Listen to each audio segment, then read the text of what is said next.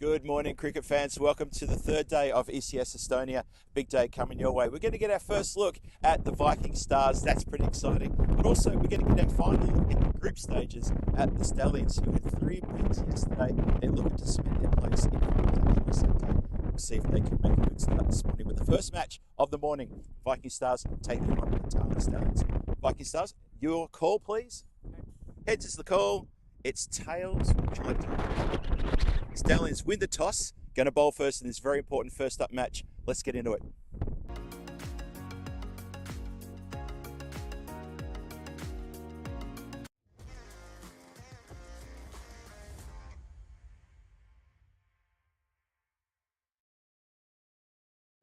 Good morning once again, ladies and gentlemen, and welcome to this lovely windswept sunny cricket ground here on the outskirts of Tallinn for the continuation of ECS Estonia, which is ready to go. I've just given a thumbs up to the umpires. Thank you for joining us this morning for the third day, and we're going to get started straight away with the first match of the morning. It's match number 9. First look at the Viking Stars. You can see the umpires there in the foreground heading out to the centre. They waited for my thumbs up. Thank you very much to the umpires.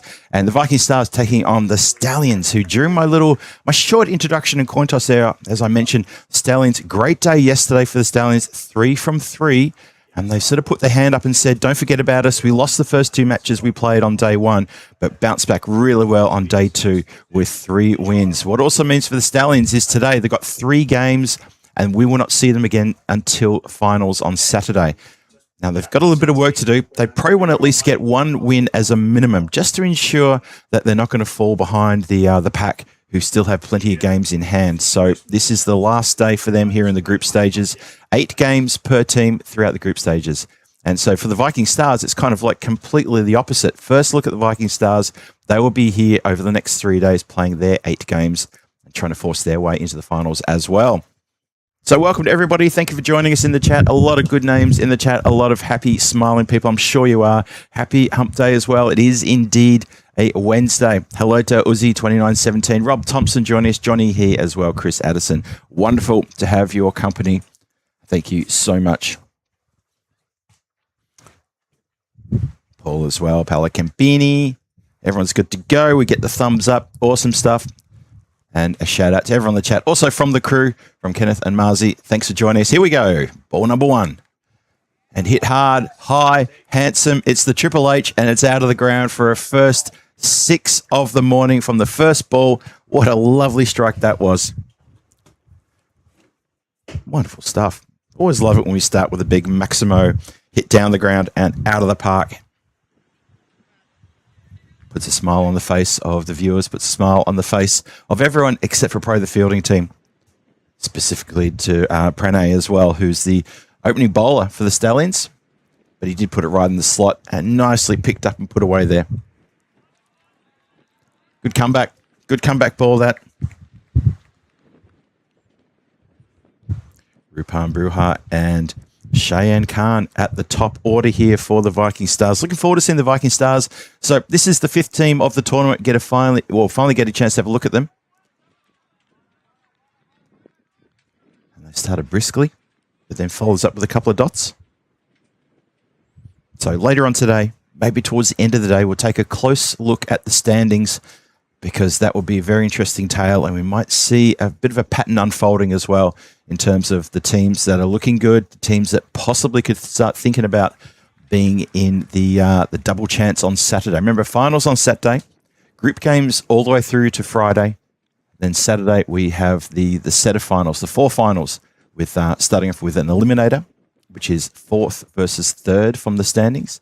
Then we go to qualify 1, which is 2nd playing 1st. And then we go into a second qualifier, and then the final. We'll talk through the finals a bit later in the week. I think a lot of people in the chat be quite familiar with how the finals work. It's the same process, and it's a fair bit to do there. Shout out to Rob Thompson. Yes, it is very windy today. I checked the forecast, everybody, just so you all know.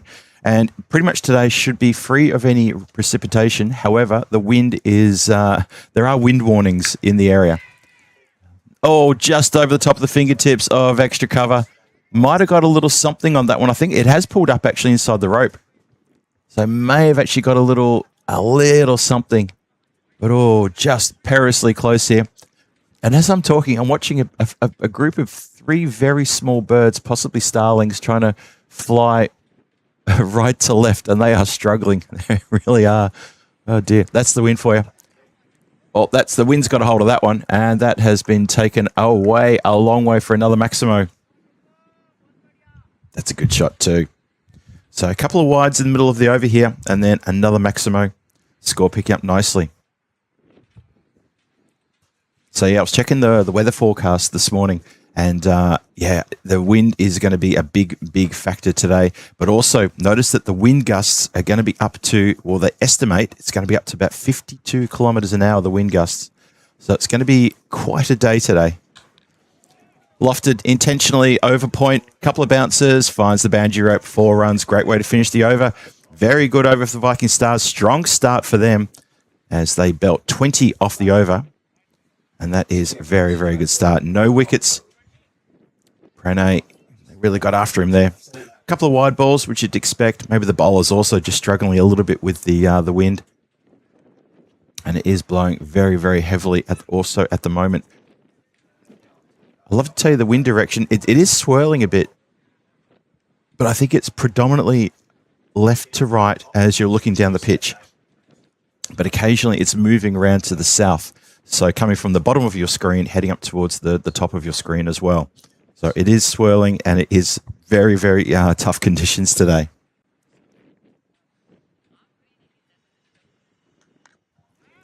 Shot. And finds the gap, gets past Patel, Ankar Patel, who's fielding down there. Had a great day yesterday, didn't he, Ankar? And he has gone all the way across the boundary for another 4 runs. Lovely stuff. Good shot.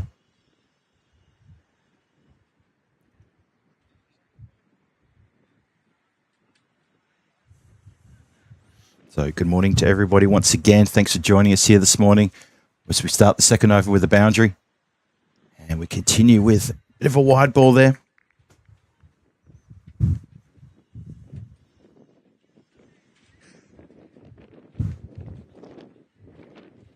Good start. 20 runs on the first over. Start with the boundary, then a wide ball to follow. Manu Priyal is under a bit of pressure here. It's his first game for the Stallions today. He was unavailable the first 2 days, so he's come in for an important day for the Stallions, and that's been whipped. Really quick bit of work there. Excellent work with the wrists to get that around the corner. Takes it off pretty much middle and off, and finds the gap at square leg. 6 runs. That's gone all the way for 6. Brisk start here this morning, as brisk as the wind is blowing.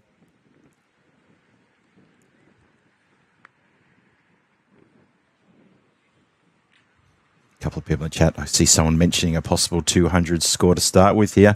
Well, Tilak, you might be onto something there, because we've already seen a couple of 200 scores already on day number 1, and that was from the Stallions. And the Strikers. And we will see the Strikers in the next game as well.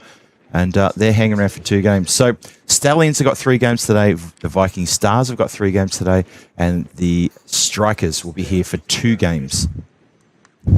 Lifted. And that's going to get caught up in the wind. And it's also going to be caught by the player running backwards as well. That's a really good catch. So I mentioned before about how the wind will cause issues for the field as well. That is a very well judged catch. Nicely taken. The ball held up in the wind just ever so slightly. And that's going to be the problem for hitting, the right-hander hitting to the offside. They probably want to go a bit flatter than that. As soon as it gets caught up in the air, it's going to hold, and the fielders will adjust. And there you go. So we have a wicket taken in the second over. So that's a pretty good comeback for the bowler.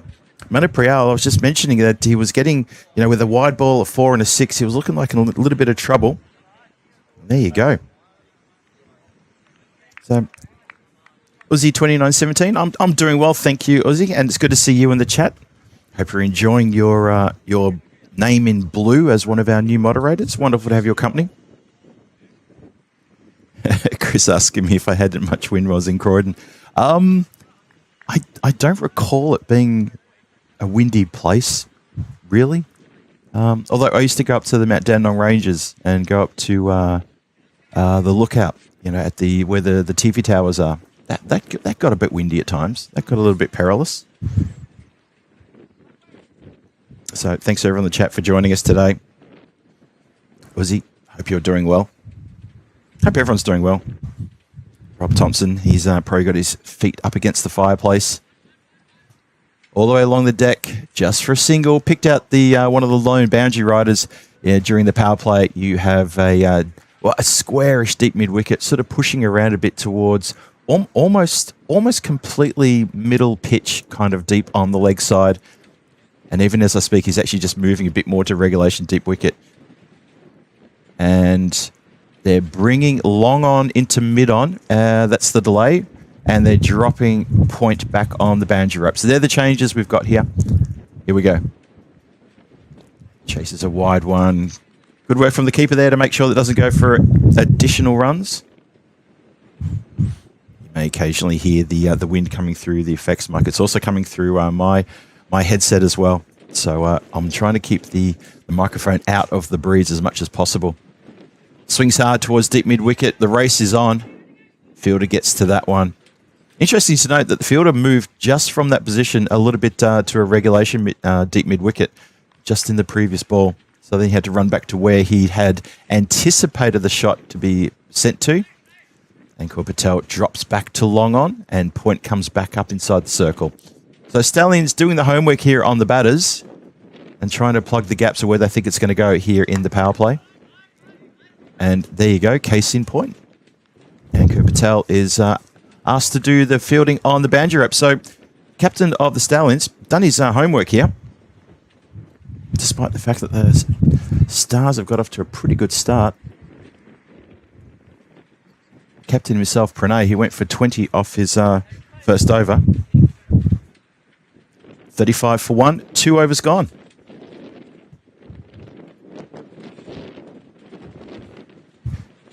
Thanks, Rob. Appreciate the update. Eating ice cream.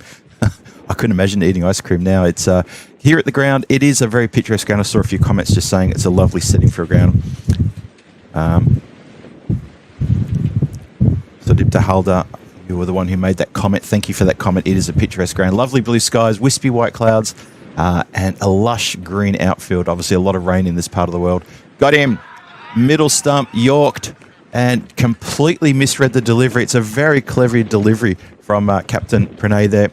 Hits the timber, and that's the second wicket fall. So Viking Stars, after a bit of a brisk start, the last 6 balls, they've lost a couple of wickets.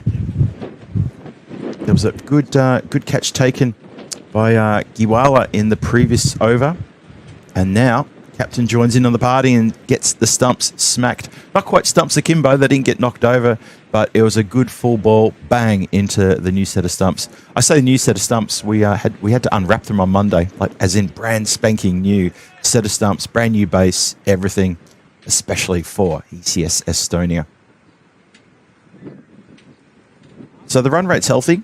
It's currently at 16.2. Stars have already now lost their 2, well, not the 2 openers, but lost 2 wickets. Shahan Khan goes, well, he went previous over for 10. Jawad has gone for 2 from 3. Hasn't been able to get into any sort of form in the few deliveries he faced. So a good fight back here from the Stallions. Similar delivery that, just probably just short of that length, and picked up and sent down to Patel, who fields it very nicely. So I was talking about the ground before. It looks really good on the camera. It's a lovely, lovely green surface. Bright sunshine today. We had thunderstorms in the morning yesterday, but bright sunshine today. However, very windy conditions today. Top temperature expected of 17 degrees. It's currently 14 degrees. But if you add the wind chill factor in, and it is quite a cool wind coming in from the west, it feels quite cold. It really does. But that's okay. We are in a very, very northern part of Europe, so it is expected to be these sorts of conditions. As Renee continues. Uppercut. And that's what I was talking about. If you're going to play those sort of shots, try to keep it flat. And he's done that. He's put a lot of power behind it as well. It's a nice way to get things going. Rupan Bruha has really dealt a blow there, and he smacked that one so hard. Middled. He moves his score up into the 20s with that Maximo. 25 off 8. Oh, this is trouble. This is also trouble for the fielder. It's not well held. So it was a lovely shot for 6. He tried to replicate it going down the ground, and unfortunately, he's come undone there. So another wicket in the over. Stallion's really getting on top here, despite the run rate being, well, I said before it's at 16s. It's just dropped below 16 with that wicket, but that's a huge wicket now. So the top 3 batters are all back in the shed. Ankur Patel holds the catch. He's got a very safe pair of hands. He's done really good stuff in the field. Has Ankur been a bit of a fan and calling out his name because he has really done well in the field. Also had a great day with the bat yesterday. So the Stallions getting back on top here after the Viking Stars had a brisk start. But now it's 42 for 3 and we're still inside the power play.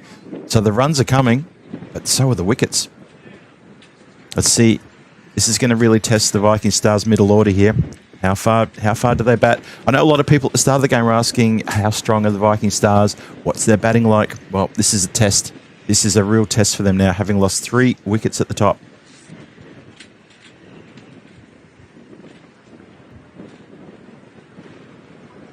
Stallions looking good here. They would love to get another win here today. I think that because it's an 8-game per team tournament, I think you just want to make sure you can try to lock in at least 4 wins.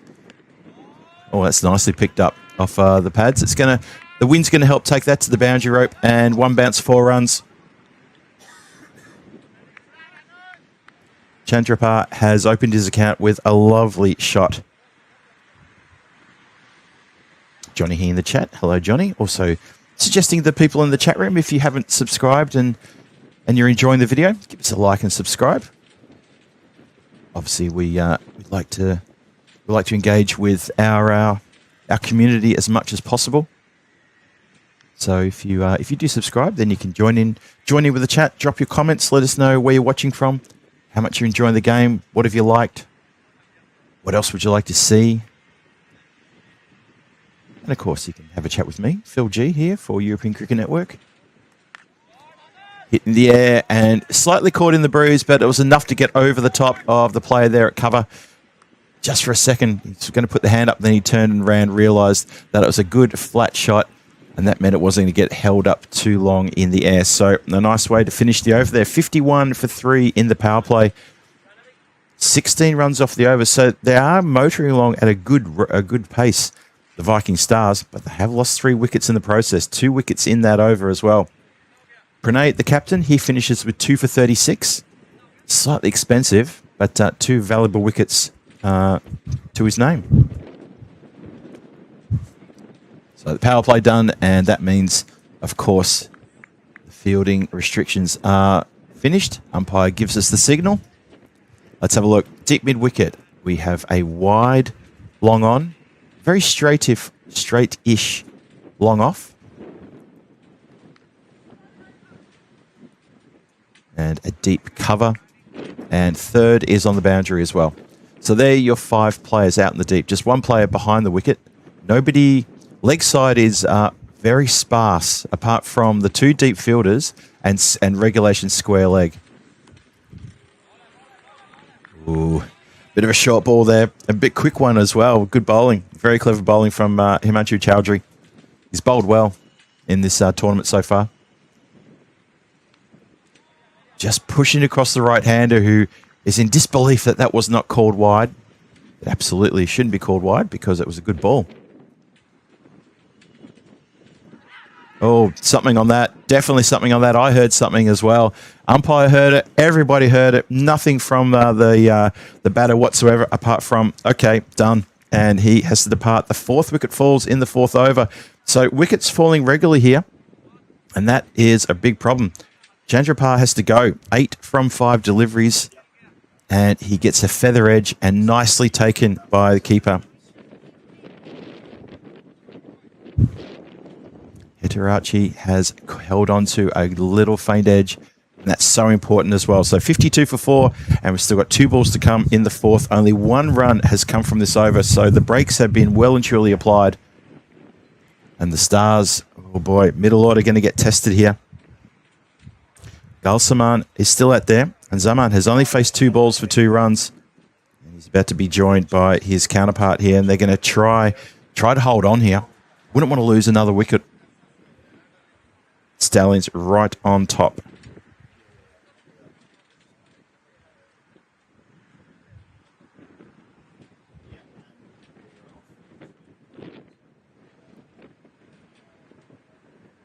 Here we go again.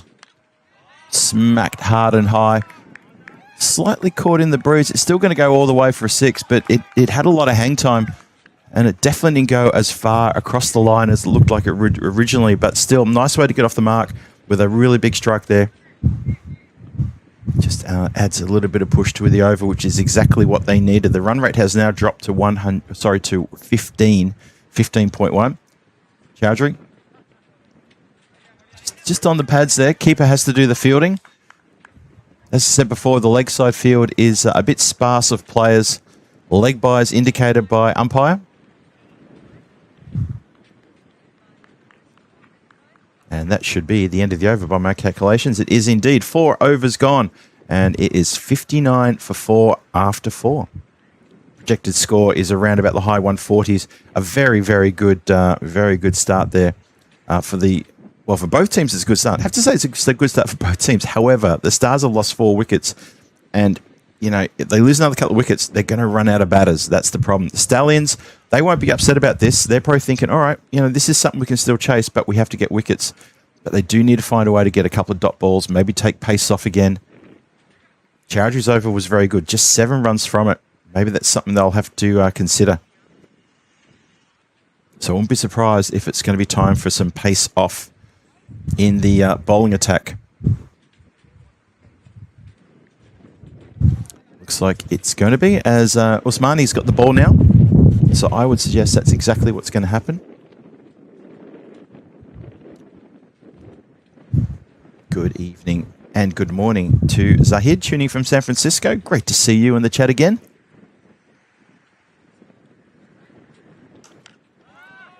Nicely hit. Even better catch. Really good catch. Couldn't have picked out the fielder any better. There was an absolute park that the batter could have struck that in, being the ground, of course. Could have gone 2 or 3 meters to the left or the right or over, and he's flat batted that one, and it's gone straight into the hands of the player, the lone player out there. So that's a bit disappointing for the Stars as the wickets are continuing to tumble now.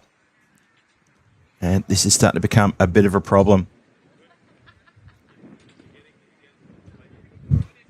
So, Salman Khan hit a 6, dots up, and then he's caught the next ball. So he's pretty much 6 and out. And it's Rifat Khan holds onto a rocket, but he held onto it, no problem at all. Probably would have woken up his hands a little bit too. I think he's giving his hands a bit of a ringing out there on his lonesome. Let's have a look and see how the field is going to be now. So long off and long on still in place. Deep cover. Rifak out there at deep mid-wicket. Very square deep mid-wicket. And backwards square leg has been pushed out now. Goes leg side. Keeper just spills that one. And they're going to get through for a wide plus another one. So a couple of wides there.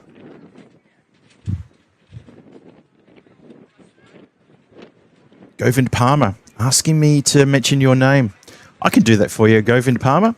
Good morning to Govind Palmer. Thank you for joining us on the European Cricket Network. Wonderful to have your company. Let us know where you're watching from. Shout to catch it. Patel holds it. No problem at all. He's not dropped anything that's gone near him. And that's another wicket. And the Stars, the Viking Stars, the collapse is on.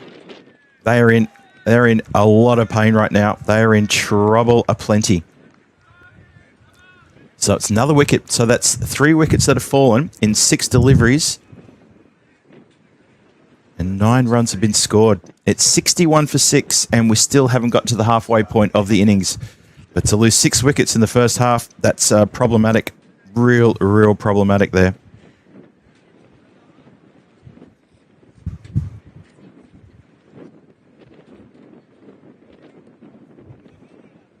Yep, absolutely gone. Problems family says gone. He was indeed gone.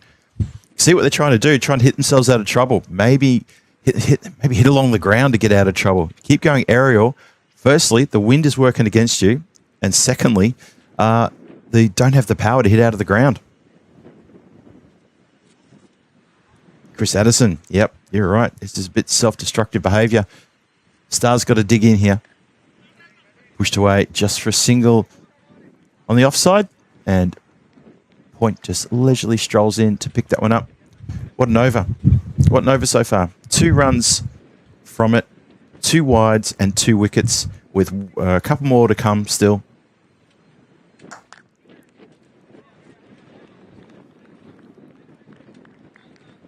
Good footwork there. I've said it before. I'm going to say it again. I think any sporting apparel company who wants to make cricket boots, make it with a reinforced instep. Ooh, so close. Not far away from the stumps. Big swing and a miss. So 4 runs from the over, 2 wickets, and 1 more ball to come. 63 for 6 on the board. Stars in trouble. Stallions right on top here. Cutaway in front of Point. The boundary rider has got a little work to do. Well, there you go. Uses the foot. Stops the right. Doesn't let it get across the boundary rope. And saves a couple of runs for his team and his bowler. Gets an applause from his bowler as well. Nice start. Well, nice end to the over, that one. A couple of runs from it. However, it's still 5 overs gone. 65 for 6. 6 runs from that over. But more importantly, 2 wickets. Let's see if the Viking Stars lower middle order can stand tall here and survive the next 5 overs. Zahid, you're absolutely right. There's only a couple of runs off the bat. That was it. So yeah, I know a lot of amateur cricketers. They love to use their feet and their boot to stop the ball, especially the rockets, rather than sort of lean down with the hand or to do the long barrier. So anyone who works for one of the big sports apparel companies who makes the clothing and especially the shoes, my suggestion to you, and I would like obviously a credit, is make a cricket shoe with a very well reinforced instep inside of the boot, because that's where everyone tends to stop the ball with the side of their boot on the inside. So I reckon if that was reinforced, like a little bit thicker sort of plastic and sort of some polymer there, I think that would sell. Surely, I'd buy them if I played cricket, of course. If I still played cricket, I should say. Anyway, just a thought. We continue the 6th over. Goes leg side. No one in the infield leg side except for one person, and has to make a lot of ground to get over to that one. Can't stop the single. So Stars here probably just need to dig in and get some singles. So square leg is the only player inside the circle on leg side. So an offside attack is pretty much what the Stallions are going to do. Maybe the Viking Stars just need to sort of maybe try to manufacture some runs on the leg side. So behind the wicket on leg, behind the square leg umpire, nobody. Absolutely nobody. So this is where you might want to get a little bit funky and try to sort of do things like that as well. Well, it was put in the slot outside the off. Don't worry about trying to go to behind the umpire on leg side. Just whack it out of the park. And that's exactly what he's done. Good strike and a well-needed boundary there for the Stars. Starting to think, well, we haven't had a boundary for a little while. In fact, we had a boundary with the second last ball of the 4th over. So we've had to wait a few deliveries, but here we are. Finally, 6 has been struck. The ball is back now, and we continue. Thank you, Zahid. It is a good idea, isn't it? Yeah. Maybe I should patent the idea.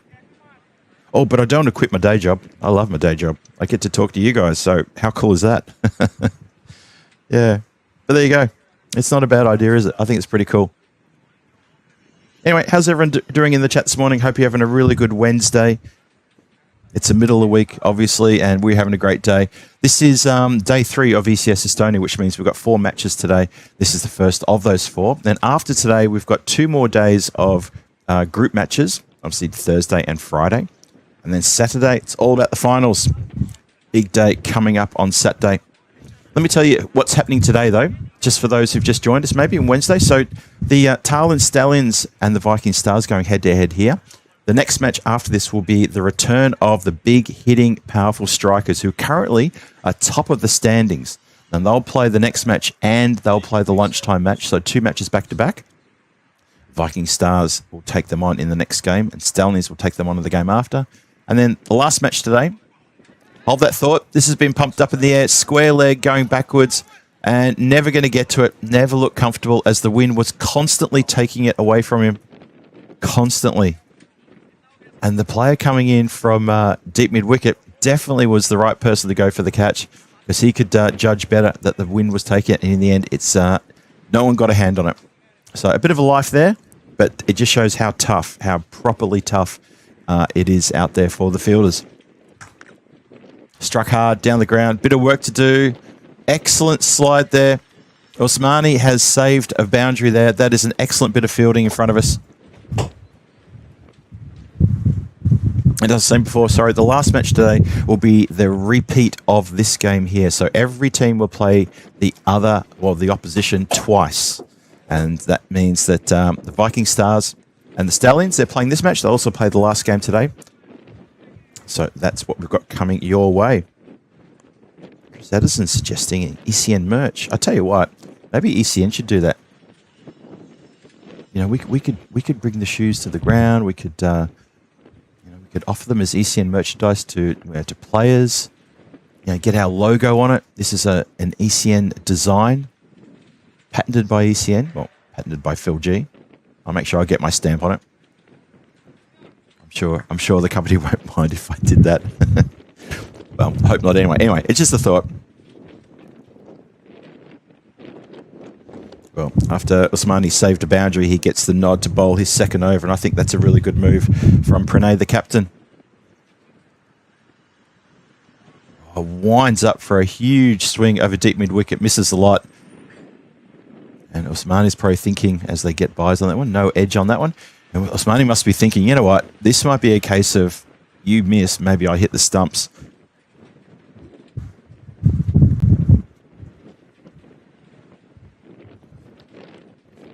And again, wide, goes for the stumping, got him. Good work there. It's a wide ball, but it's also out. That's a really great bit of glove work there behind the stumps. Well done, and the 7th wicket goes down here. Viking Stars 76 for 7, just unable to get a proper partnership together. The best partnership they've had is the 31 opening partnership, and that was only in 1.5 overs. 31 of 1.5 overs was a brisk start, was a very good start. But if you remove that from the equation, suddenly you realise that the Viking Stars have really not put any sort of partnership together. Players are struggling. But another wicket goes, stumped off a wide, 76 for 7.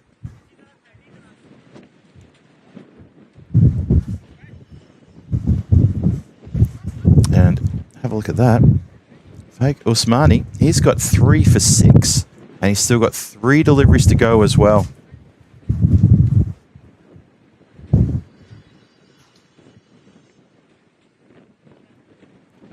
Ooh, it's almost got another one. That was so close to the top of off as well. It was close to an edge, close to the stumps. It is 77 for 7. Ooh, notice that. Dave B, where are you? He loves the numbers. 77 for 7.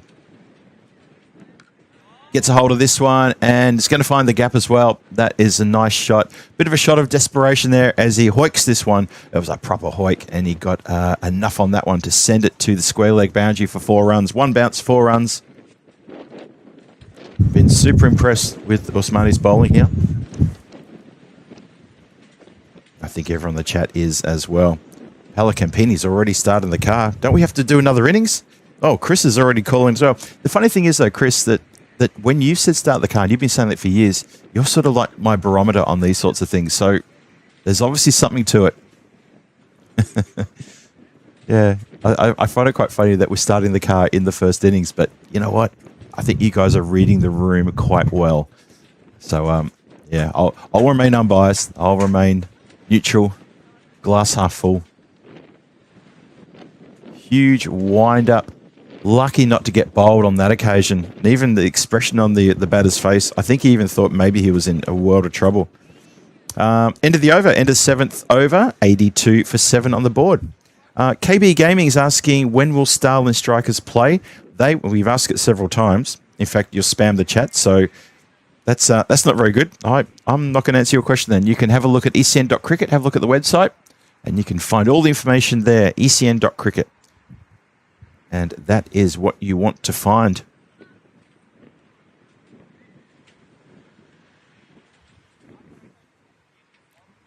Eranga Wickram Singer, he's, I'm not sure he's at the ground yet. I believe he did say he was going to come to the ground today.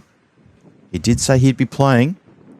So keeping our eyes open for when Eranga gets to the ground. I told him to come and knock on the comms door and let me know he's at the ground. So hopefully he'll do that.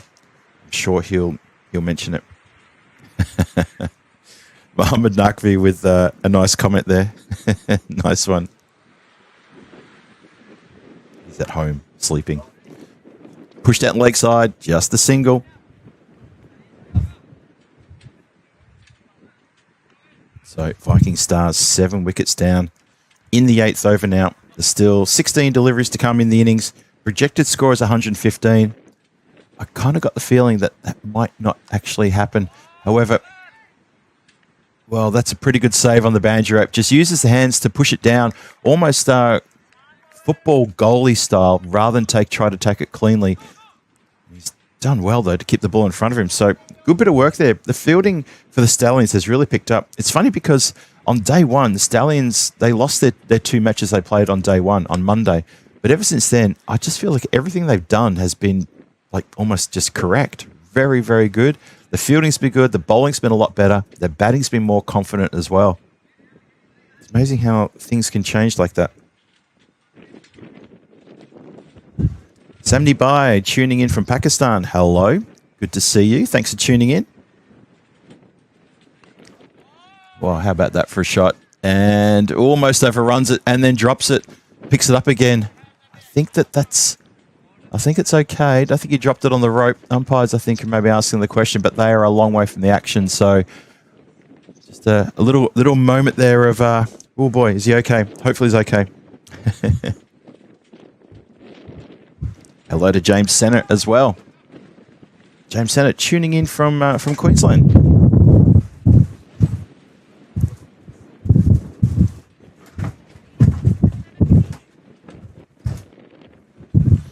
Yep, the wind is really picking up quite heavily here.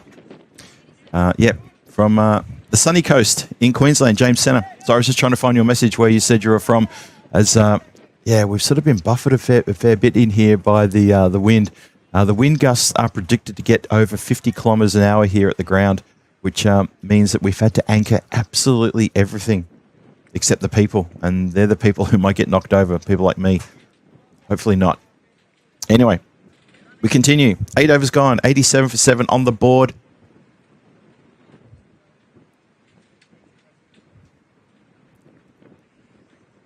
As we start the 9th. Chowdhury gets taken towards deep mid-wicket. Good bit of fielding. Doesn't complete the catch. The ball slams into the legs, but protects the boundary. Most importantly, protects the boundaries. And bowler very happy about that. Gives his fielder a thumbs up and a bit of a wave. Says thank you. This one, again, the long barrier does work. And another boundary saved. So runs being saved here. Viking Stars desperate to get runs on the board. Desperate to get that triple digits. And maybe try to get up to that predicted score of around about 110 if they can get it. Picks this one up, got right underneath it and has struck that beautifully. So the first 3 deliveries they were trying to do that. The ball was going on the ground, just couldn't get under it. Third time is a charm, gets under it and takes this one to the boundary rope. Good strike there from Islam. Crash out of the park.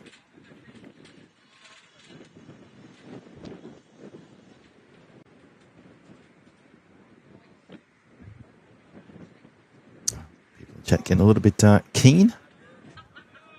Great work done by the moderators in the chat too. Thank you guys. The guys in blue do a fantastic job. It's a thankless task. Don't get paid. They do it because they love cricket and they love the ECN chat. Goes to play the ramp. I think you might have missed all that. Going to watch the umpire here. It's been missed. It's gone for wides and it's gone for 5 of them. Valuable runs here and that's going to bring up the century. The ton has been raised for the Viking Stars. So they do get to 100. And it's 100 for 7 with still 9 deliveries to go. This is a good little partnership here. Good little bit of rearguard action. Excellent stuff. Chowdhury in again. Better ball. Faster ball. Comes off the wicket keeper and cannons onto the stumps. And the question was asked, but the batter had not left his crease.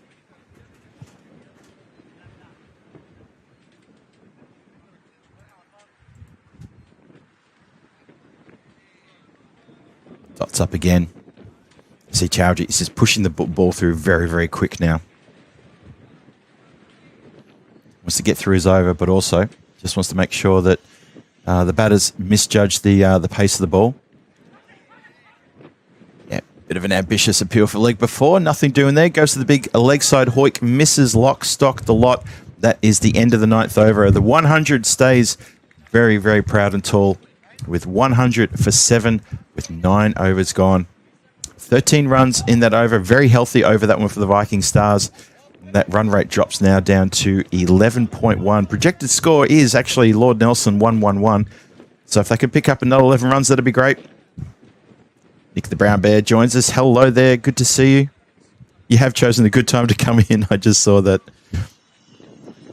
And I would ask the chat to kindly follow the instructions of the chatters in blue. They are the moderators, and they do have authority from the ECN to enforce the ECN rules in the chat. So please, I would ask you to follow their instructions. The moderators do a fantastic job too, by the way. And they are keen. They're there all the time. And they're there to keep the chat clean, not just for you, but for everybody. Nice shot down the ground. It's going to be 4. Just bounces inside the rope. Well struck.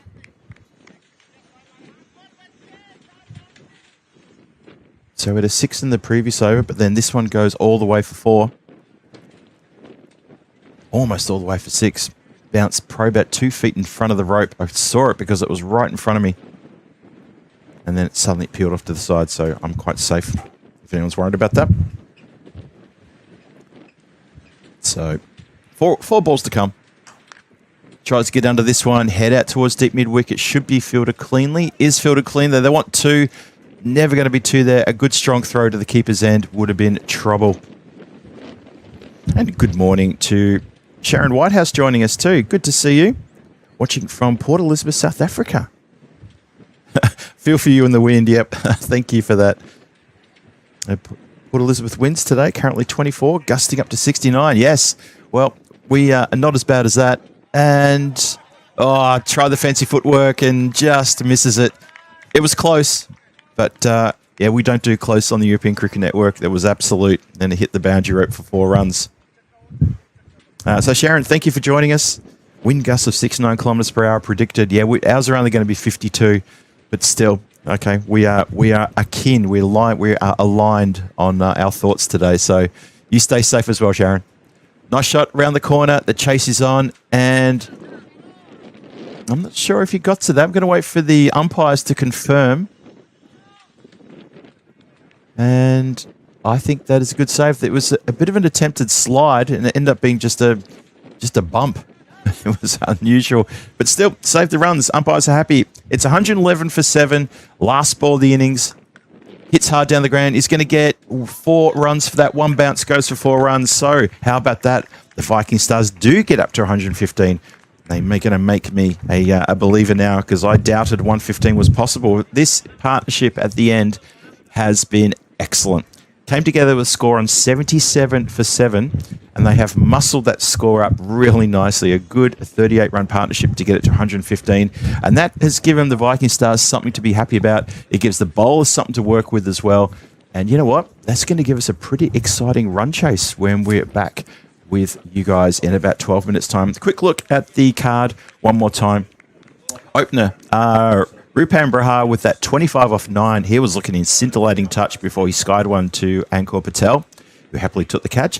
The rest of the batting just kind of struggled a bit. We had to wait until Zaman and Islam at the end there came in, and we're talking about the batter number 8 and number 9, who made an excellent partnership and got the Viking Stars out of trouble, and has actually got them to a score that is quite reasonable in the end. So well done for them. So we're going to take a short break here. We'll be back very shortly with that run chase. The Stallions with a target of 116 in their 10 overs. We're going to be back in 12 minutes' time to see how they go with that. You are watching the European Cricket Network. This is Phil G, and this is the ECS Estonia Day 3, match number 9. It's hanging in the balance. We'll see you back here shortly.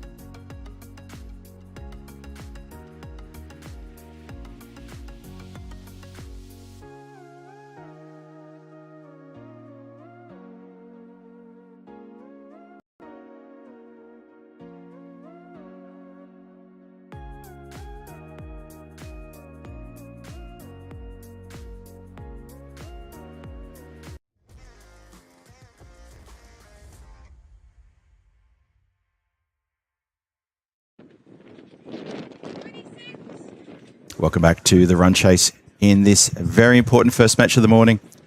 Big game, big run chase as well. Not in terms of the runs need to be scored, but just big in terms of Stars looking to get off to a good start and the Stallions to maybe solidify their place in finals this Saturday.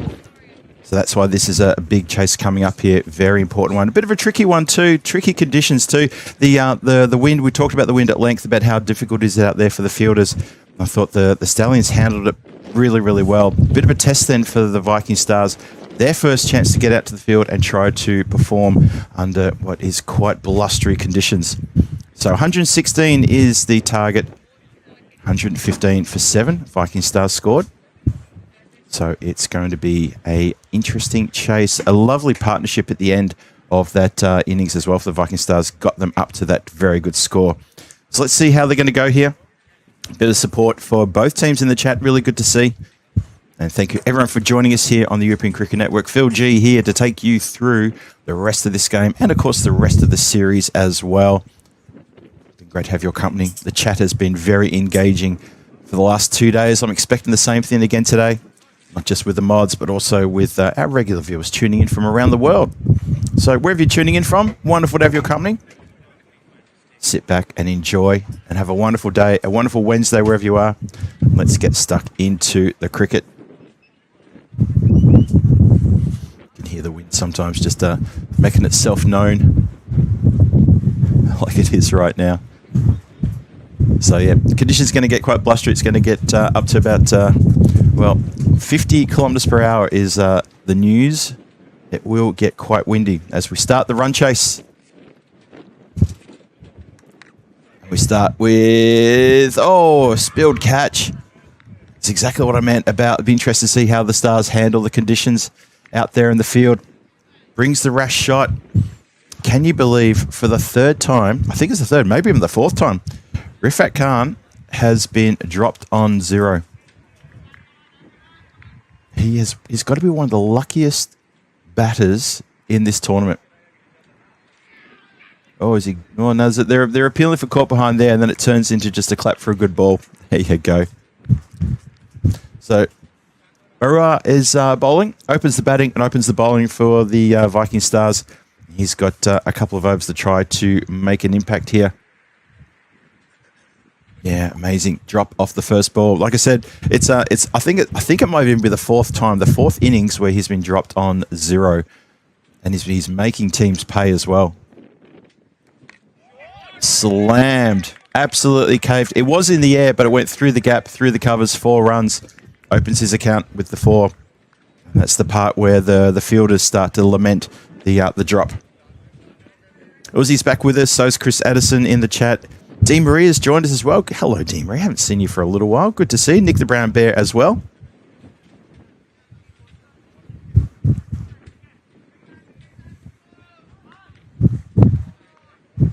Rupam. Probably got the longest run-up that we've got at the tournament so far. And that has been hit nicely, albeit not completely off the middle of the bat. And now they've put a boundary rider on the offside at point. Probably just in front of point, maybe around extra cover. Good field placement. And, well, as I speak, they're actually bringing that fielder back into the point area. And they're dropping fielder back to deep square leg. So deep square leg and a wide long on. And he's hit them between those 2 players I've just announced. So that's a lovely shot. Vimukthi is off the mark. Oh, sorry, that was Khan, actually. Excuse me. Vimukthi hit the boundary previously. So nicely done there from Khan. He's just got a way of doing these sorts of things. It's a lovely crashing shot from him. So it doesn't matter where the gaps are, he finds them. And that ball's gone a long way back as well. There's going to be a couple of rear-laid throws there. Oh, you know what? It's actually gone over the driveway into the very tall grass. Umpires will be a bit worried about the timekeeping here because they might be a little while getting that ball back. Just got my eye on the umpires there. Aditya Panwai there dropped on first, 6th, and on 2nd. Yes, it's done. Yep. And I can see Stu as well in the chat saying it's done now, has been dropped. And then he's off and running. You're absolutely right. He's a bit like that, isn't he? Yeah, they're asking for a new ball now. And that's fair enough too. It's just taking a little bit too long for the pill to come back. And we oblige with a new Grizzly thrown out to the umpires. So 12 currently off the first 5 deliveries. One more to come to complete the over. Let's see how we go. Great comment there from Stu, though. It's done now. Rifak dropped, and he's away. And you sort of feel now the Stallions have won the games when he's been dropped as well. I mean, was he dropped maybe on 0 at 2 of the 3 games yesterday? It's a full bunger, and it is played off the pads. Batter's trying to appeal for maybe a no ball there. I think the umpires have got that right. They see it one time, and they've got that absolutely bang on correct there. Umpire Dave does a cracking job in the centre. Had a little chat with him during the break. He said, "You're the only person I know who calls me Dave, because we all know him as Robbo." But I'm going to persist with Umpire Dave. I like that. It's a good title. Anyway, it's 16 off the first over. And it's a good start for the Stallions, chasing a modest total of 116. So it's an even 100 needed off the next 9. We've had to have a new ball already as well. As we look to start the second over now. Viking Stars, suddenly that total that they've put on doesn't seem like enough. You sort of just get the feeling that they're going to have to really find something special here. Early wickets required. It's been lifted to a vacant deep mid-wicket area for 4 runs, couple of bounces. Not a good ball to start with. A bit of a loosener, that one. Picked up on the full. Could have been hit anywhere, and that's nicely done.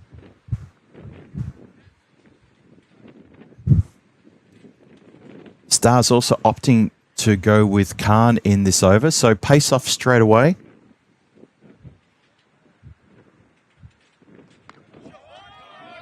Eddie Arachchi has absolutely pummeled that one. I think it's landed just inside the rope. Yep, it has indeed. Yep, it's landed just inside the rope as it gets caught in the wind. Otherwise, I thought that was 6 off the bat straight away, but nope, 6 off the rope. A couple of boundaries to start with here. To Vermukthi, looking good. He's currently up to 13 from 5. Oh, that's a lovely strike. However, there is a player at that deep square leg area who covers the boundary and just the single. Played it well. If he'd hit it too hard, it would have been caught. It would have been caught in the breeze. It could have been trouble aplenty. We're back in 2 minds on that one. You see him just sort of drop the bat and almost became a nothing shot.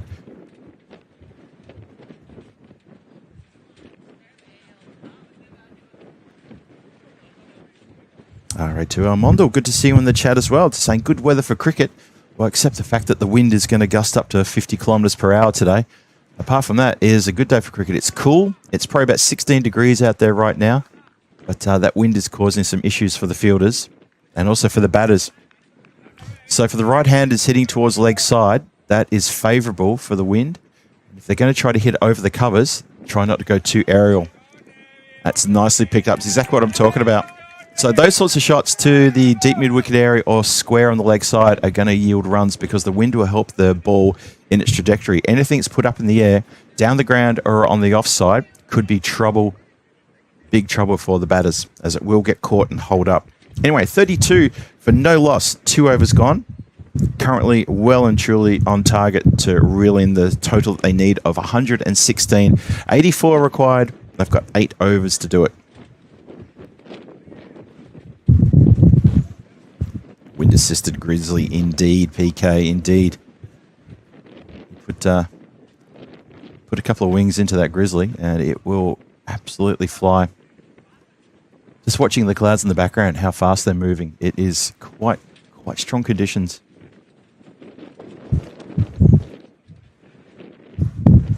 So 32 for no loss. 3rd over about to start. Been a good power play here for the Stallions. Rupam continues. It's been popped up in the air. It's exactly what I'm talking about. Even the shot down the ground held up there. away with that, though. If it can't, he moves to 13 from 6 deliveries. Just looking a little bit out of sorts at the moment. He has hit a couple of good boundaries. 1-6 and 1-4. He's only faced a handful of deliveries, though.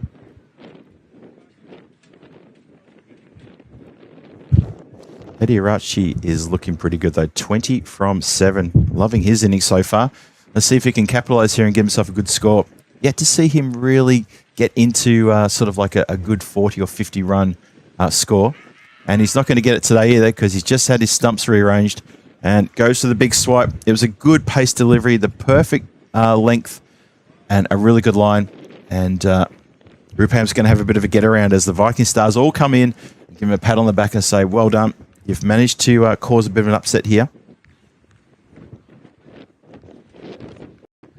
So strike bowler picks up the wicket, important wicket as well. For Mukthi, just as I mentioned, be good for him to try to power up for a good innings.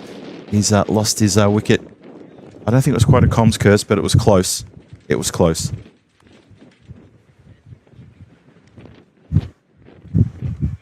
So Stallions 33 for 1 in the third. Viking Stars would love to get another immediate breakthrough if they can, just to get some scoreboard pressure back on the batters. So currently, they just feel like they're having it their own way at the moment.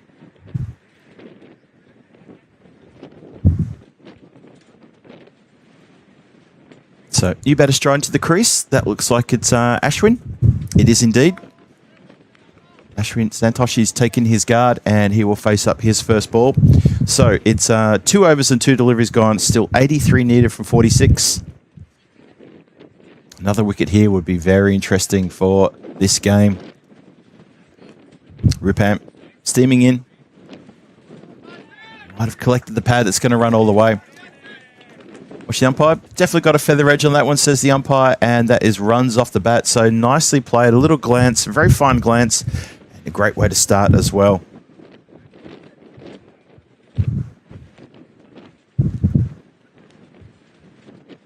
Good competition here in Estonia. A lot of names that are known on the European Cricket Network in action.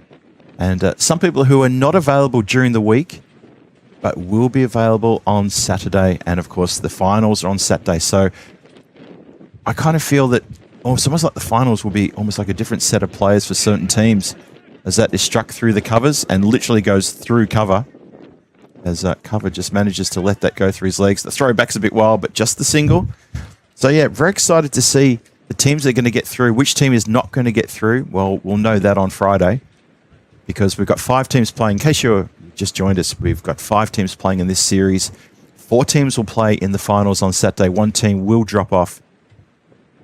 And we can not know who that is until Friday, probably Friday afternoon. Got him straight through. Bang. Second wicket falls in the over. It's just good straight bowling. Well bowled indeed. Deserved wicket as well. So Rupam Rua has got 2 for 22. Richie Benno. And hello to Wayne, who joins us in the chat. Good to see you again, Wayne, as always. And a wicket falls.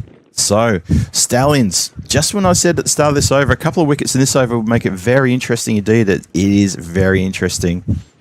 Govind Palmer tuning in from India. Good to see you in the chat. Good to see everyone in the chat. PK's in there. Johnny, he's there. Chris Addison. I saw Di Maria before as well. Thank you to everyone joining us in the chat. Don't forget, say hello to everyone else in the chat. Make it nice and friendly and talk about what you want to talk about. That's what it's all about. Will they chase? Will they not chase? Who will win? No, don't say that. Sorry, mods. I couldn't help myself there. Anyway, 38 for 2. 1 more ball to come in the over. Cracking second over here from Rupam. 6 runs from it. 2 wickets. And just punched out for a single to, well, just in front of square. And that's how the over's going to finish. 7 runs from it. 39 for 2. So the Stallions, just a bit of a wobble there with 2 big wickets. Both openers are back in the shed. And now with Ankur Patel out there, who had a great day with the bat yesterday. He's joined up with Ashwin Santosh. And between the two of them, maybe they can take the score along there. We'll see. Stars looking to change things up with the power play done. Now they're looking to protect the boundary ropes, and let me see what's going to happen here as they're pushing their deep fielders out. Looks like it's a deep square. Who else is there? They're probably going to...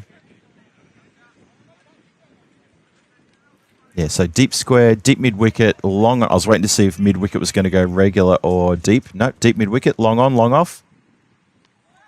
And a deep point. And that's your fielders out. That's your 5 fielders out. So there's nobody out of the inner circle behind the stumps. And they've got a very, very fine third in the orange boots, just coming across the field, that ball. Interesting field placement there, have to have a fine third. So the gap between that player and deep point is quite huge.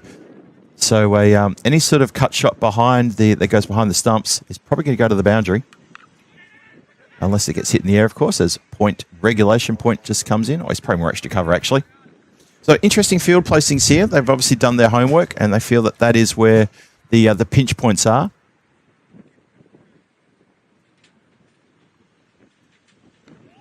Swings hard. Going to pick out the fielder. Well, I'm not sure what's going there. The fielder was a bit in la-la land there. He was late to move, and when he did move, the ball was already on top of him. I'm not sure what he was looking at, but he was definitely not looking at the grizzly coming his way. Okay, maybe just thinking about that lovely meal he had last night, or maybe he's thinking, did I leave the oven on when I left the apartment this morning? I hope not. Oh, this has got a lot of hang time. This is a difficult chance. Bowler wants it. Bowler holds a good catch. You can see there the ball went straight up in the air, and the bowler had to run about 7 or 8 meters to his right to catch the ball. That was the effect of the wind. Took it all the way about halfway towards that mid-wicket area. So well-held catch. Another wicket goes down. Tell you what, this game's starting to heat up a bit here with Shoaib Khan getting into the action with a wicket. So 45 for 3 now. After a pretty good start, getting to 33 for the loss of the first wicket, and now they've lost 3 wickets in 12 runs. And Viking Stars, they're not going to lay down here. They're biting back. Massive wicket too. It's Ankur Patel who has to go. Caught and bowled. Doesn't really affect the scoring at all with only 5 runs. Hello to Sunny Yadav in the chat. Interesting match. Oh, you're absolutely right. This is just this match has just gone up a level now with that wicket falling. And this is a bit of a test for the Stallions. I said after we came back after the innings break, I said this is going to be a big chase, and not big in terms of the runs required, but just in the context of the competition for both these two teams. You know, one team, it's their first game, and for another team, it's their last day here in the group stages, and they would want to get a 4th win just to make sure they're booked in for Saturday finals action. So this is very interesting little run chase coming. Yeah, well said there, Sunny Yadav. Well said. Mukesh Pant says very difficult now. Yeah, well, the Stars have done everything right just in the last couple of overs. Let's see if they can continue. So Himanshu Chowdhury comes out, the left-hander. Sees off the final ball of the 4th. And it's 45 for 3 with 4 overs gone. 71 required off 36. The run rate required is only 11.8. But on paper, or on your screens, it looks easy. But it's never that easy.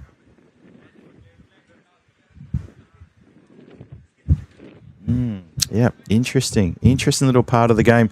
You know, 1 over that goes either one way, either an over of a couple of wickets or an over of, say, 25 runs or more. A magical over, and you sort of feel the game's just swinging again. At the moment, I think this is on a knife edge, this match. What do you think?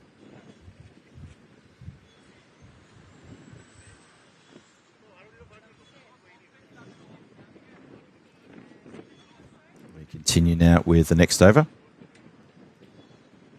And we start with a wide. So it's Akhtar who is the new bowler coming on after the first 2 opening bowlers have finished their overs each. Brewer is 23 for 2 and Khan 21 for 1. Hit over the covers. and cover with a slight limp as the ball actually has stopped right in front of the rope. It didn't even have the momentum to get over the rope. So I'm watching, Cover has a very, very obvious limp, and that could be a bit of a problem if they don't have another fielder who can come on for him, because they do have 2 more matches after this one. Could be a problem. Joseph in again. Another wide. Torsev with the very distinctive bright orange boots, bordering on red, actually. I mean, they look good. I'm sure they were quite expensive as well. Look very good.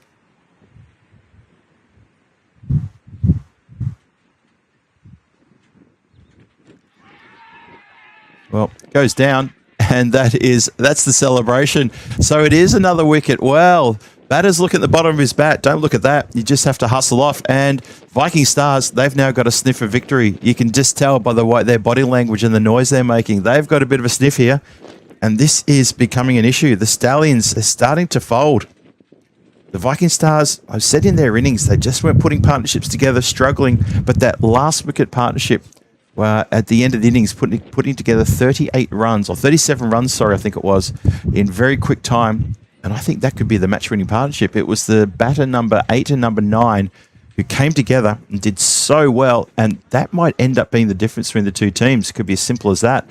But Talsif gets a wicket. He's got 1 for 4 from his first 2 balls. A couple of wides in there. But a really important wicket. Ashwin has to go. Only 8 on the board from him and 1 boundary. The boundaries have dried up as well. So in the last 2.5 overs, there's only been 2 boundaries. Viking Stars getting on top here.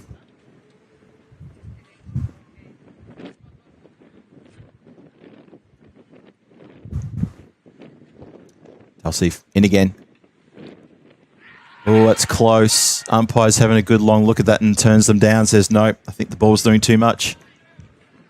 Good shout. Pressure immense on the Stallions right now. 49 for 4.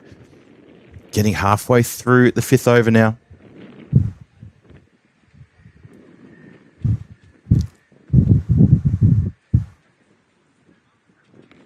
Chops down on this one. Well, people were asking about Eranga. Well, he's out in the middle now. So hopefully that's going to make people happy.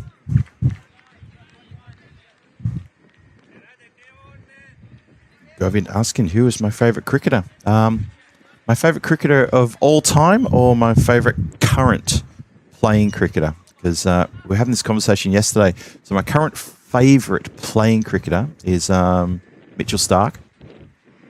And my favourite cricketer of all time, yeah, probably Viv Richards, West Indies champion.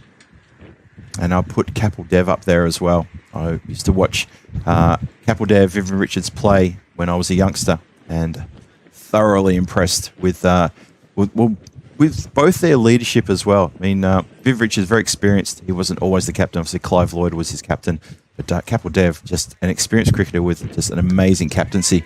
Struck not very well. Oh, it's been grasped. Can you believe it? Just needed to take a step forward. I think maybe the fielder just thought the wind was going to push it to his hands. He is literally 8 inches away from another wicket there, and it's just bounced on his fingers. Oh, wow. Oh, that could have been another wicket. Should have been another wicket. Goes to play a little delicate cut shot there. Too close to the body. Great over that one. 7 runs from it. And Talsif Akhtar has turned the game upside down with that over, and that is a brilliant over. Sonny Yadav telling me now my favourite cricket has to be Ricky Ponting. To be honest, I wasn't a massive fan of Ricky Ponting, and I'll tell you why. I'll qualify that. He's a great player. He's got some amazing records. Yes. But let me tell you why Ricky Ponting's not my favourite, and that is simply because he took over the captaincy of the Australian cricket team, the Test team, with some of the most amazing players at that time. Shane Warne, Adam Gilchrist, Matthew Hayden, people who are household names. And I kind of felt that his captaincy was okay, but it just seemed a bit easy, which is no fault of his own. I mean, not at all. But yeah, I wasn't really thrilled. That's, I guess, what I'm trying to say. There's so many good cricketers around the world as well. I mean, absolutely. Yeah, Zahid saying take Hayden over Ponting any day. 100%. I was a massive fan of Matthew Hayden. Huge fan. Anyway, back to the action here where things are happening. 53 for 4 in the 6th.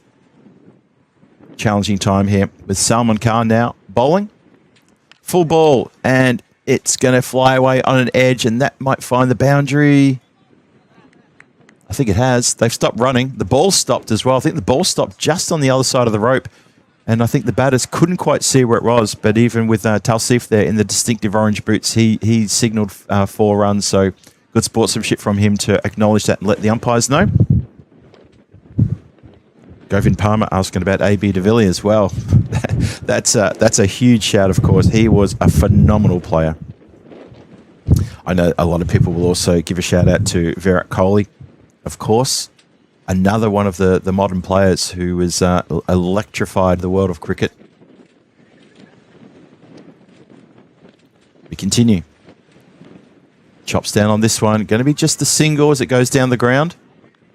So Stallions just need to just watch out here. Don't want to expose the middle order too much. Himanshu Chowdhury is a quality player. And Irango Wickramasinghe, they need to hold this one together for the Stallions. Wide shown there as it goes down the leg side. Look, there are so many great players. Lakan Rathod, good to see you back in the chat. Yep, Donny, I know you're a massive fan of MS Donny, of course. Yeah, Zahid, that's exactly what I wanted to say. I think you've actually even said it better than I did. They were on autopilot, you know, with the names that they had in that side, and that's got to be one of the strongest test teams of the last 30, 40 years. It was quite incredible. Something that Mark Taylor built, and Alan Border before him built as well. And that's why I was a massive fan of Alan Border, the way he rebuilt the Aussie team back in the 80s. Taken over from the Chappells. Anyway, but thank you, everyone.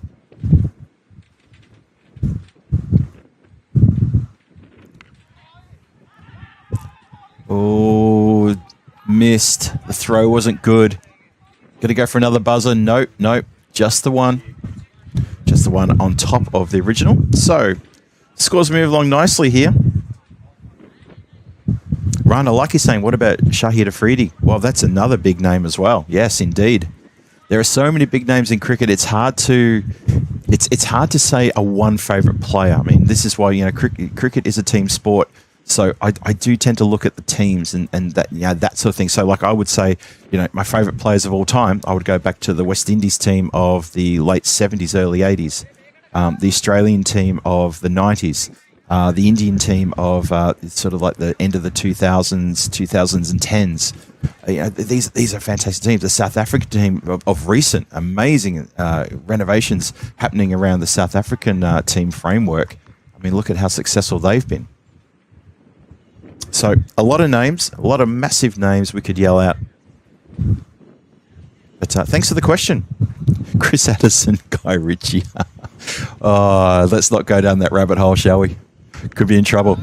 Picked up, dispatched, and Maximo over the top of the fielder who was backing back at long on.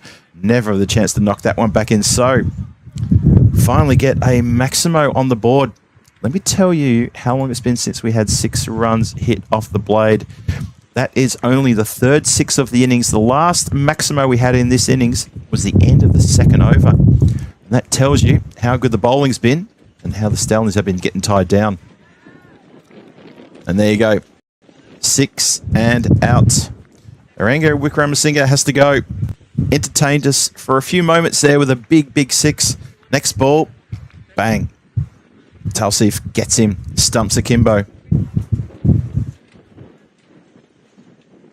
Stallions in a bit of hurt now. 67 for 5. 49 required off 22.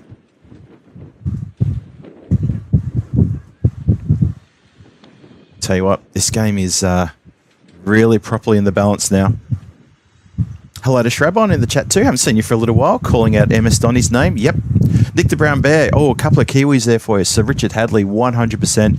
The person who all the Australian fans loved to hate, and they hated to love him as well. He was an absolute character, and he was a destructive bowler and batter. I enjoyed him playing against the Aussies all the time.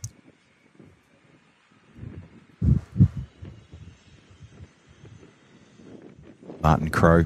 I was talking to Henry Blofeld about the Crows, Martin and Jeff, and Henry was also commentator with Russell, who was the Martin and Jeff's cousin, Russell Crowe, the actor I'm talking about, of course. Yeah, the Crows did some amazing things for New Zealand cricket in the 80s. At a time when New Zealand cricket was, sort of struggling a bit, especially when they come to visit Australia, they were getting their whatever's handed to them all the time. This should be caught, is caught, nice catch. Well, that's a really good catch. I'll tell you why, because the adjustment that the fielder had to make running in like that, and the wind picked the ball up and just gave it a little bit of extra hot sauce, and he had to hold a pretty hot delivery coming into his face, and he's done it well. So Stallions are collapsing here before our very eyes, and this is going to get difficult now. 68 for 6.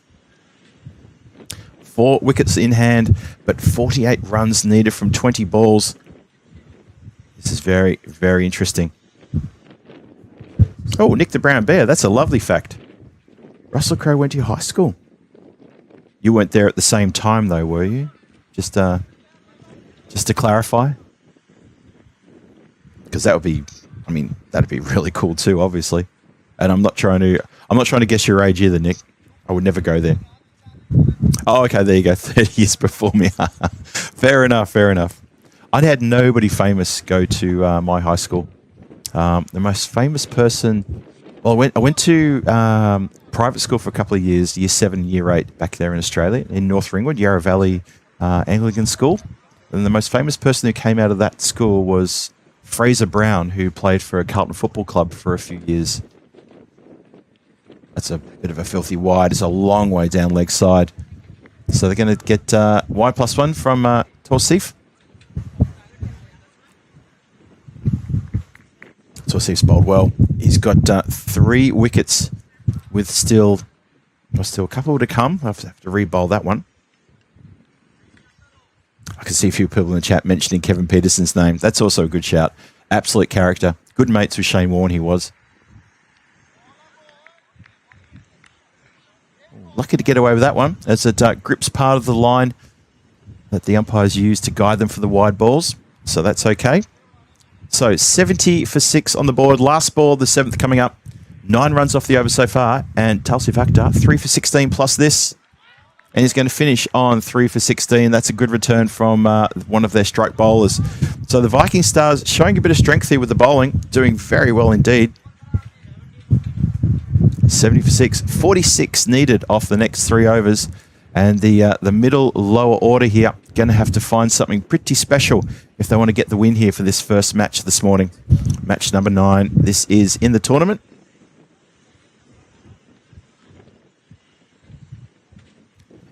Wayne, we had fun with that name in the chat yesterday. It sort of kicked off a little bit of a not a fiery conversation, a bit of a fun conversation amongst a few people as well. Johnny, he likes KP more as a commentator. Yeah, that's a good shout too, Johnny. I like that. All right, here we go. And that's just been pushed out into the covers for 1 run. I don't like to name drop or anything like that, but I'll just do this one time for you all. Rodney Hogg, famous fast bowler for Australia in the late 70s and early 80s. He was my coach, my cricket coach at the North Ringwood Cricket Club for a number of years. He was a bit of a character, but he was very serious. But he was a great coach.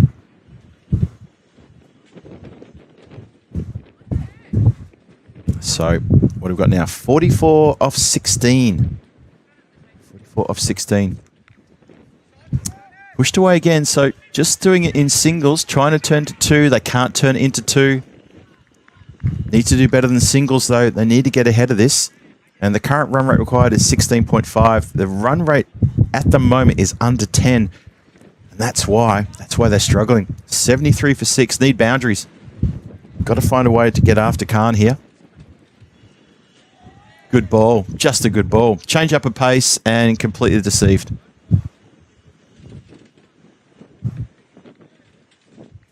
I'll tell you what I'll do. I'll give you one last name, and just from me, one last name. But this is not to do with cricket, but it's to do with sport, and specifically Australian sport. So all the Aussies in the chat will know the name when I say it. Hit down the ground, and that's a great bit of work, great bit of groundwork there to save the boundary. So 3 runs saved there. Every little bit counts for the Viking Stars, and they're looking the goods now. They've definitely got their noses in front in this run chase. So the name I'm going to drop for you after this ball, and hopefully all the Aussies in the chat will light up when I say this as well. So we just push away for a single. Is that I was for 3 years, I was the bookkeeper / accountant for Eddie Maguire. That's right, the Eddie Maguire. And that was when he had the grill team on the radio. It was when he just started the footy show, but he was more heavily in radio at the time. So yeah, that was pretty good.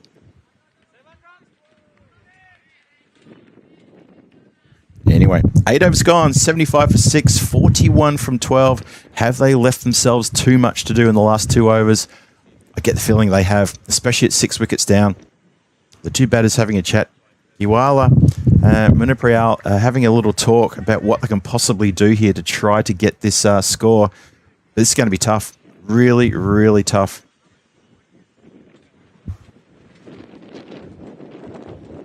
Aloy's asking, what do you think about Kumar Sangakkara? I've got a lot of time for that player. I think he was an absolutely outstanding player for Sri Lanka.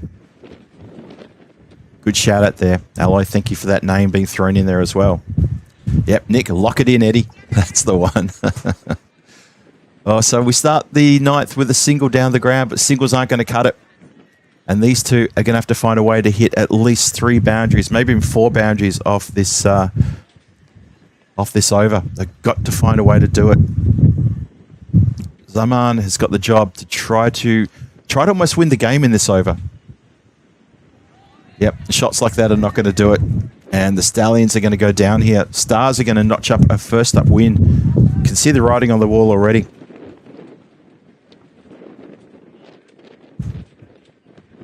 Chris Addison. Yeah, I know you got the keys. Stu, Eddie everywhere. He really went through that patch, didn't he, where he was just everything. You know, it's like, oh, look, it's something else on TV with Eddie Maguire. Oh, look, he's on the radio. Oh, look, he's doing a handstand on Federation Square in Melbourne. He was everywhere. It's a really good shout. It's a good line.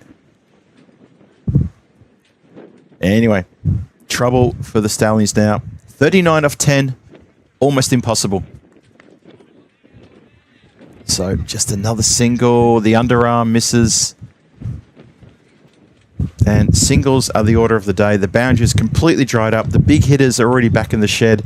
And apart from the 2 openers, Rifat Khan and Vamukthi, no one else has really made any impact into the batting for the Stallions. And that should be alarm bells ringing for the Stallions. If our top order doesn't fire, we're in trouble. That's going to be 1 bounce, 4 runs. It doesn't get over the rope, but it does find the boundary. So a little bit of rush of blood there, but it's still less than the runs required. They need 6s.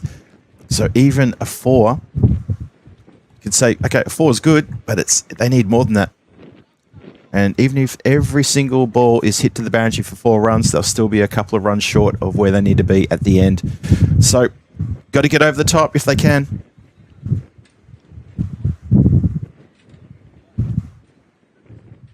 Well, I'm saying it's impossible, Akbar, because I'm looking at the Stallions the way they're playing, and I'm looking at the Vikings the way they're playing, and I think this is now a chase that's gone.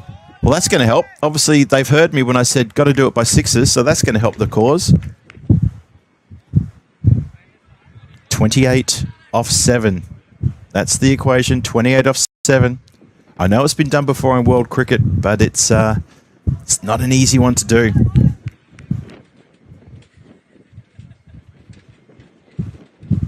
Sunny Yadev when asking when ECS is going to come to Spain. Oh, a bit of a surprise delivery. That one just pops up high on the bat. And, well, I know that mid-on would have loved to have caught that one, but deep mid-on, the long on had no chance, and it's going to finish with that single. So 89 for 6, 9 overs gone, 27 needed off the last. Does anyone still give the Stallions a chance? Sonny Yadev with a good call there, Sonny. Nice one. He did take it personally. He definitely heard me, and he went, all right, Phil, come on, here we go. Bang. Nice one. Hello to SkyQuest too. Good to see you. Sorry, did we wake you up there, Charles? Hopefully we didn't. But great to have you in the chat, SkyQuest, as always. Tuning a bit earlier than usual. ECN, it's great if you can't get to sleep and you're on the other side of the planet. Stick around with us. All right. Zahid's got a moment to brag. I'm going to read that after this ball. Got him. Stumps akimbo. Chris Smith would be proud of that. And that is the game done. That has almost locked it in. Batter and bowler give each other a fist bump. Acknowledgement of just a good delivery. And Giwal has to go. He was desperate at the end there to try to get runs on the board, and he can't get it. So that is pretty much almost the game done now. 27 needed off 5. Mathematically, it can still be done, but you need the new batter come to the crease. And, well, the new batter come to the crease is, he was actually listed at number 11. Thamia Sirimiwan is coming out. If he can hit 5 Maximos, they win the game. How about that? So, Zahid, I need to go back and see your comment because that really caught my attention there. So, Zahid in the chat says, my turn to brag. Pakistan's ex-captain and Mishbat ul Haq is married to my dad's brother-in-law's niece. Oh, wow. You didn't know until you met the couple when they visited San Francisco. What a surprise that must have been. That's hilarious. Nice shout there. Good name drop. I like that one. Tell you what, that was pretty close again. Throw to bowler. It's just hit the batter. There was nothing untoward there. The batter had no idea the throw was coming towards him, and you could see the bowler was just waiting to take the ball and break the stumps, and missed out the opportunity as it's just missed. Yeah, nice one there, Zahid. That's a really good one. Yeah, what a surprise. Anyone else got any surprises like that? Save them because we'll talk about it in the next match. Hit down the ground, going to be just a single. And the Viking Stars going to notch up a good win here. Their first appearance in this ECS, and they're going to bring up a very good win.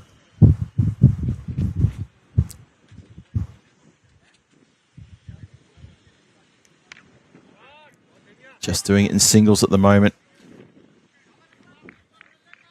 A couple of boundaries in that previous over, a 4 and a 6. It may have just given a slight little ray of light, but that light has been completely extinguished in this over. Wicket falling, singles, 92 for 7. Tries to get under this one, finds the gap, does find the gap, 1 bounce and 4 runs. So a bit of a rush of blood there, but unfortunately not enough as the score goes to 96 for 7 with 1 more ball to come.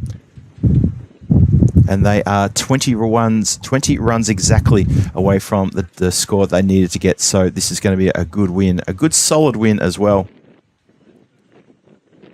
Viking Stars just waiting for the players to come back into the field. Last ball of the match coming up. Pump down the ground. Should be just 1. Don't think they'll even look for 2. And they do not. So Stallions have been held to 97 for 7 in 10 overs. The Viking Stars has successfully defended a score of 115. Well done to them. Thoroughly deserved. I thought their bowling was exceptional. Batting, yeah, probably needs a bit of work, especially when they come up against a stronger team like, say, the Strikers, which are actually playing next. So there's a fair bit to do there. But, yeah, I thought the bowling and the fielding was actually really good on both sides, but the Stars had their noses in front. Both teams losing wickets, though, losing a lot of wickets as well.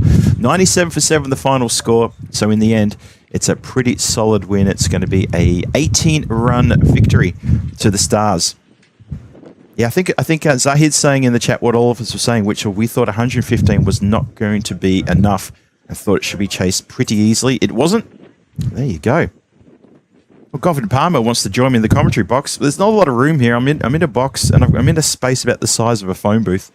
And to anyone who's in the Spanner squad, I did post a video of the commentary area and also the production area. So jump in, have a look at that if you want to.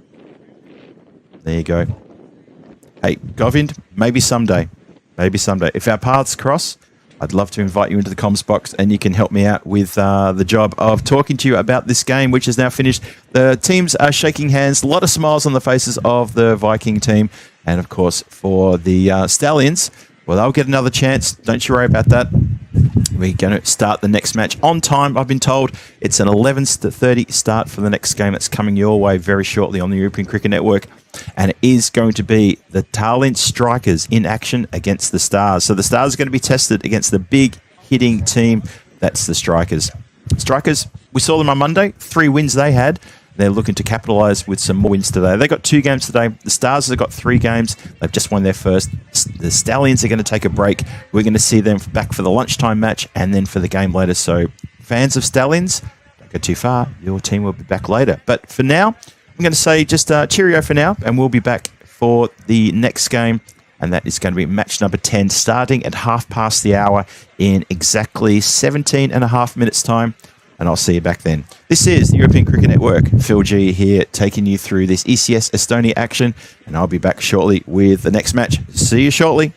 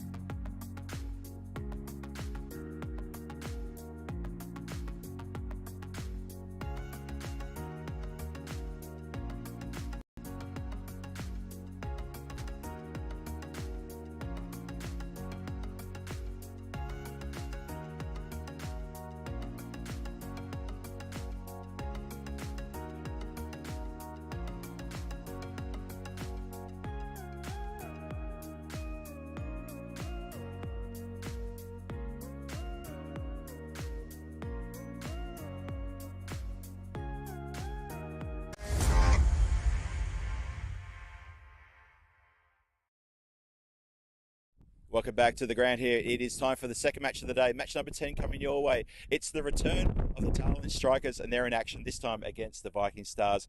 Big game coming up. It's great to see the Strikers back. They are currently top of the standings. Can they stay there at the end of the day? We're going to find out. So for the coin toss, it's going to be the Stars to call. Your call, sir. Heads is the call. It's tails. Which one are you going to have a bat first. The Strikers going to get stuck into it. Let's go with this game. Big one coming up.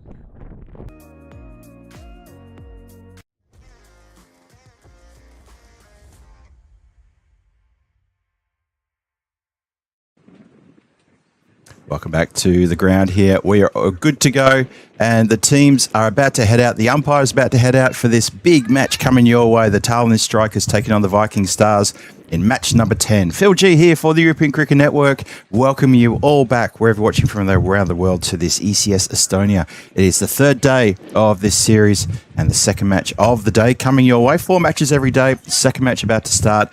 The Tallinn Strikers taking on the Viking Stars. Viking Stars fresh from a big win, and a big win, not in terms of maybe the gap between the two teams, but just a massive win for them to get on the board already with the first match going their way today, getting a win over the Tallinn Stallions. Stallions going to take a bit of a break, and they're going to have a breather. They'll be back at action in the game after this.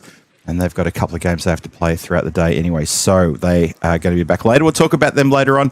For the Strikers, it's wonderful to have them back. Big hitting team, the Strikers, lit up the ground on Monday with 3 big wins, 3 big 4-point wins as well. So let's see what they can do against the Viking Stars, who are hot off that win they've just had. That's why this is going to be a great game. Looking forward to this one. Hope you're looking forward to it as well.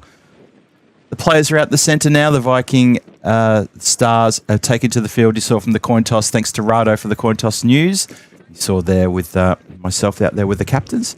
That Habib Khan, the captain of the Strikers, very quickly when he won the toss, he announced he wanted to bat. Very keen to get out there and make a big score. This is a team who's already made a 200-plus run score on this ground in this tournament. And they would love to do the same thing again today in this match against the Viking Stars. We'll see.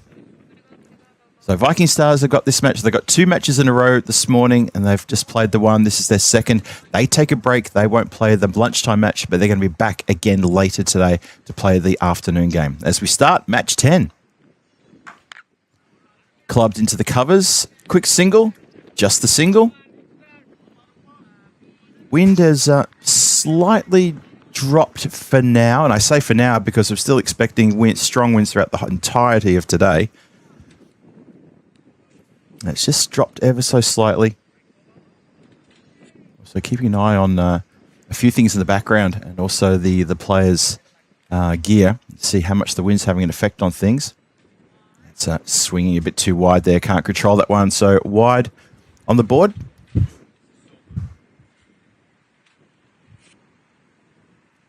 I'll let everyone in the chat who's joined us. Johnny He's in the chat. Kroom has joined us as well. Good to see you there, out there, Kev. Zahid as well is still in there, tuning in from San Francisco. Wonderful to have you. I saw Charles SkyQuest was in the chat as well earlier. Couldn't get to sleep. We are a great cure for insomnia.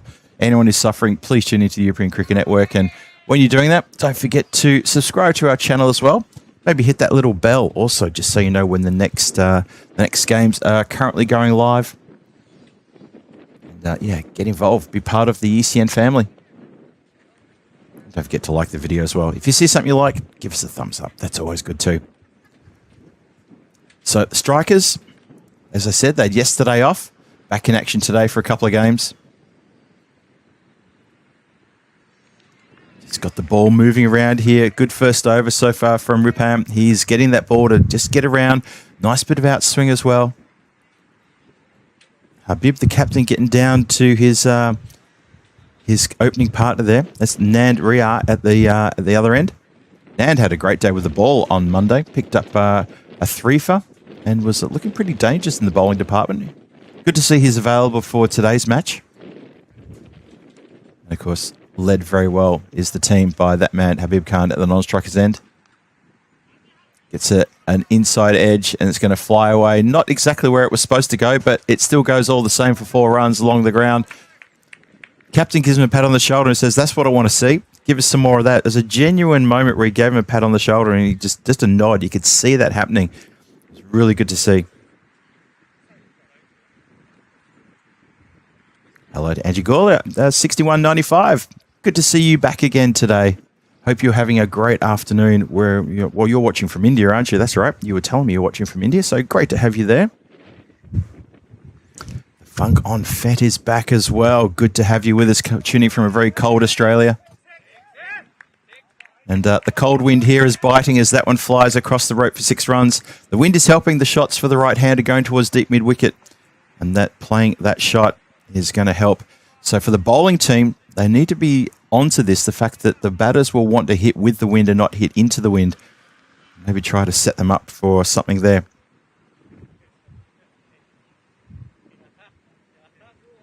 Funk on Fat. Whereabouts in Australia are you watching from? I can't remember. I don't think you were watching from Brisbane. Someone else was saying that in the chat yesterday. Shot. And that's another 6. So back-to-back Maximos now. As Nand Ria is getting the wheels starting to turn here for his team. No, that's excuse me. That's Habib Khan on strike. May have missed a single there. The scorers. Nope, that's the end of the over. 18 on the board for the first over. So a really, really good over there. Ria hitting the ball very nicely indeed.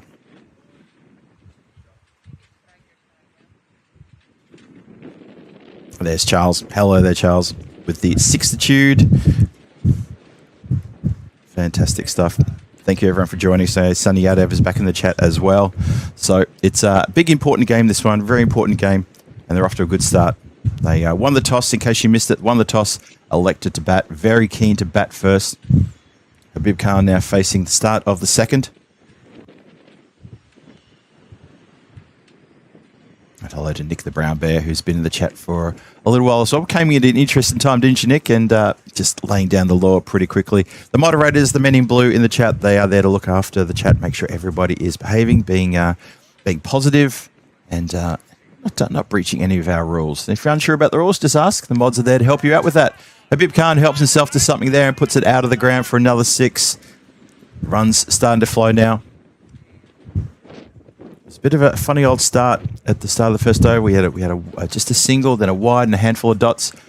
Khan went down to his batting partner, gave him a little tap on the shoulder. And that seemed to change everything. It was the magical touch.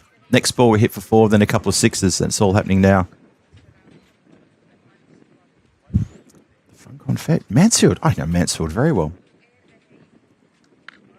Shot down the ground, one bounce, couple of bounces. It'll beat the player who's chasing after it desperately as it comes right down, almost towards our camera, actually. That was getting pretty close in the end. So another boundary coming. Brisk start here for the strikers, lifting up that run rate. Mansfield, that area really well. I used to always, I grew up in Croydon, and as I've mentioned yesterday, and everyone is now giving me teasing about the fact that I grew up in Croydon. Lived in Mooroolbark, took my holidays, up to around Marysville. Shot. It's going to be called no ball, and it is sent around the corner. So it's a no ball, it's a 6, and it's all gone wrong for the Stars as the strikers getting on top here. Amazing stuff. Yeah, so Mansfield just up the road, and Bonnie Doon, obviously, and my other co-commentator, Danny Hudacek, his mum lives in Mansfield as well. So small world. The Funk on Fat. And speaking of Fat, I've actually got my my little Star Wars figure, my Boba Fett Star Wars figure in my pocket today. It goes with me on tour everywhere. If we get Comcam up and working, which we might get this afternoon, I'll be able to show him off on camera. See if we can do that. Anyway. We're back.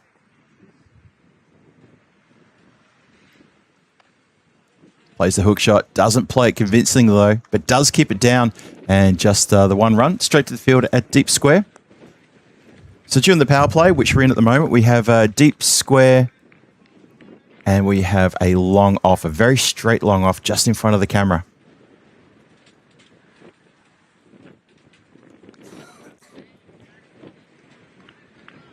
And dot ball to follow up there. Well done.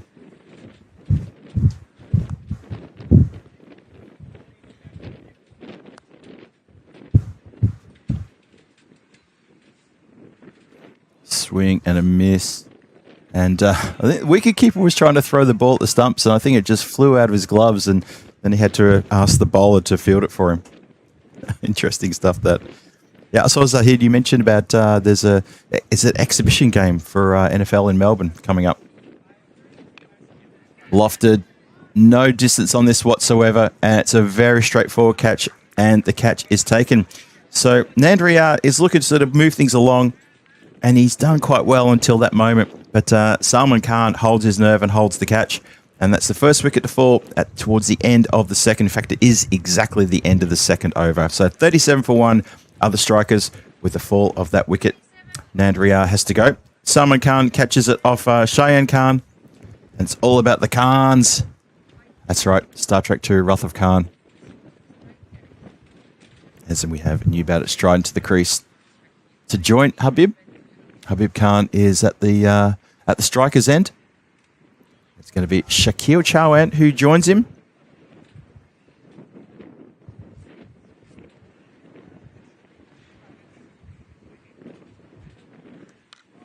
Oh, what a shot. Absolutely monstered this one. It has slammed into the wall that's propped up in front of one of the shipping containers with the SD and the EKL logo, the Estonia Cricket League logo there, and it has slammed into it. Wow. The umpires are going to check the ball here, making sure it's still fairly round, but that has absolutely been pumped out of the ground. Rupan Bura is a pretty good bowler. He comes off in a long rung up, and even he couldn't believe how far that went and how fast it went as well. Khan's a bit of a monster at times.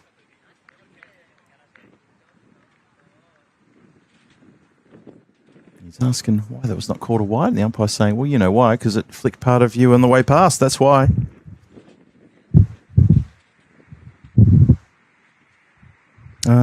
Zahid, first time NFL going to Australia? I'm not sure. I couldn't answer that, only because I haven't lived there for a little while. But yeah, that's good. That's good news. I mean, we try to spread the AFL to all parts of the world as well, so NFL should do the same. That's a towering shot. That may be on the road. That's gone so far back, that might actually be on the road. Big six. That is massive. That's going to come back, I think, with asphalt scars. Honestly, if it bounced on the road, it's going to basically bounce once and go across a fence into a construction area. We may not see that grizzly again. Wow, that was a big hit. Yep, I think they're calling. Yeah, they're calling for a new pill, and they're calling for the players to come back, as that has gone an awful long way back. That went well over. I mean, it went over and just to the right of the comms area, and I could tell you now that that was still about 30 meters in the air when it went above and over the comms. That's how far that shot went. Absolutely middled. Brutal stuff here. Habib Khan, he has marched up to 30 off 8 deliveries with 4 big towering sixes. And just the one boundary, just the 1-4. What a shot, though. So we got the new pill back, and new pill thrown out there. 49 for 1 on the board, halfway through the over. 3 to come. Slashes this one. This time it goes the offside, and that's where the problem can be for the batters, because once it gets into the air, there's trouble. Oh, the run-out attempt is missed. They get back for 2. That's really well run, but Shakil and Habib really made sure they muscle through for 2 there. Well done. Good running. Hello to Tim Harmer, who joins us. Good morning to you. Haven't seen you for a while, Tim. Wonderful to have you in the chat, joining the crowd. We've got Charles in there, SkyQuest, Nick the Brown Bear, Chris Addison, Johnny Heesom's in there as well. Rob Thompson still with us. Wayne is in the chat as well. This ball has been pumped up in the air again. Look out for anyone on the road. Wait for some thud or some sort of noise to let me know that's going to be okay. I think it's landed safely though on our side of the road. So try to give you some dimensions here. So the commentator's hut is probably, well, there's a 50-meter rope. The rope in front of me is probably about 25 meters away from the hut. The hut is say 3.5, 4 meters wide. And then the road is about another 5 meters behind us. Just to give you some sort of dimensions. The road is very close to the back of the hut. So, yep, some very big hits here. 58 for 1, 3 overs gone. Excellent power play there for the Strikers with their captain, Habib Khan, continuing on his merry way from his Monday antics where he picked up a century in the first match of that morning, the first innings of that morning, belting an unbeaten 126. And that was quite an effort there from him. And that was against the Hippos. Put the Hippos absolutely to sleep with that innings. Really took the game away in the first innings. So he's got 39 from 11. Shaquille, he's about to face his first delivery. So the Strikers off to a brilliant start, 58 for 1. Salman Khan's got the ball. He's going to bowl the fourth as the field drops back. Deep square leg. Long on, long off. Deep cover. And just mishits this one along the deck. Just looking around to try and find the other player. Well, they're going to take a buzzer here. That's just a bit of slack work there from the Stars. Just a slight bit of slack work. I think they know. There's a few people with hands on hips.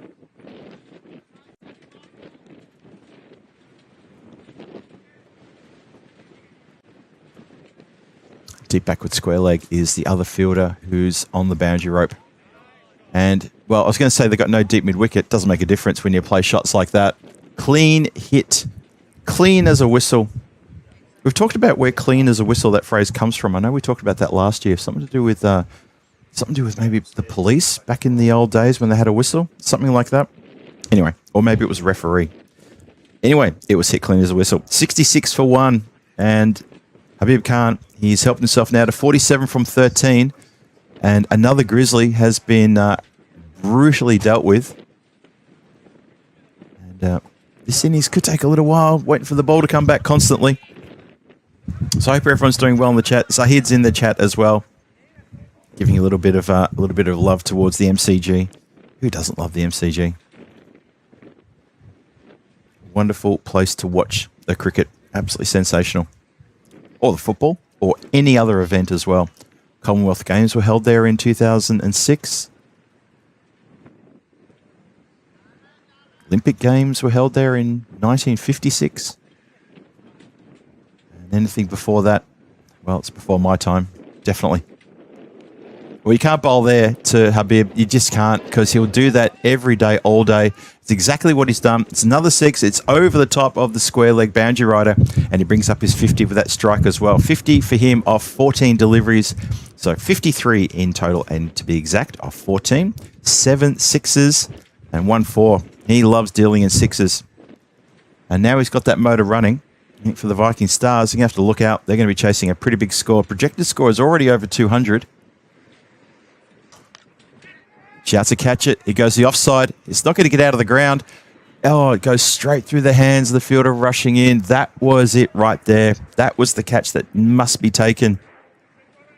Mohammad Jawad has come in. He's put himself in the right spot, exactly the spot to take the catch despite all the wind, and it's just exploded through the hands.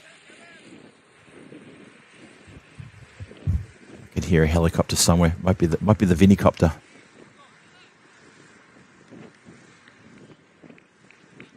Wouldn't want to be flying on a day like today. Incredible. Johnny, yep. Thank you, Johnny. You've just reminded me about the conversation about that phraseology. So thank you. And out of the ground as well. So joining in the fun there, Shaquille gets his chance to get stuck in some runs. He finds the boundary as well, and it's going to be the end of the fourth over. 79 for 1 after 4. Yeah, incredible stuff here. Good hitting. Run rate currently at just a tad under 20. Projected score is still at 200 though. If these two can stay together, I get the feeling with if Habib Khan can carry his bat all the way through like he did on Monday, he'll not only get a century, he'll also get his team up to 200.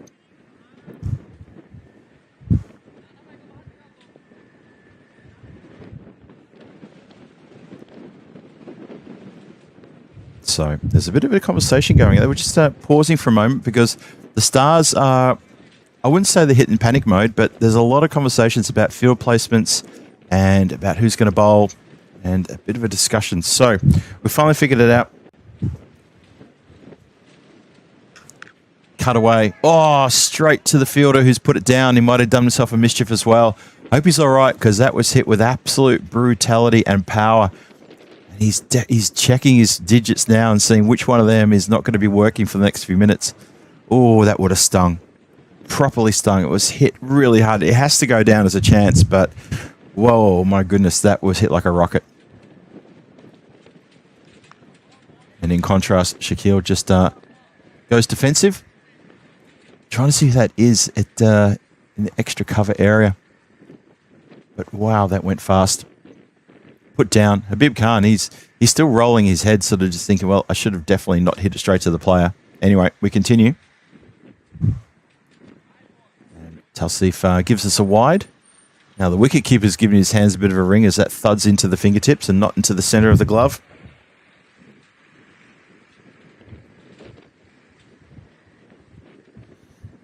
Talking about their favourite grounds, Lords or the MCG. It's a good. That's a good battle.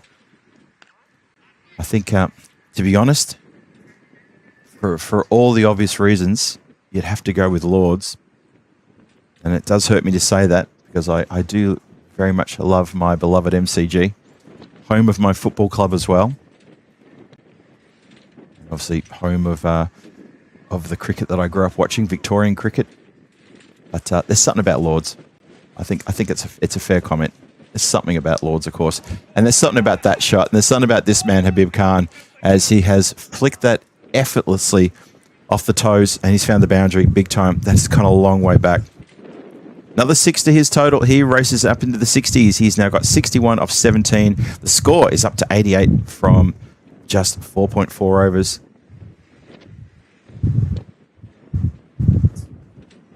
See if they can somehow muscle their way. If you can hit a couple of big sixes, they could get to the 100 by the end of the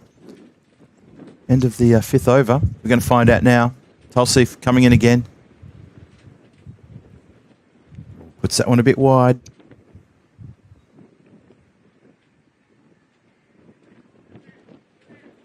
Yeah, people asking about the other Chauhan. That was Sahil Chauhan, who also got a century on Monday. In the last match that the Strikers played. That was match number 4. So, yeah, he's not available for this game, unfortunately. Edged. They're convinced. Well, wicketkeeper is looking a square leg, and the standing umpire has already shaken his head, and Habib has not got that guilty look that sometimes batters get when they get an edge and they try to stand their ground. So, that's absolutely fair enough.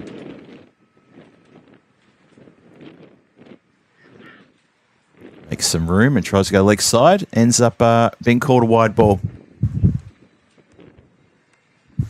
Hello to Scotty, who's joining us as well. ECN Supporters Club of Australia.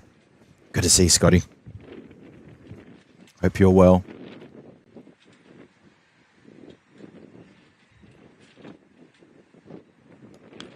Lifted, lofted, and love it as that is out of the ground.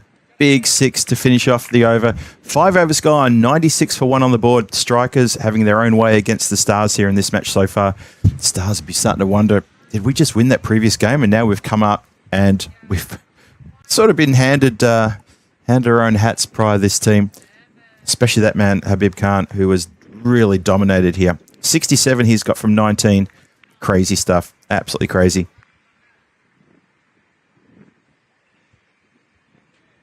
So a few people in the chat were asking about Sahil Chauhan. Yep, he's not available for this game. Maybe we might see him later. If not, maybe we'll catch him later in the week for the Strikers. Fingers crossed we do, because he was in great form on Monday. Picked himself up a century right at the very end of that last match that the Strikers played against the Hippos. Pumped down the ground and just going to be in front of our roving cameraman, who's doing a great job too. And just the one, though.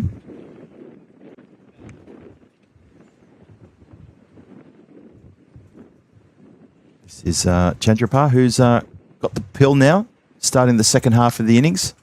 And hit with not really much authority there. It was a pull shot that almost he didn't want to play. You could see the way he slowly sort of brought the bat around. Luckily for him, for Khan, there was no one at regulation mid-wicket would have swallowed that.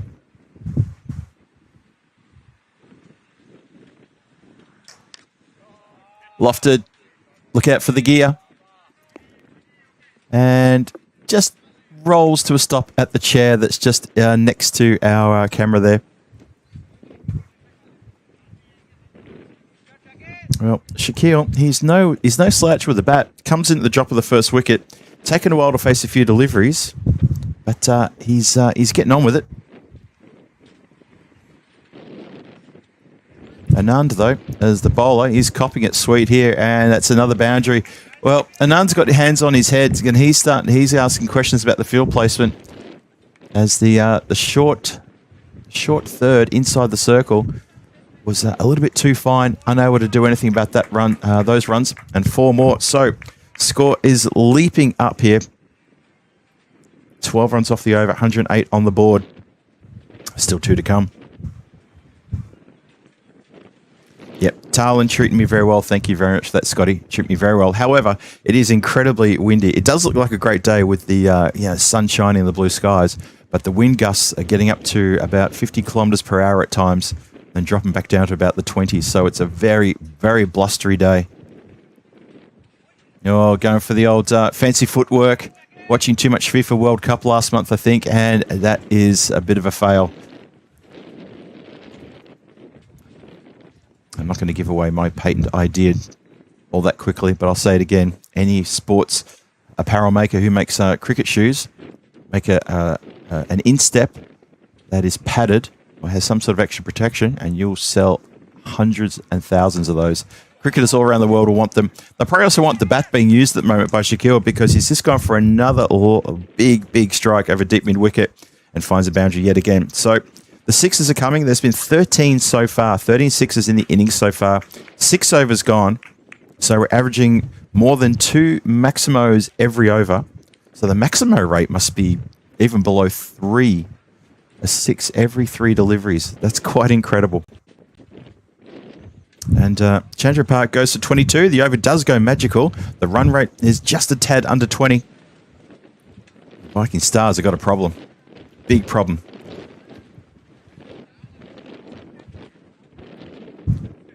Shaquille O'Neal firing up indeed, Scotty. Nice one. Hello to James Peel.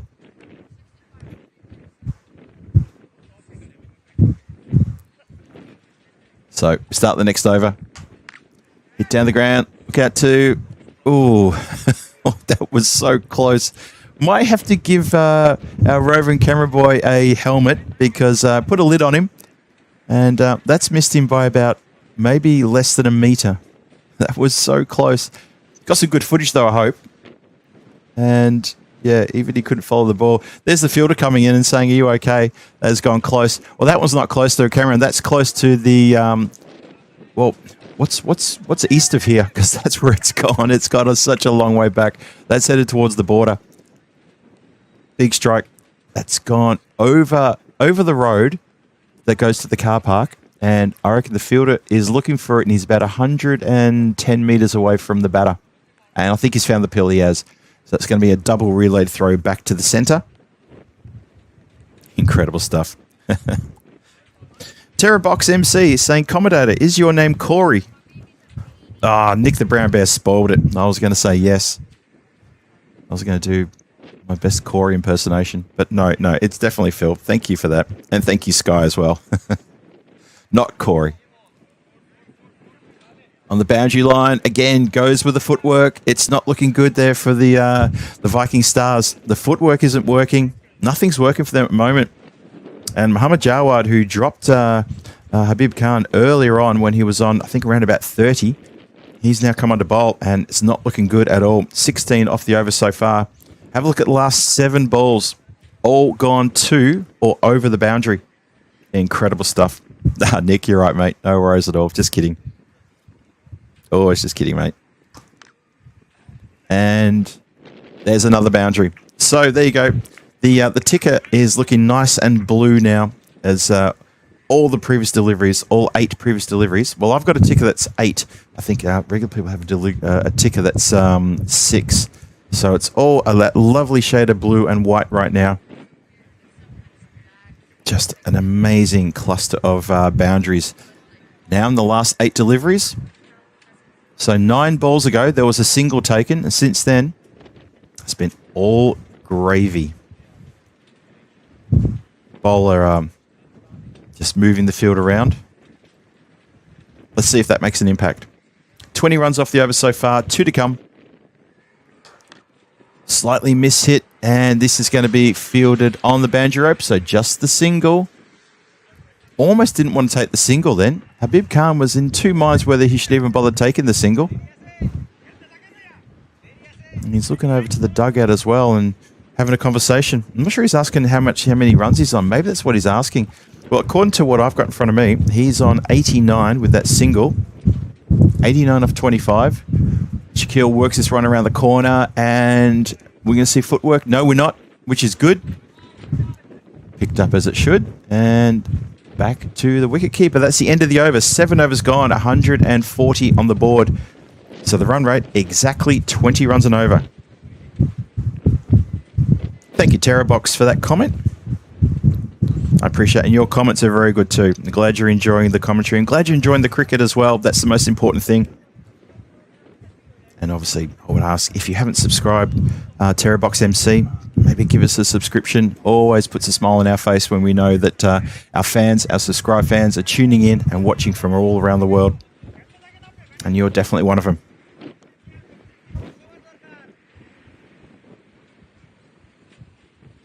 All right, here we go. 3 overs to go. Can they get to the magical 200? What do you think, folks? Can they get there? Habib Khan, he's at the non-striker's end on 89. Shaquille is... Well, there you go. That's slightly against the run of play. Habib gives him a pat on the back and says, look, I know what you're trying to do. You're trying to muscle it over the rope. I see that, of course. So Shaquille has to go 29 from 11 deliveries with 2 4s and 3 6s. And he now has to make way. Shayan Khan holds on to a tough chance. Elias Hassan is marching out to the centre to join his captain. So the Viking Stars, they get a moment's respite with a dot ball and a wicket. And that's quite funny. Shaquille and Shayan Khan are just having a few words to each other. The catcher, Shayan Khan, is they know each other really well. And yeah, smiles on their faces while they're giving each other a little bit of a stir there. It's really quite funny. Well done. But good catch nonetheless. All right, let's see what can happen now with Elias coming to the crease with his captain. Will he try and turn the strike over or get into the runs straight away? Down the ground, going to be 1 or 4. It's going to be 4. The footwork doesn't work, and there's a couple of players remonstrating with each other here, which is also rather entertaining. So long off and long on. And you know what? The thing is, though, long on has got quite a reason to be upset because long off was closer and just dawdled in and didn't really sort of attack the ball with any enthusiasm. Yeah, that's quite amazing. Long on was probably about 5 meters away from where the ball crossed the line.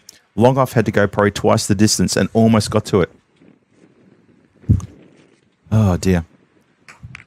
Cross-batted. Nice bit of fielding. Stood tall. Bowler doesn't take the ball from that throw from mid-wicket. It gets Hassan off strike and gets him off the mark as well. So 3 balls to come in the over. Habib Khan is 89. Strike that.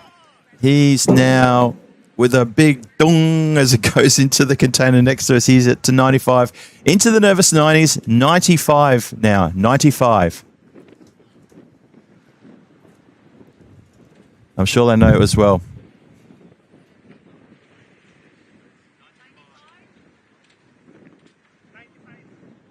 Okay, they know he's on 95 now, so good stuff.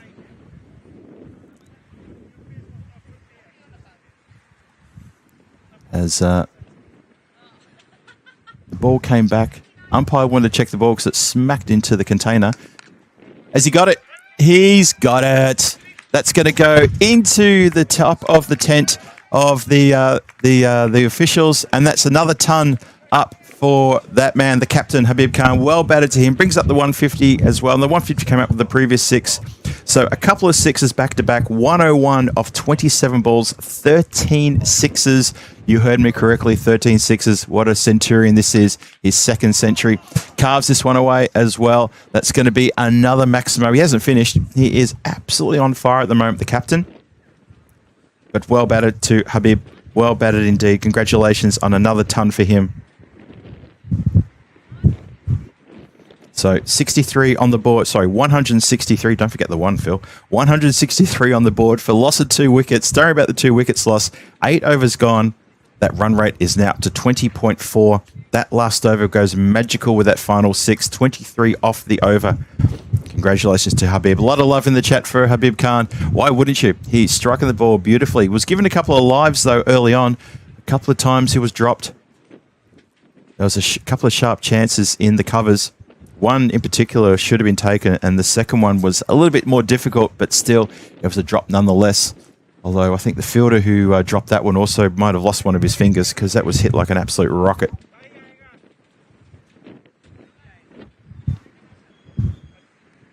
All right, we have got 2 overs to come. Big score currently loading. And wickets falling. So there you go. Elias Hassan has been clean bowled. And it's going to be Ronnie Zaman who gets the wicket, gets the last laugh. I'll tell you someone who's not enjoying themselves, and that's James Peel. I just saw your comment, James. Everything okay? So I'd rather be watching someone playing stick cricket. Amazing comment. Okay. Especially coming from a mod. That's quite an amazing comment, but there you go. Not for everyone, I guess. And it is 163 for 3 with still 11 balls to come. Still projected score in the 200s. So still a big score currently uploading.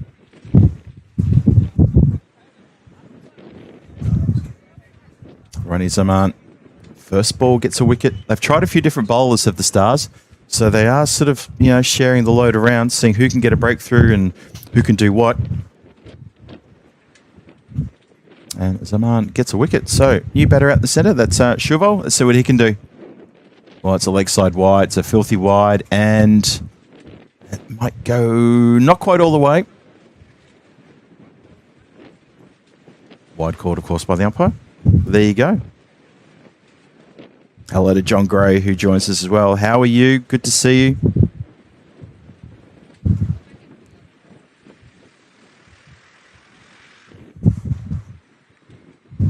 So only 2 runs off the over so far. However, it's early days. And Habib Khan settles in for just a hit to the boundary. But doesn't get to the boundary. Fielded. So there you go, James. No one's hit a 6 for a few deliveries now.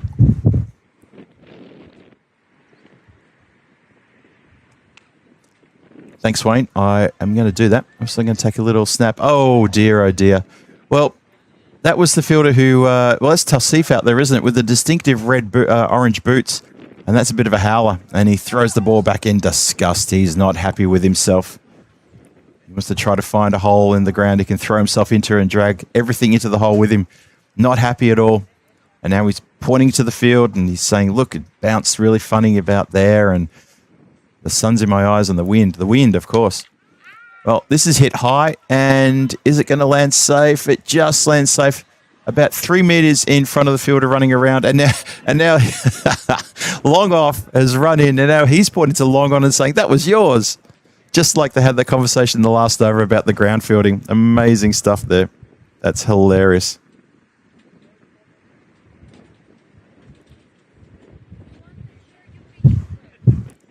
Oh, boy. Nice shot. Just a delicate touch leg side, and it's going to carry... No, it doesn't carry the rope. Must have bounced just in front of it. And it goes for 4 runs. But a nice little bit of a delicate touch there from Habib Khan. So it looks like they're not going to get to the 200. they still can. I mean, it can be a massive couple of balls left to go. Could really, 7 deliveries to go, 25 runs shy of the big 200, 175 on the board, 3 wickets down. Anyway you cut it, though, the Viking Stars have got a mountain to climb when it's their turn to bat. Struck high, really high, and look out, everybody. When I say look at everybody, I'm really trying to sort of get a message out there to our roving cameraman, who's the youngster here at the ground, and he's doing a great job with the camera too, by the way. But he needs to watch out for when the ball comes near him. Anyway, it's the end of the over, and it finishes with a big hit for 6, 181 for 3, 9 overs gone, and just, what's that, 6 balls to come. And it's going to be Ashraful Shuvo. He's going to be on strike. See if he's going to try to switch the strike over to Habib Khan, who's 118 not out off 31 balls, 15 sixes in total. So, big score coming.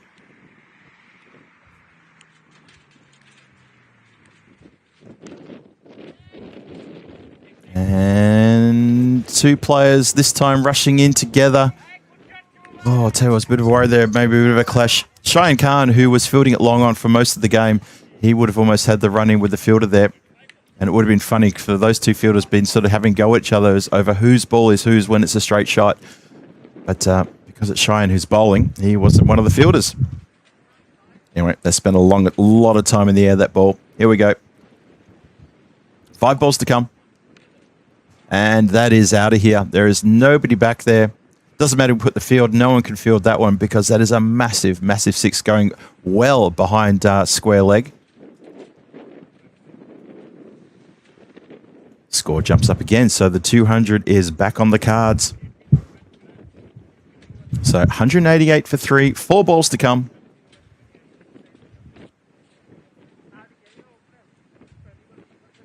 Habib Khan, 124.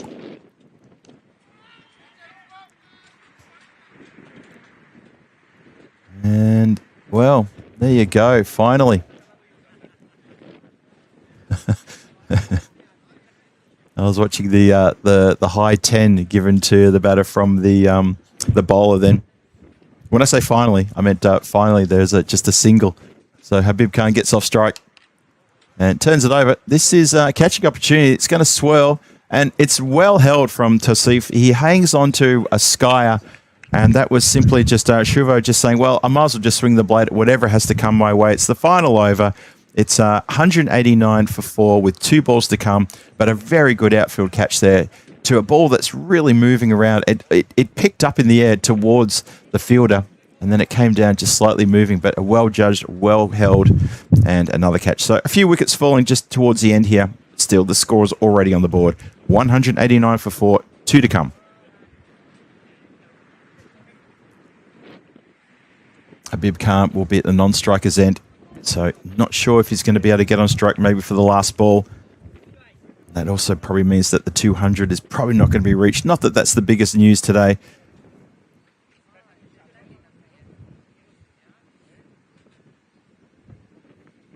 Just a reminder that the boundaries here, they are 50 metres. But still, it's hard to really restrict some of these big hitters. I mean, 50 metres is really not a big distance. I know there was a conversation happening with a few people within the network about, maybe the idea of maybe putting the boundaries out by another 5 or something like that. But, yeah. I'm laughing because I'm watching Cheyenne Khan, the bowler. He's saying, look, it's 1 ball to go. Can we just bowl this, please, and just get inside? Last ball. Swing and a miss, and almost a run out as well. But the umpires call over now. So it finishes with a couple of dots, and the score is going to finish on 189 for 4 for 10 overs gone. So we're looking at 200 1 point. I know Habib Khan, who carries his bat all the way through with a 125 off 33. Very, very similar innings to the one he played on Monday, first innings Monday morning. Almost the same score. I think he had a 126 unbeaten as well. So there you go. And it looks like we're going to restart in approximately 12 minutes' time. Thank you very much for that, Kenneth. And we are looking forward to that restart and seeing what the Viking Stars can do. Have a look at the batting card one more time. Habib Khan, 125 of 33, 4-4, 16 sixes. A good partnership with Shakil Chauhan, who got 29 from 11. But apart from that, the other batters just sort of faded away pretty quickly. But it was all about Habib Khan. That was the name that was on everyone's lips throughout this entire innings. In terms of the bowling, Cheyenne Khan picked up 2 for 27 and a wicket to Moshe Rahman and 1 to Ronnie Zaman. That's it, though. And now the Viking Stars have got a bit of work to do when they come out, and they're going to chase down 190 for a win in their 10 overs in 12 minutes' time. How's it going to happen? Well, you'll have to tune in and find out. This is Phil G for the European Cricket Network. You are watching ECS Estonia, and match 10 hangs in the balance. I'll see you back here in about 10 minutes' time to introduce you to that. We'll see what happens. Cheerio till then.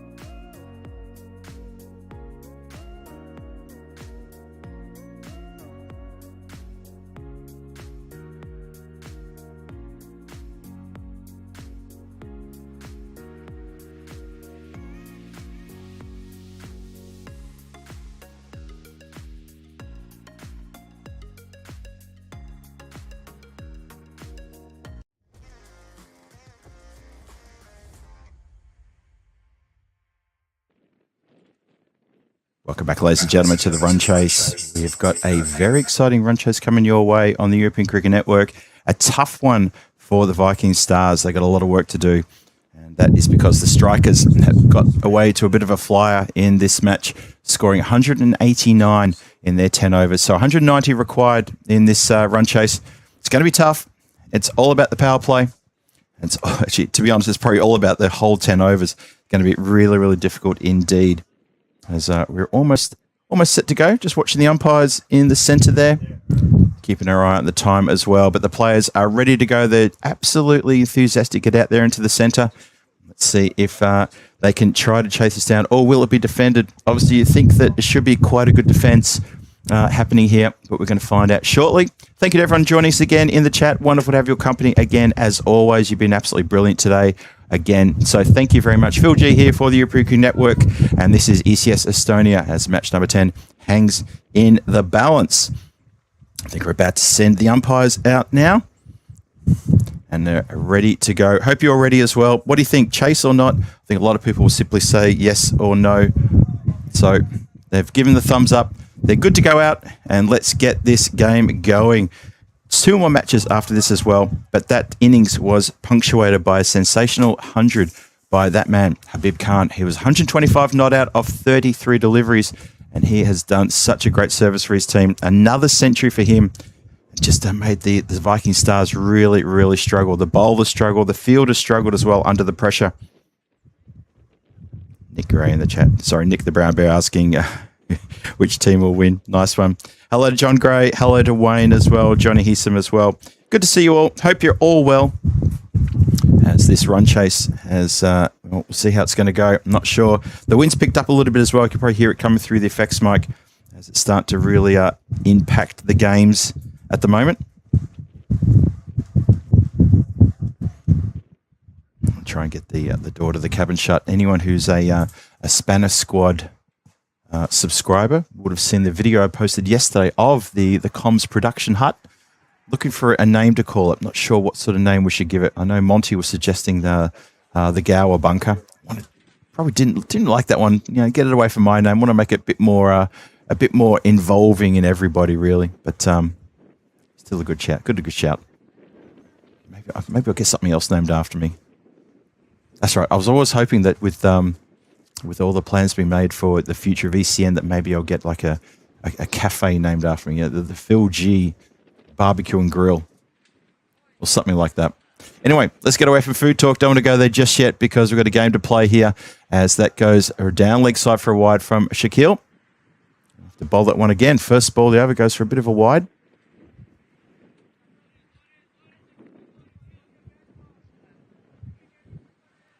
Just the shed, you think, Zahid? Just the shed? It kind of works, doesn't it, really? I said it during the video that I took, actually, and I thought, when I said it, I thought, it kind of does work, actually. It's a very Australian thing to say, oh, yeah, we're just going to go to the shed. You know, Phil G in the comms and production shed, that sort of thing.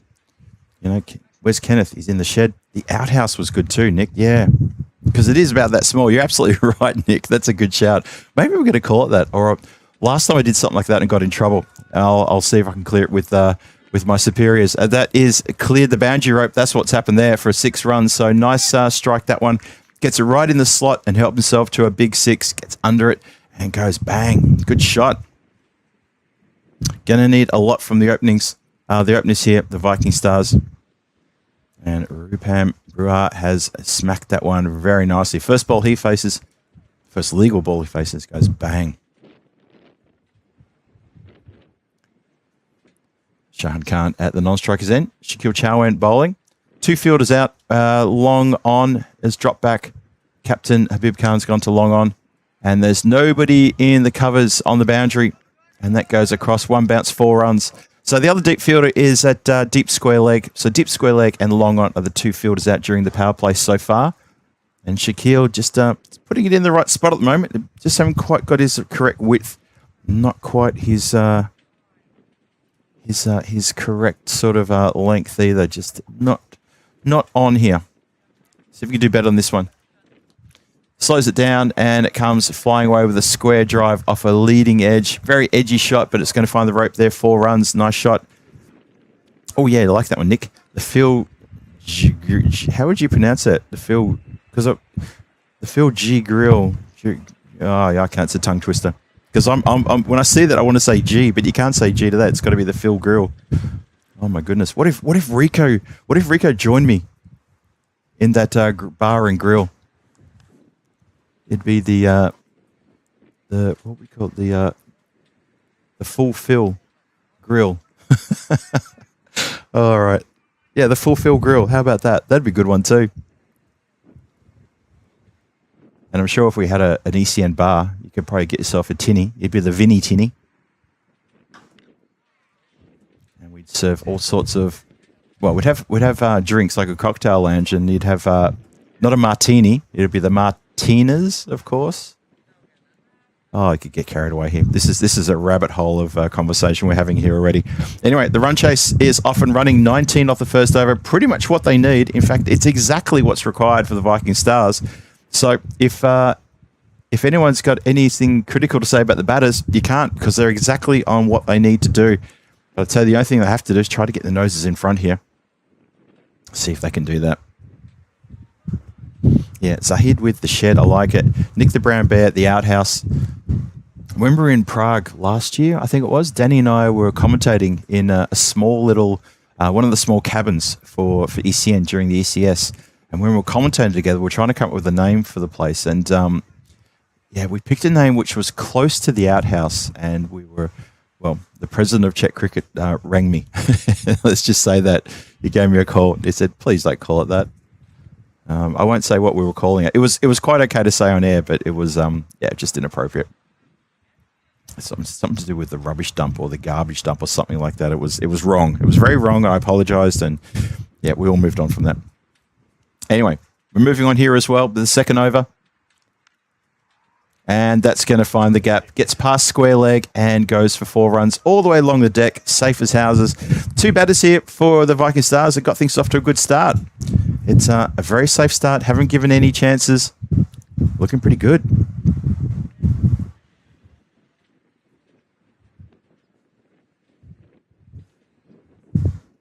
Nick likes the Full Phil Grill. It just works, doesn't it? I'll have a chat to Rico about that. Well, the thing is, Rico's he used to own a restaurant, so he'd be a great person to partner with in some sort of culinary venture. I'd love to have that conversation with him, because that makes a lot of sense. Yeah, the G-Force nightclub as well.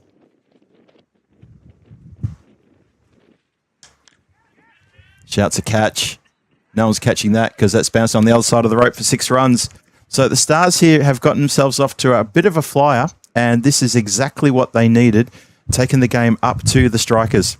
And at, well, halfway through the second, 31 on the board, going along at better than 20 runs and over. This is a very good start. As John Gray says in chat, they're staying with the rate so far. It is a big ask to keep it up for 10 overs. But if they can, that's going to be amazing stuff. The problem is maintaining it. John Gray, you're 100% correct. That is the problem. Trying to maintain this sort of momentum for 10 overs is very difficult.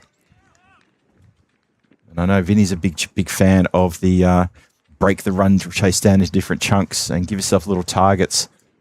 I think the target you probably want to say in the power play is, well, we want to have better than 60 on the board at the end of the power play, just to try to get the nose in front. So if you do have an over where you only get 10 runs or 12 runs, it's not going to affect the run rate required too much. That's a lovely strike. Absolutely middled and has come right the way down the ground just in front of the comms area here. So it's another Maximo. So we've had 3 4s and we've had 3 6s in the innings so far. That's not bad. That's over half the deliveries that got to the boundary, which is exactly what is required. So 37 on the board. So another boundary here, and they're right on target. Goes towards the boundary rope. I think it's going to get there. A couple of bounces across the boundary rope at deep cover. 4 runs, expensive over. Goes magical, 22 from it. And Shuvo sort of shrugs his shoulders and holds his hand up to his captain and very apologetic to his skipper, who is just walking, trudging He is trudging is a much better word to use as he comes off the boundary rope at long on and comes back into the center of the field, maybe to just have a chat with his bowlers and maybe give the team a bit of a rev up as well. What a start. 41 on the board and 2 overs gone. Exciting chase this is turning out to be. Okay, we have some interesting song lyrics appearing in the chat now. That's interesting. Still better than bad language. I have sung the song of the river. I have sung the song of the river. I'm sure there's a reference to something. That's a great straight drive. No one's going to get to that one, and it's going to go... Well, it doesn't quite smack into the sight screen, but it hits the sight screen nonetheless. Good straight drive. 4 runs to start the third. So, yeah, I would say if they can get better than 60 in the power play, and this run chase isn't just up and running, it is going to be absolute locked and loaded for a big, big effort. But, as John Gray said in the chat, it's all about maintaining this kind of momentum. Tries to change your pace to Shaquille and puts it a little bit wide. Wide enough for the umpire to put his arms out and say, too wide for my liking.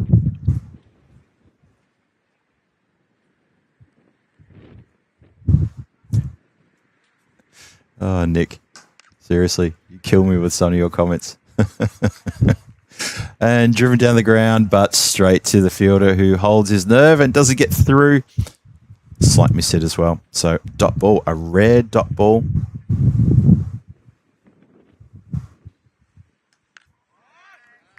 And there you go. Well, Shane Khan can hit, and he's put that one out of the park. And this is what they have to do for the whole 10 overs. Everything's got to be out of here just to try to muscle up to that score of a 190. It'd be an amazing chase if they can get there. But it's about maintaining it. And so far, they are maintaining it indeed. Even Wayne saying, Chase might be on here, might be in trouble. Indeed. Still a long way to go, but this is a great power play, though, for the Stars. Excellent power play. So, learnt some lessons from watching Habib Khan and also from the previous match they played against the Stallions, where they only put on 115. This one, they're looking like they're going to muscle along to a pretty big total if they can hold their wickets together. Shaquille coming in, but told to stop as the... I think the field was still moving around. Umpire says, hold your horses there, buddy boy. Let's go now. Tries to slow one again. He doesn't disclose the slow ball very well. Just brings the arm over a lot slower. But in the end of the day, it was a miss hit, so I guess you could say it worked.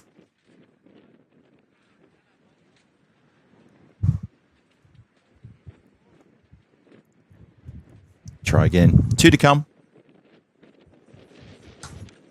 Tries to elevate and, smacks into the fingertips of Habib Khan. And that's ricocheted off his fingertips and gone across the rope for 6 runs.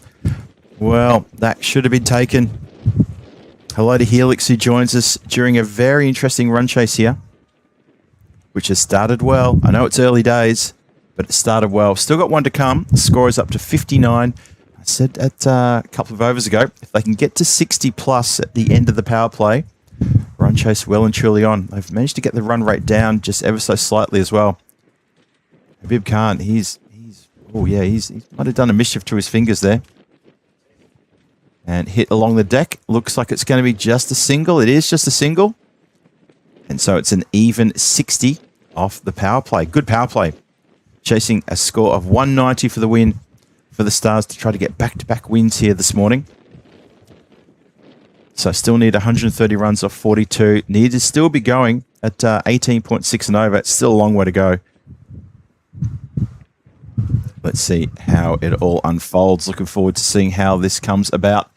And also, how does Habib Khan get the bowling changes he wants here? Maybe going to look to bring himself on now. Try to get an over in, which is not 20 runs. It is indeed going to be Habib Khan's going to bowl. As Shaquille Chowan bowls out, he's got none for 38 from his. Shuvo went for 22. And now Habib is going to see what he can do. Captain taking a bit of responsibility here as we start the 4th. Or starts with a leg side wide. I think the keeper might have got a glove on that. Doesn't matter. I think it's going to get to the boundary. It does. Not an auspicious start to the over. Finds the boundary rope. Oh dear. Let's have a look and see the field placings here for the captain. What's he done? He's put... okay, so we've got third on the boundary rope, and then you come all the way around to deep cover, long off, long on, and deep mid-wicket. They're your 5 boundary riders. And there's no one back there. Nice shot. Not a good delivery again. Just puts it into part of on the pitch, and it bounces up, and it's flicked away around the corner. Nice and easy. There's nobody down there. So you've got to keep it off the pads. And I'm sure Habib knows this too. Just the first 2 balls he's bowled. Firstly, a bit of a shocker wide that goes for 5 wides. And then another loosener that's aiming in on the pads. He's got no protection there. Well, this has gone straight up in the air. The fielder at backwards square had to go only a few metres back. And he's put it down. That was a red-hot chance to get the breakthrough there. He's the only fielder in the inner circle on the leg side. And it's almost gone down his throat. Couldn't believe his luck. And unfortunately, he's grasped it. Fortunate if you're a Viking Stars fan. Unfortunate if you're a Strikers fan. Okay, well, it goes down as a chance. And we continue. Better ball, but still, he's still honing in on the pads. They'll get through for a leg bye. Catted there expertly by umpire Dave. I've been told I should call him Robbo. I like umpire Dave though. It sounds a bit more affectionate, I think. So I'll see what he says. He already said something to him this morning about that. He's saying no one's ever called me that before. So I'll see if he's actually okay about it and try to see whether he's just being polite or whether it's a genuine sort of like, I'm not Dave. Anyway, might have to change it to Robbo. 72 for no loss, 2 to come. 12 off the over so far. Smacked hard, down the ground, 6 runs, simple as that. Good shot. Hello to Ray Tipping, who joins us in the chat as well. Good to see you joining the fray with Johnny He and SkyQuest and Wayne and Helix. Nick in there as well. Seen a few good names popping up today. A few names I haven't seen for a little while. Tim Harmer was in the chat earlier. Di Maria was in the chat earlier, and maybe a couple of lurkers as well. If we had the Comcam up, I probably would do a lurker call. Doesn't really work unless I got the camera up though. And warn that one on the shoulder as he goes to hook this around the corner and practices the swing. And Habib Khan fields his own bowling. So 78 on the board, 18 runs off the over. 4 overs gone. Viking Stars pretty much where they need to be. Need to be going at 18.7. They're currently going at 19.5. So there you go.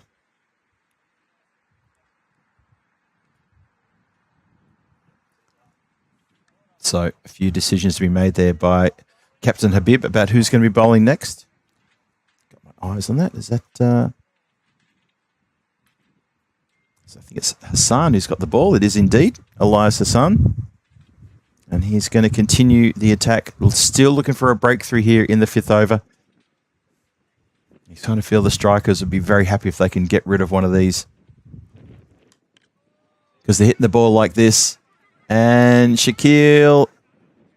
it literally lands right on the circle line. And he had no chance to get into that one at all.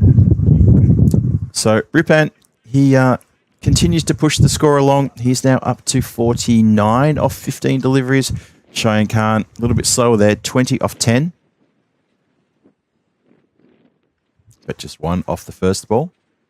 Oh, that's hit something. And Keeper does pretty well there just to sort of tap the ball in front of him. Mind you, though, there was a deep third, and third would have come into play to try to help the wicket keeper then. Yeah, that was a strange delivery. That bounced on the side of the pitch, still on the pitch, and it just took a bit of a weird sort of left turn Albuquerque and kept going that way.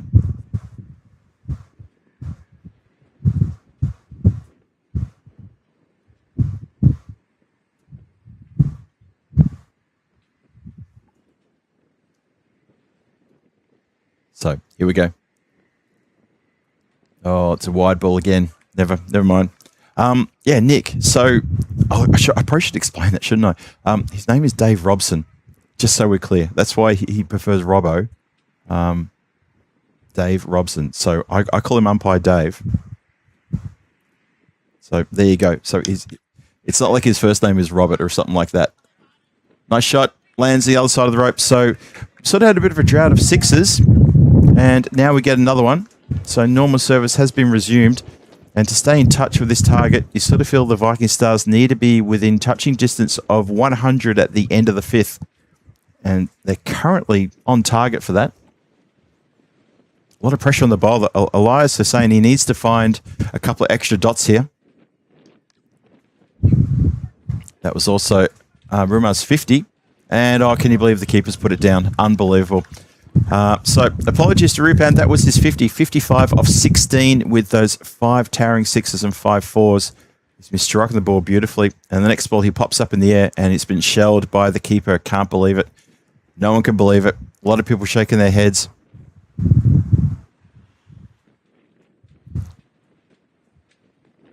Oh, Johnny, just saw your comment in the chat about Monica. Thank you for that. Yeah, that earthquake there in Colombia was quite frightening. Saw some of the footage, and it's good to know that Moni is okay. One of our regulars there, regular mods who pops into the chat. I sent her my best wishes as well. So, yeah, thanks for that, Johnny. 90 on the board. Still a couple to come. And that's another wide ball. A couple of wides really creeping into this game now for the bowling attack. In fact, that will be, I think, the 13th wide. We have had multiple wides, as in, 5 wides, a mini-mo and a couple of wides, but it's just starting to add up a little bit here. Extras really helping the score along. 91 on the board. 2 to come. Oh, there we go. The rash shot from Brewer. It does get an edge. It does go for 4. So he's swinging hard and everything's connecting with his finding the boundary pretty much. So luck favours the fortune. What is that phrase again? Oh, never mind. He's just lucky. That's all it is. Fortune favours the brave. What's luck got to do with that quote? I don't know, Phil. Honestly. I know the wind's howling, but you got to get these phrases right. Last ball, the over coming up. Struck hard and high and out of the park. That's going to bring up the 100. So it's 101 at the end of the fifth for no loss. Oh, striker's got a little bit of thinking to do. It's a chin-stroking moment for the captain to sort of think, okay, what's next? What do I have to do here? Thank you, Charles. Birdseye jumps in as well with that one. So does John Gray. Yeah, I'm not sure why I associate the word luck with that phrase. That's yeah, I think Birdseye got it right. That's probably what I was thinking it was going to be. So apologies for that. Get my phraseology right. Anyway, I'm an amateur. What do we know? It's 101 for no loss. 5 overs gone. The run rate is in hand. They needed to go at 19 at the very start of this innings. They're currently going at 20.2. It's another magical over as well. And the captain has got a bit of a headache on his hands. And he doesn't know who to turn to. So he may have to change his approach in terms of who he had ready to bowl. Well, Nandria is the obvious choice, and he's got the ball now because he was pretty destructive on Monday. Picked up a bunch of wickets. Zahid asking me if there's something in my coffee. I think the problem is there isn't something in my coffee. I think that's actually the problem. Anyway, let's go. Let's start the sixth. And taking pace off. And Nand, who loves to give the ball a bit of a rip, could cause a few headaches here. Shayan Khan gets off strike and turns it over to big hitting Rupam, who is 66 from 19. And he is in absolute dominant form at the moment. Waits on this one and carves it, but straight to the fielder deep in the deep cover position. Just the one. Good over so far. Just a couple of singles.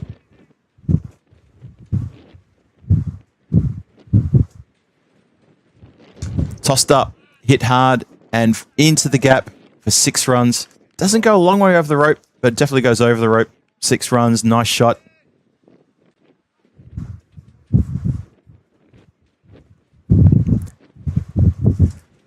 Wayne's panicking a little bit here.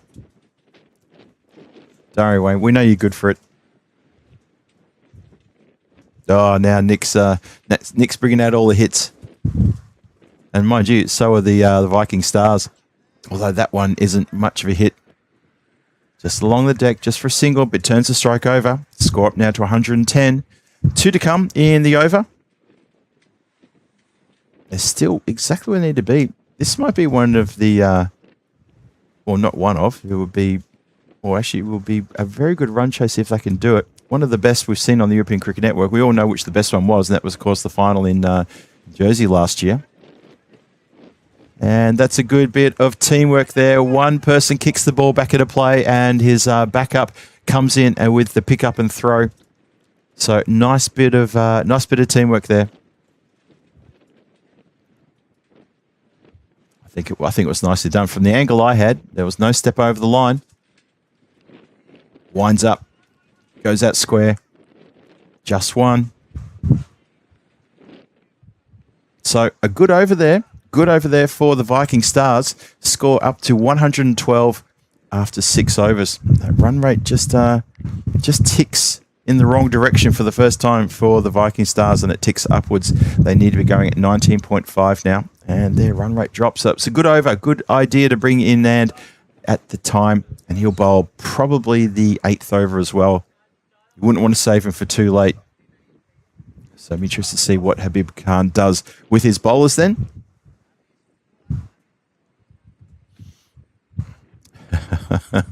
Well, Wayne, you'll be happy with that over because it might mean that you're not going to be gifting too many subs. We'll see. All right, so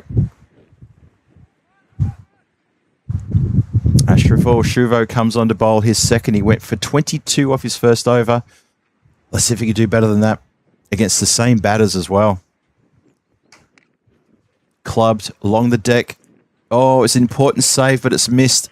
That was a long, long way for the player to go to get that one. Unfortunately, he doesn't get to it. It's Hassan out there who's overshot the ball. And the ball has gotten under him and gone for 4. So 4 runs to start the 7th. I'm kind of putting this this run chase in the balance of how much Wayne's sweating right now. Right now, it's there's good perspiration. Got him. Stumps akimbo. And Wayne can sit back down again in the easy chair and breathe a sigh of relief because that is a huge wicket. And not exactly the wicket they wanted. They would have loved to have got Rupam, but they get Cheyenne. And that's one. So 116 for 1. The first wicket falls in the 7th. And finally, the stumps are hit. And maybe that's the moment for the strikers to just collect themselves and remind themselves that this run chase was always going to be tough, always going to be difficult, but they have to be focused and switched on for the whole 60 deliveries to try to defend this.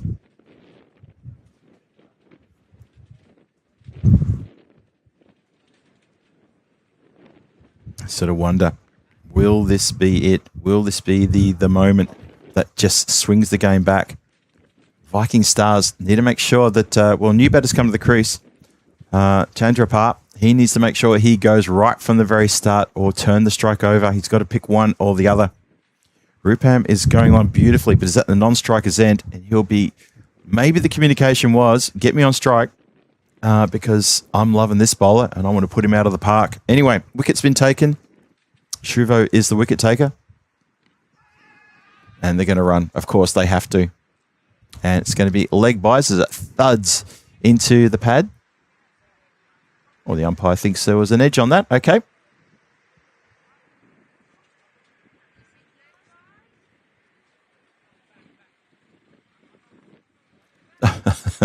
No, he doesn't. He just forgot to tell the scorers it was a leg by. Excellent stuff. Good work from the umpires. Short leg side, flicked away, 4 runs. Just a bit easy there. The fielder at fine leg was up inside the circle, and it with the pace, with Shuvo's pace, And with the slight deflection, that was never going to be fielded cleanly. And 4 runs is the score. So it's 2 balls to come. 9 runs off the over so far. And they've got the right person on strike, the Viking Stars. Tallinn strikers would love to see a wicket here.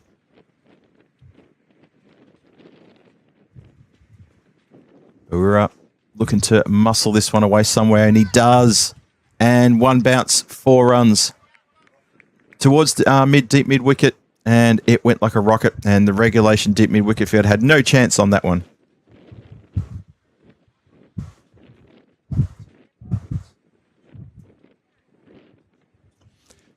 Nick, the tingle's gone. So does that mean the what you picked up from the chemist worked? I hope. It's always important, I think. I don't know why I react like that when I see the tingle. All apologies. 125 for 1.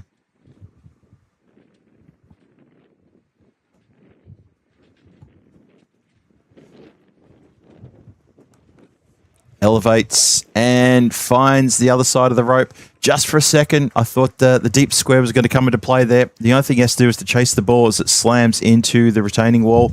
And that is the end of the 7th. 131 for 1 after 7. 19 runs off the over, which is pretty much what's required. So 59 required from 18. Next over is going to be massive. All the overs have been massive as well too, by the way.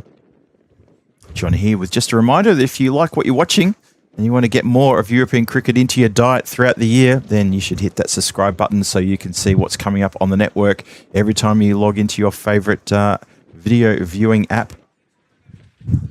And of course, we've got plenty of cricket also in our back catalogue. So if you're interested in seeing any matches or any highlight reels or player profiles in our back catalogue, don't forget, subscribe to the European Cricket Network and you can check out our library. It's quite extensive. I had a look this morning. I think we've got something like 18,000 videos or something like that. There's an amazing number of videos in our library. So you can go back in time and watch all sorts of stuff. Maybe watch the ECS Estonia from last year or the year before. Or the first time we were here, which was, what was that, 20... I want to say 21. Might have been 2020, actually. It was only 2 teams playing. Anyway, Habib Khan brings himself back on. And hits to Nand. Interesting that Nand Ria hasn't been asked to come back. I'm not sure. Obviously, he wants to save him. He's bringing himself on. The captain's taking the risk here, bringing himself on to bowl. He's saving Nand possibly for the next or the last over, depending on what happens in this over. It's pretty brave. Khan in. Miss hit into the deck. And, well, they're going to hustle for 2. They've got to go for 2. And they throw to the keeper's end. And the throw took a bounce and it took pace off. Unfortunately, it wasn't the right throw. It was to the correct end, but unfortunately the throw was a bit soft.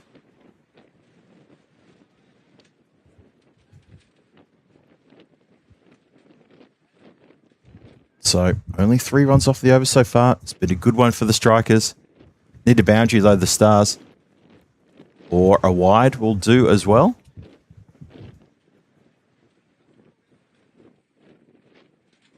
I just had a little alarm go off my phone saying that from the Estonian Weather Bureau, there's now a moderate wind warning in force for Tallinn.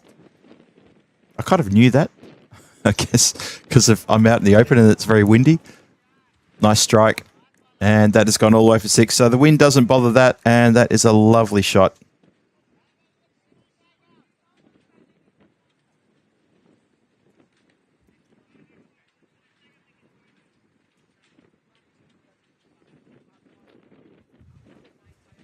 So Habib continues. Slightly mishit. I think that was a bit of a change of pace there. Shaquille has got the ball. Screaming for it is Habib, and it doesn't get back in time, and they get back for 2. Excellent running between the wickets between these two. Always going to go for 2. Always. 143 for 1. 2 to come in the over. 47 off 14. Shot. That has been clubbed out of the ground. Immediately saw the length. immediately saw where it was going to pitch and said, I'll have that, and has absolutely pummeled that out of the ground. Rupan Brewer has smoked it. 149 for one, with one more to come. So it's 18 off the over. He moves up to 98 off 28 deliveries as well. Keep your eye on that. He's 2 runs shy of a century. And what a century this will be in quite an astonishing run chase. Here we go. Last ball, the over.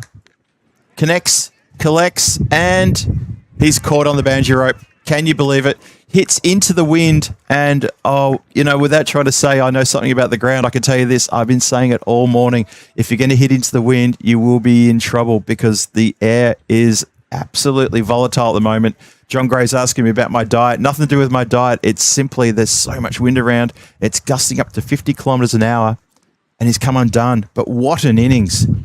Rupan Brewer has gone. He's gone for 98 of 29 deliveries, 8 fours, 9 sixes in that, and he was motoring along, dragging his team, the Viking Stars, to what would have almost going to be quite an amazing run chase. One of the biggest run chases that we've seen. And unfortunately, he hasn't got it. Well, it wasn't quite a commentator's curse. Wasn't quite. I didn't say he was going to get it. I said he's close. If I'd said he was going to get it, I think that would be a legit commentator's curse. But I said, let's see, he's 2 away. So, yeah, just a not quite comms curse. I am the best when it comes to commentator's curse, by the way, for the European Cricket Network. I definitely hold that title.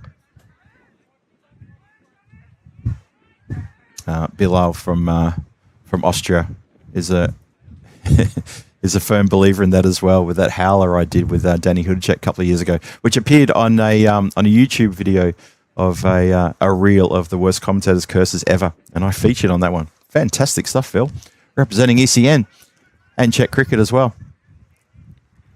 And now this is trouble aplenty. So it's 40 required off 11, and now it's Nandria coming on to bowl his second over. Wayne can breathe a sigh of relief. But what a disappointment, though, for Rupan. I thought he thoroughly deserved the ton, and he hit the ball nicely, but the fielder just held their nerve. And, yeah, that was a bit disappointing. Or disappointing for him and disappointing for the Stars. And this game looks like it might peter out. With a good tide over here, it looks like it's going to go the way of the Strikers. They've still got a bit of work to do. Both teams still got a work to do. Govind Palmer, yes, this is the team that scored 115 in the previous game. Wide, we'll have that one again. After this match, the Viking Stars will take a break, and then they're going to be back in action for the last game today. However, the Strikers will face up against the Stallions in the next game. Oh, this has got a lot of airtime, and that is out of here. Now, the wind picks that one up and takes it way over the line, so we're still going. We are still going. Oh, thank you to Wayne, who sent 1 ECN European Cricket gift membership. Oh, you're a champ. Thank you for that. And it's been picked up by Bird's Eye View Infrastructure. Congratulations to you. You're naming green now. Wayne's pumped out another one. Who's got that? Kicker Vivo picks that one up. Hit down the ground. Just going to be the one. They don't try to go for 2. Captain Birdseye wins his crown. Nice one, Johnny. Tries to go towards deep mid-wicket, goes straight.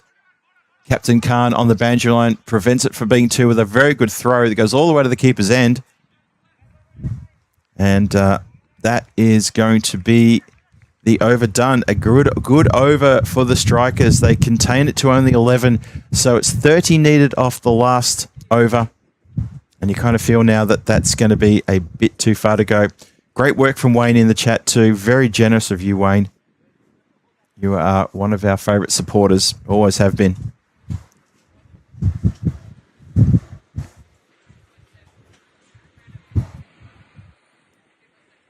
All right. Final over coming up. 30 runs required. No chance of an error or mistake here from either Chandrapar or from Salman Khan. So, can we do it? 5 big hits will do it.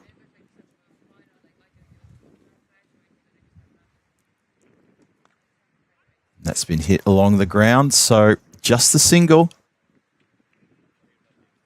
And I don't want to put too much pressure on the striking batter, but 5 sixes in a row, you'll do it. 160 for 2, chasing 190 for the win. Tries to elevate and goes towards backward point. A couple of bounces and it will be 4, but it's not going to be enough, unfortunately. So it's now down to 25 needed off forward balls. And barring any sort of no ball or wide or any kind of infringement like that, Viking Stars are going to miss out on the points here. But the strikers are going to have to just have a bit of soul searching and just shake this one off, because they have come close to being knocked off their perch. Having posted 189, sort of felt they're a bit untouchable. But this run chase was almost perfect. And now it's petering out to its logical conclusion with Elias Hassan keeping a bit of a lid on things. So 3 balls to go, 24 needed. Nick the Brown Bear, thank you to you for your generous contribution to the chat too. Hit hard, down towards deep mid-wicket. Habib Khan slaps it back into play. And Nandria picks up the crumbs and gets a good throw in as well. So good work. Their fielding has actually been pretty good. Couple of sharp chances that they've had. They've really held on to it quite well.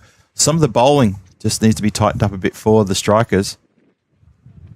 As we're now 2 balls away from the conclusion of this match.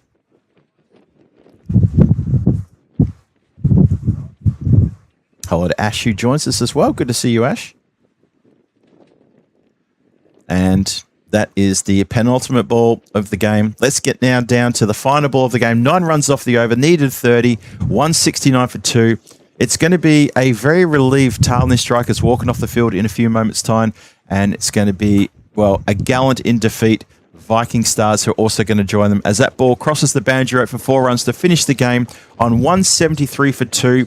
So it's really quite close. It's a 16-run victory to Tallinn strikers, but, well, you kind of feel they've dodged a bit of a bullet there. That was an excellent effort from the Viking Stars. That run chase was absolutely on point for almost the entirety of that innings, and that was so impressive, and I think everyone can agree that they deserve full credit for the effort they did. They never said die. They kept going all the way through until the very end when Rupam Brewer lost his wicket on 98 from 29, and that's when things sort of just started looking a little bit vertical, a little bit difficult. All the bowlers got pretty punished in that innings as well.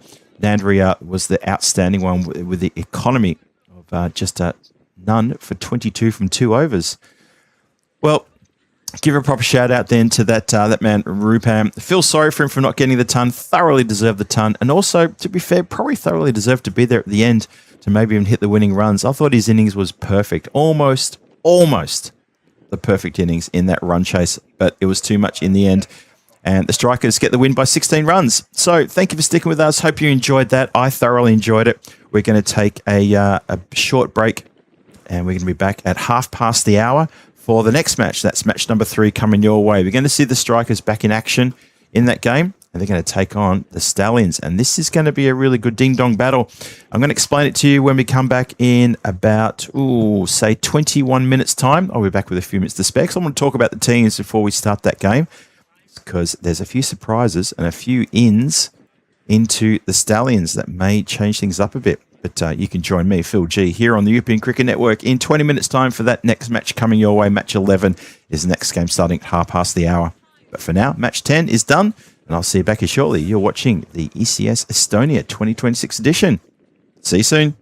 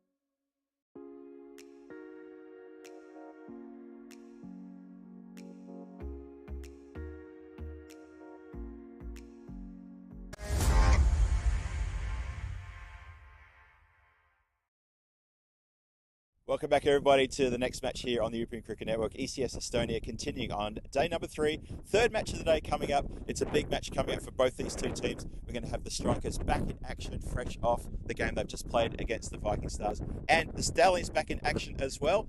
Strikers to call. Heads is the call. It's a tail. What would you like to do?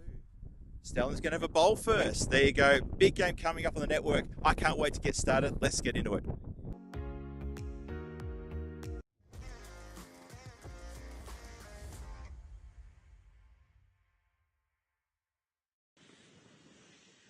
Good afternoon, ladies and gentlemen. Welcome back to the lovely Tallinn Cricket and Rugby Ground here. It's the National Cricket and Rugby Ground here at the outskirts of Tallinn, just on the eastern side. The western side of the ground. That's what happens when you come from Australia. You get the east and west all wrong. No, you don't. It's the western side of the ground of the town, and we are ready to go with this next match 11. Big one coming your way on the European Cricket Network. Phil G here to bring you all the action as the Stallions and the Strikers head out into the centre for what should be a pretty good battle. I'm looking forward to this one. There's a couple of ins, there's a couple of outs, there's a few things going on here. No, there's a couple of people in the chat already talking about what's going on.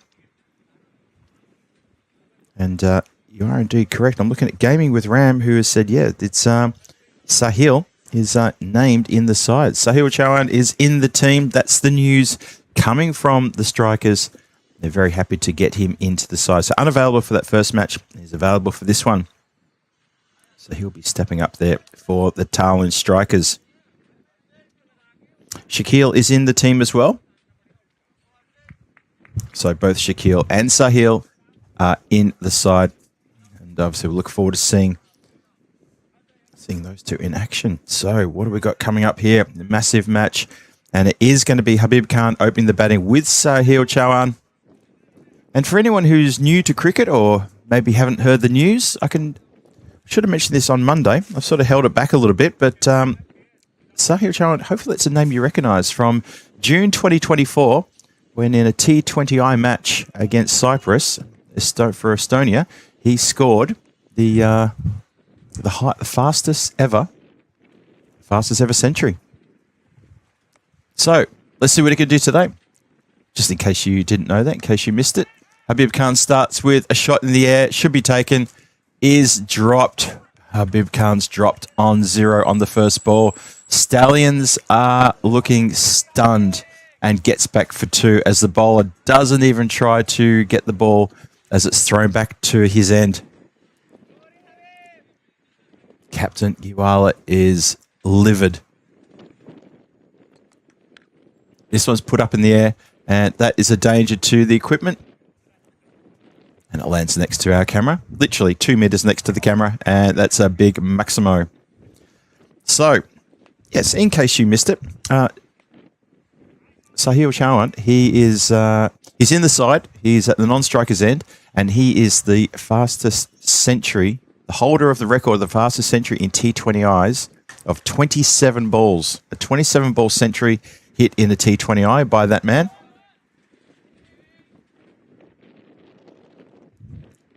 And that is a name that you will remember for a while, because that could take a little while to be beaten.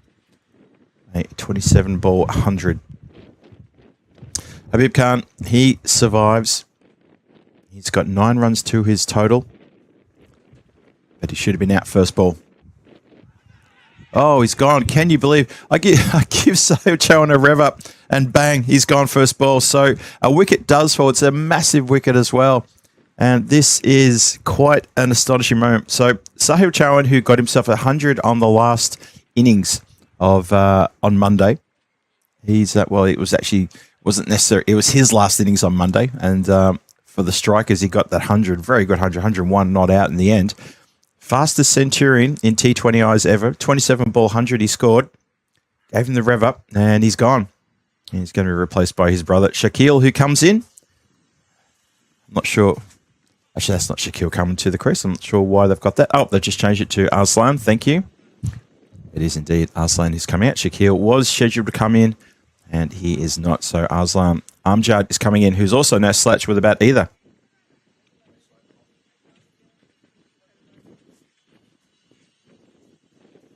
So Arslan Amjad, the most ECN runs in this event. He's got over 2,000 runs on the network. Over 2,100, actually. And this has been clipped away on an angle. It's going to go on a 45 towards the line. The slide, the save. It's no save, though. It's 4 runs. Desperate bit of work there from the Stallions trying to stop the rot. So this over, important, massive wicket. But still, 5 balls have been hit for 13 runs. So there's a lot of people in the chat talking about Sahil and how good it was to have him in the game. Unfortunately, he's come and gone. Goes for a golden duck in this really important match against the Stallions. Strikers looking to get their 5th win on the trot in the series, and the Stallions looking to get their, well, this would be their 4th win if they can do it. And this is, for the Stallions, well, this is their 2nd last match in the group stage, would you believe? Can't believe we're already up to this stage. We have to start talking about 2nd last games and things like that. So the Tallinn Stallions sitting 2nd on the standings with 11 points. This is their 2nd last game. They're going to play the last match against the Viking Stars, and that comes up after this one. That's the late game today. But yeah, the Strikers, this is their 5th game, and they're sitting top of the table on 15 points. So these two, you'd expect them to be in the finals on Saturday, and it's going to be up to the Tartu Wolves, the Tallinn Hippos, and the Viking Stars to sort out who are the next 2 teams to play in the finals.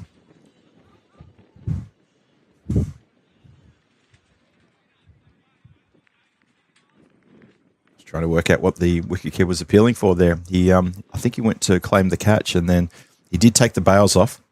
And that square leg unmoved.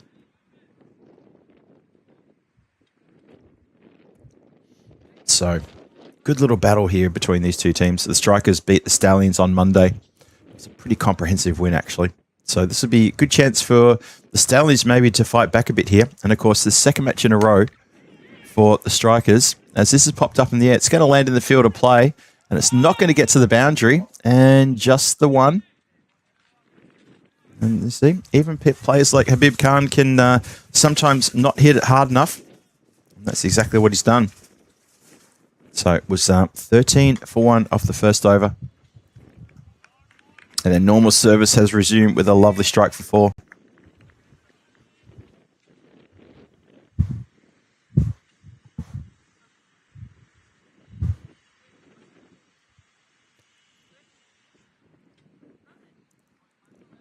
So, interesting. Just a little bit of a lull moment of the game. I mean, the big hitting Sahil Chauhan has to go. He's already gone. Now, these two just trying to get some ascendancy here, and they are doing well with another strike for 4 runs. 1 bounce, 4 runs over the vacant backward point area. Stallions with a bit of work to do. Just a couple of players standing around hands on hips in the 2nd over. Just like to seem a little bit more buoyant about their opportunities and their chances in this game against the Strikers. You do figure that the Strikers, probably the way they're going, the way they're playing, they would finish top of the table. Looking very solid already. Captain making a couple of hundreds already. That's a big hit. That's gone a long way back. That's gone all the way over the cover boundary for a Maximo, hitting into the wind. Even the wind can't hold that one back as it flies right the way across the rope. Blaster Sohag is saying, is Habib a good person? He is a very good person. He's always got a smile. He's very happy to shake my hand and say hello, and I always wish him well in his matches. I congratulate him on his century. He was quite humble about that as well. Big smile on his face. So yeah, he is a good person. I would say he is. And I think I'm a good judge of character as well. Himanju Chowdhury is also a good person, but he needs to try to get a breakthrough here.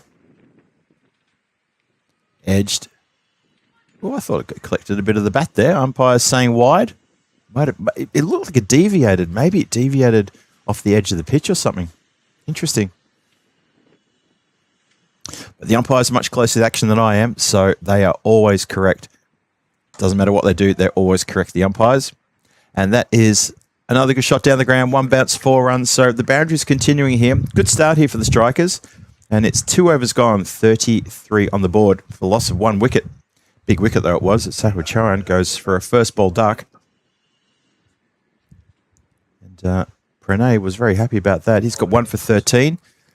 The captain, as he looks to bring himself back on to bowl the 3rd over. as is his way, as he always does that.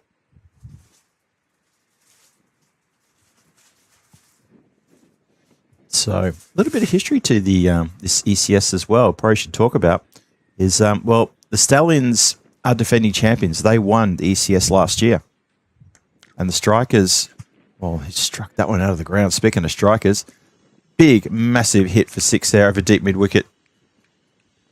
So the Stallions, who are playing now, they won the ECS here in 2024. They also won it in 2025. So defending champions. The Strikers have got a couple of big hitters, but they haven't been ECS champions. This is a really red hot opportunity for them to step up and do that because they're looking really powerful indeed. A couple of big names, big players.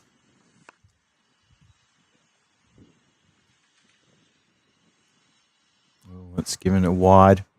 Hits the bottom of the keeper's glove and deviates away.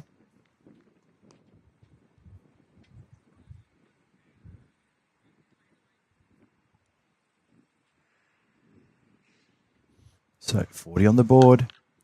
Tries to get under this one. It does indeed, and that is hit the wooden part of the container that's next to us. You might have heard that come through the effects mic.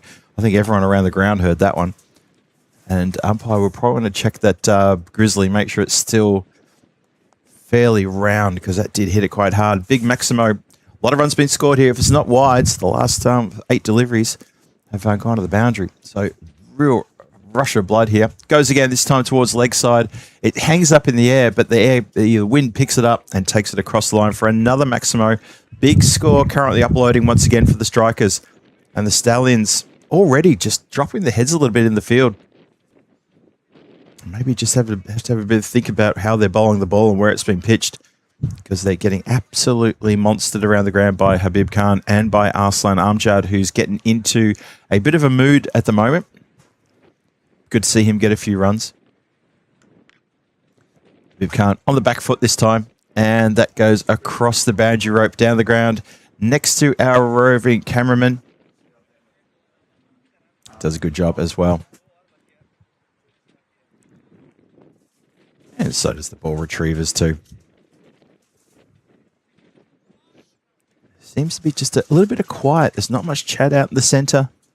There's not noise coming from the dugout either. It's almost like people are just going through the motions. Hit hard. Look out in the officials. The officials just got woken up there with a grizzly invading their safety zone. 64 for 1. Still one more ball to come. This over has gone supersonic. It's worth 31 runs plus one more ball to come. And you just get the feeling this is a really punishing score being uploaded here. Oh, swing and a miss. Against the run of play, it's a swing and a miss. So the score will finish after 3 overs at 64 for 1, currently going along at a very brisk pace at 21.3 runs per over. 31 off the over though, supersonic. Habib Khan already up to 40 from 11. Remember, he hit a quick fire 125, not out in the previous match for the Strikers. Arslan Amjad lending very good support. That 22 from only 6 deliveries faced is looking very good as well. So between the two of them, you've also got Sahil Chauhan, who went for a first ball duck. So there's been good and bad for the Strikers, and I'm sure they'll be not upset with the current situation as the field drops back. It's very hard to set a field for people who are hitting sixes, though. It sort of comes down to the bowlers. They need to pick themselves up here. Zishan Ali with the ball. And Zishan Ali hit out of the ground. That's a massive strike. Oh, there's one of the crew out there fielding the ball. That's Marzi. Nice under on Marzi. He's got a very strong arm, he does. Gives us a wave as well. Good on you, Marzi. Well done. Not camera shot. It was his birthday yesterday. I don't know if anyone in the chat had a chance to shout out happy birthday to him, but it was Marzi's birthday yesterday. We had a little bit of a celebration last night. We had a birthday cake. We had, what what else do we have? We had friends around as well to the ECN apartment that we were renting. We what else did we do? We also, we got Marzi to cook dinner. So it was our birthday present to Marzi was go and cook us one of your famous curries. He did, and it was absolutely amazing. It fed us all very well, and then we brought out the birthday cake afterwards. Back foot slash, gets a high edge, flies away. 1 bounce, 2 bounces, 4 runs.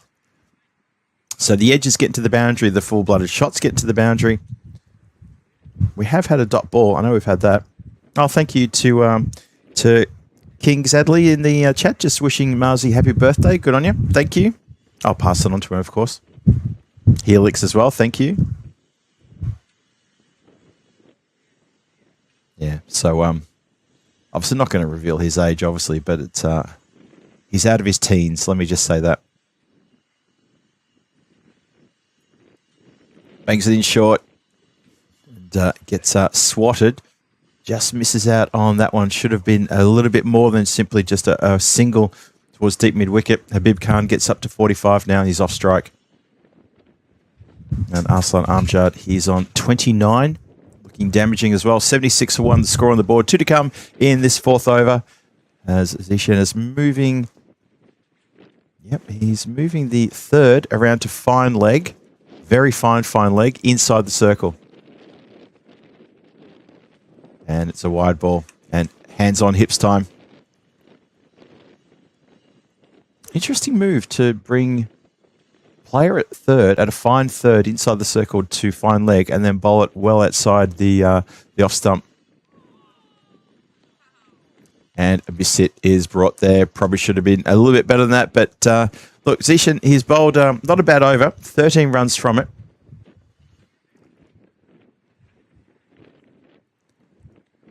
Plus that wide, and that is making it 14 runs, plus still got 1 more to come. Well, clearly he wanted the player there because he thought he was going to bowl a wide down leg side, and it's exactly what's happened. Here we go. Maybe this is the last ball of the 4th, and maybe that's been put straight down the throat of the fielder on the boundary rope, who throws the ball in the air in triumph and success. And that's going to be the end of Arslan Amjad. So he's hit it straight down the throat of the fielder, deep on the boundary at square leg. And the last laugh goes then to Zishan Ali, who does pick up a wicket. And he does break that partnership. So well done. Hello to Kicker Vivo in the chat, with all written in green. Thanks to the generosity of course, Wayne, who gave out a couple of free subscriptions in the previous match. And hello to everyone who's joining us as well. Gaming with Ram is back in the chat as well. Good to see you there, Helix. Looking after the chat as you always do. 78 for 2, 4 overs gone. That run rate just slipped a little bit slightly, just down to 19.5. It seems weird saying the run rate slipped to 19.5. That's a very unusual way of saying it, but it has happened. Just a slight slip. Projected score still massive. Strikers are a reputation of getting big scores on the board when they're batting first.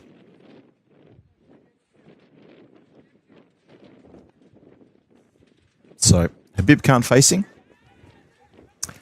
And catch taken. The foot back. Just put the foot back, but still inside the circle, inside the boundary rope circle. And nice catch taken. That's Ankar Patel, who holds on to everything. That's, I think, his 7th catch of the tournament. And he's definitely the leading catcher on the in the tournament. So it's 78 for 3. Was indeed Patel. So Habib Khan has to go for 45. Doesn't get to his half century. Hello to Monica Ramos. Buenos dias, Monica. It's good to see you there. We were just talking about you not too long ago, and we're all sending our thoughts, prayers, and our love and best wishes to you and to your family there in Colombia. And wonderful to have your company. Great to see you again. Yeah, and a few of us on your social medias were sending you messages of prayers and hopes over the last 48 hours as well. So thank you for acknowledging the one that I sent to you. And, yeah, hope you're well. Hope you're staying safe. So 78 for 3 now. And that's along the deck. So it's going to be just the single. So now it's up to the middle order to stand up with no Habib Khan out there to guide them towards a big total. It's now up to the middle order, and that is Shakil Chawan and Nand Ria. Nand hasn't actually faced a ball yet. And Shakil has just faced his first for a single. Nand's going to face his first ball now. He slices this one over the top of the covers. And that is a really good shot. If you're going to hit a shot into the wind, keep it flat and low. And that's exactly what he's done. A flat 6. Oh, Monty, indeed. Very hard times in your country. And the whole of the European Cricket Network community is behind you, and your family as well, wishing you the best, and your country too. Slices this one out towards point. The race is on. The fielder should get to that, does get to it, and just the single. Shakil not even remotely interested in 2 there. John Gray, good on you.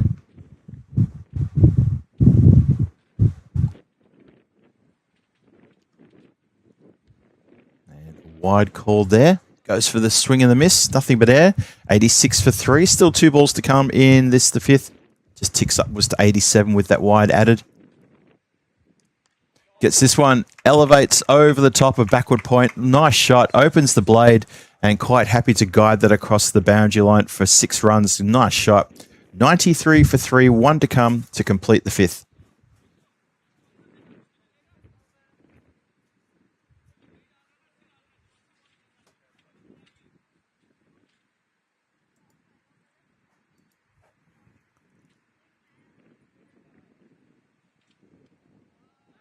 It's going to be a dot ball. There was an attempted stumping there.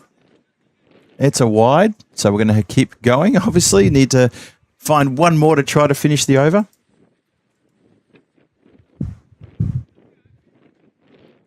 Let's try it one more time. Here we go.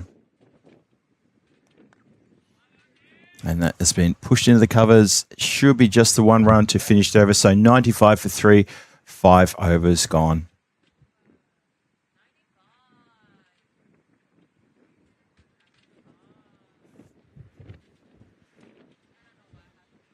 So, interesting times here with a first baller for Sahil Chawan. Habib Khan getting a 45 and out. Aslan Amjad 29 and out.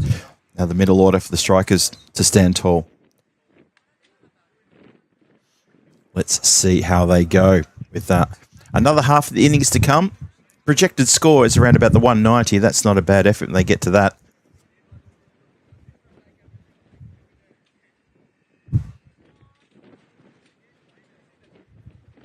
It looks like it's going to be, is it Ashwin? I think it's Ashwin who's going to come on to bowl his second over. Went for 17 in his first. Got a wicket, though. Stallions looking to try to grind this middle order down here. That's a shame. That's a shame it's been put down. That should have been held. Yep, and he's a little bit filthy with himself. It doesn't have to be. That Zishan Ali there has put it down. Into the side for the first time today. Just helped around the corner. Quick single on. And quick single taken. Good quick running there.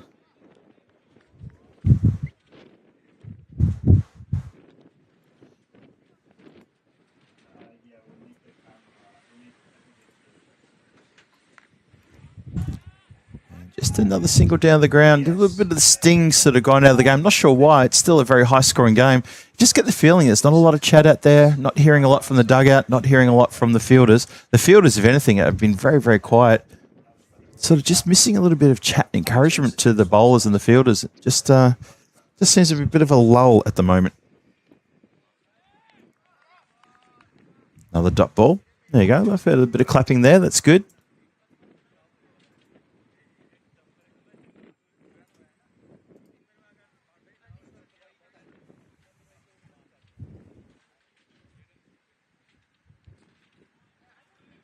Another dot ball. Good over this one. Manipriyal is he's bowled well today. I think everything's been pretty economic. Handy picking up a wicket or two in the previous match. The early match this morning. And now, just another economic one. Oh, that's been hit hard and flat.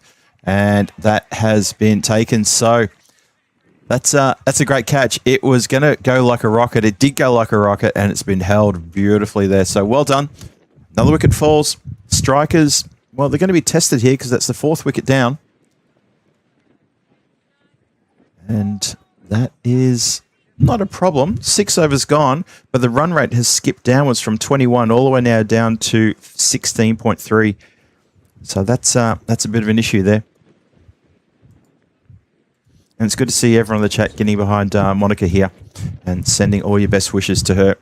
Obviously, there's not a lot we can do for you, but we can send you the positive vibes and hope that you and your family and all your friends are all safe and sound, and that Colombia can recover from that terrible earthquake. So 6 overs gone, 98 on the board for loss of 4 wickets. As I said before, going at 16.3. The wind has dropped just a little bit. You could probably still hear it slightly coming through the mic. I can hear it. But it has dropped down a little bit. But it is forecast to be very heavy winds all the way through to later this evening.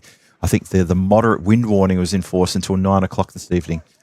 Well, that was going to go leg side for a massive, filthy wide. Instead, what's happened there is Shaquille says, no, I want to get after that. And he's hit it when the ball is literally almost behind him. And he's got it all the way across the boundary for a big 6. Have a look at that. That's gone a long way back. That's almost back on the rugby field. That has gone a real long way back. 100 up as well for the strikers. 104 for 4 in the 7th. I feel like I haven't given a shout out to Paolo Campini for a little while. So hello, Paolo. Good to see you in the chat as well. Been lurking there for pretty much all the time. Also sending your positive vibes and thoughts to Moni. It's good to see.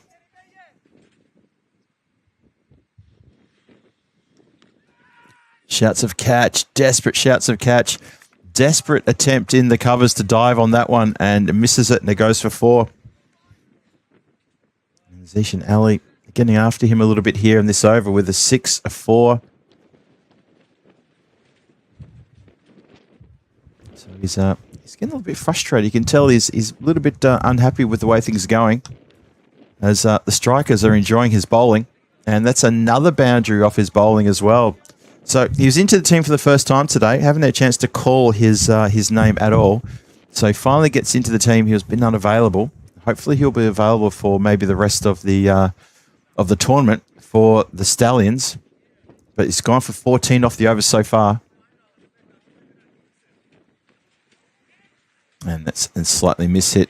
Oh, a bit of confusion there. No run. Shaquille says, no, let's not go. And it's a dot ball.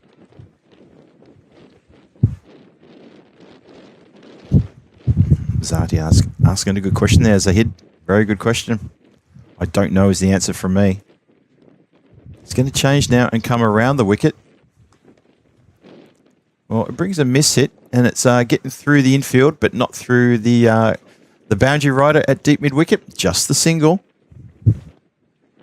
Maybe that's how you set a field. Just have everyone back on the boundary. I'm not sure.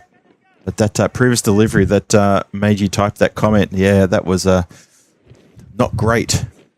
And I'm being very generous with that comment. In again.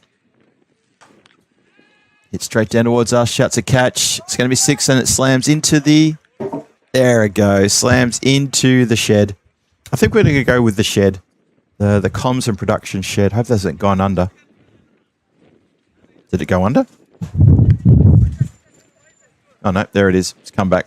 Everyone's looking towards the bottom of the shed here, or as Nick the Brown Bear dubbed it, the outhouse. I think it has gone under actually, hasn't it?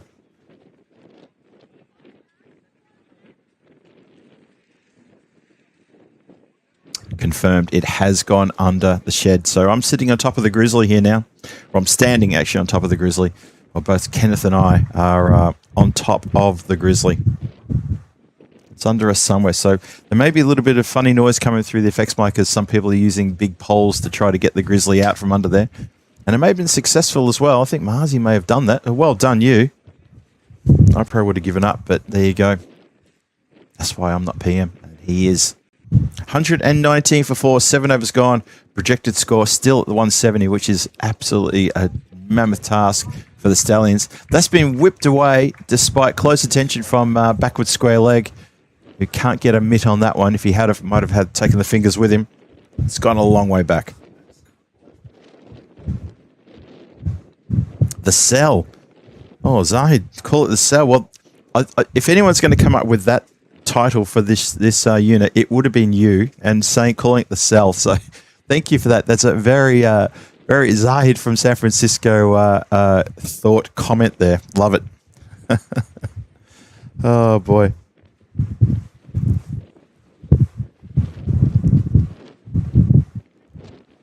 I'll think about that one. I like it though. Attempted stumping there. I don't think the back leg lifted at any time, so umpire turns down the appeal. And so with that dot ball, the score is 1, 2, 3 for 4. So if a wicket falls here, it could be pretty huge. And you know why? That's right, folks. Vega. You're not sure what I'm talking about? Google it. You'll see what I mean. Will he be caught? No, he won't. So we don't get to the 1, 2, 3, 4, 5. Unfortunately, it goes to, with that boundary, a 1, 2, 7, 4, 4. Every now and then, playing number weighing is so much fun. Wardy. Hello, mate. Good to see you in the chat.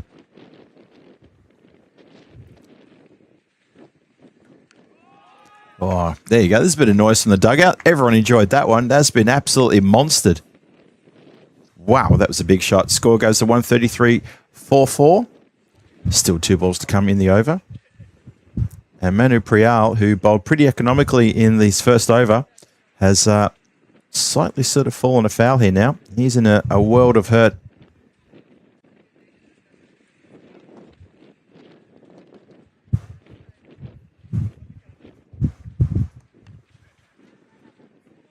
Goes again to the leg side, should be fielded, is fielded. And no chance of a 2 there as they get the ball back pretty quick smart. So good bit of fielding there.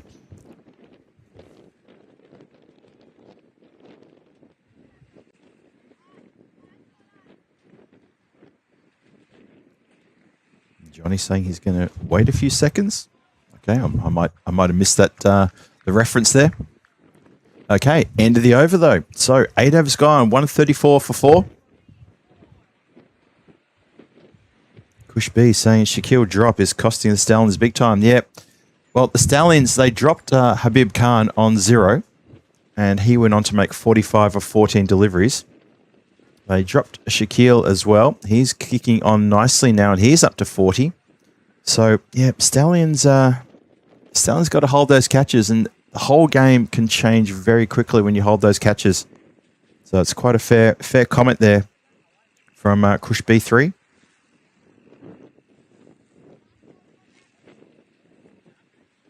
And it's going to be Ashwin to come on to bowl his second. He picked up a wicket in his first over, went for 17 runs. He's looking to try to bowl a very tight 9th over for his team if he can. Hello to Save Derek. That's, of course, Ash. Good to see you. Good to see Uzi as well back in the chat. Good to see everyone back in the chat. It's like you've all come back from a late break. Gets underneath this one and elevates this to the fielder, who looks like he's saved the 6 by throwing the ball back in. His weight was taking him backwards, and I think he's saved 6 runs there.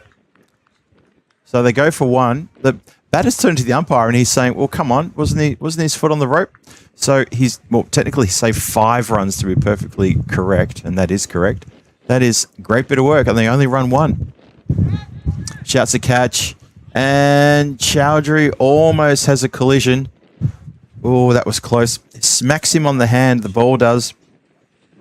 I was more worried about the possible collision that almost happened there. That could have been really, really bad. As it was he and Zishan Ali, who's keen to make an impact here. Here we go. Chowdhury, no. Ankit Patel takes the catch. Ankor Patel, he doesn't drop anything. He's caught everything that's gone his way. I know it's not the first time I've said that, but, you know, repetition, it's its own reward because he holds on to yet another sky chance, and he's made that long on position his own. Catches everything, fields everything clean. I don't think he's not put anything down whatsoever fielding there. And I think that's his, I think it's his 8th catch, and probably his 8th in that part of the ground as well. So, wicket finally falls. And the Stallions just breathe a sigh of relief here with a couple of wickets coming at critical time. This one especially then with the removal of Shaquille as he just pushed himself into the 40s. Doesn't get beyond 41 though, it has to go. 136 for 5 halfway through the 9th. So far, Santosh has bowled a pretty good second over.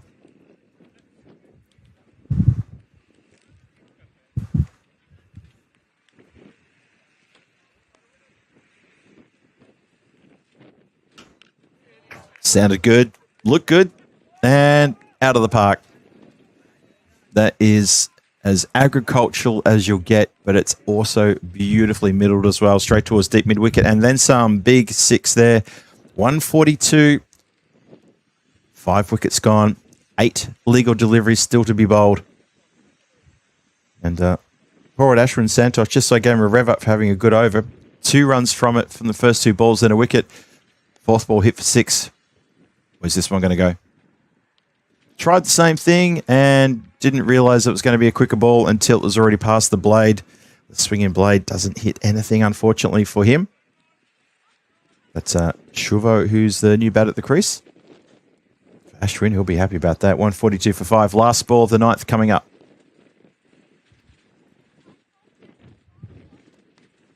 Hit down the ground. It's going to bounce once. Chowdhury charging in with the ball. Maybe he's looking towards his captain and suggesting maybe he bowl the 10th. Interested to see if he does, because that's a bit of good ironic fielding there. And he will indeed bowl the 10th. So there you go. Unless he's... No, actually, he might be waving to someone else. Maybe he's asking... No, it's got to be Himanshu Chowdhury to bowl that. He did go for 20 off his first, so he will bowl the 10th. 143 for 5. 9 overs gone. Last over coming up. Where's the total going to end? You'd like to think it'd be a 160s target for the Stallions. Strikers would be hoping for at least a 160. Just getting his field right here. What's he got? Long off, long on, deep mid-wicket. Deep cover and a deep backward point. With everyone else up inside the circle. Starts us off with a fast ball, and it's the dot. Good first up delivery there.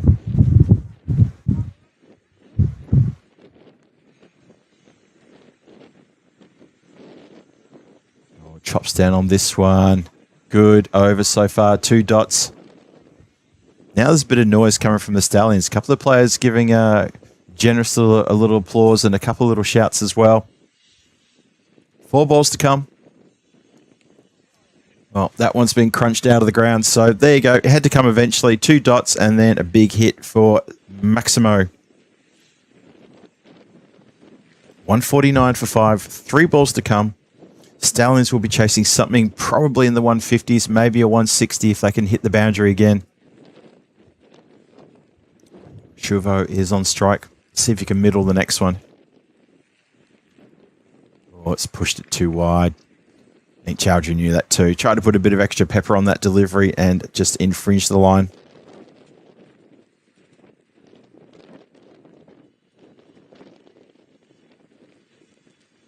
Well, that's a bit worse than the previous one. So another wide. Started the over well, and ever since the 6, it's kind of gone a little bit pear-shaped. 150 up as well for the strikers. 151 for 5 now. Still 3 to come.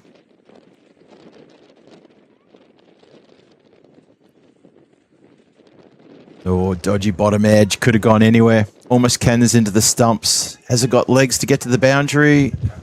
I think it's been saved. I think it's been saved okay. Back for a couple.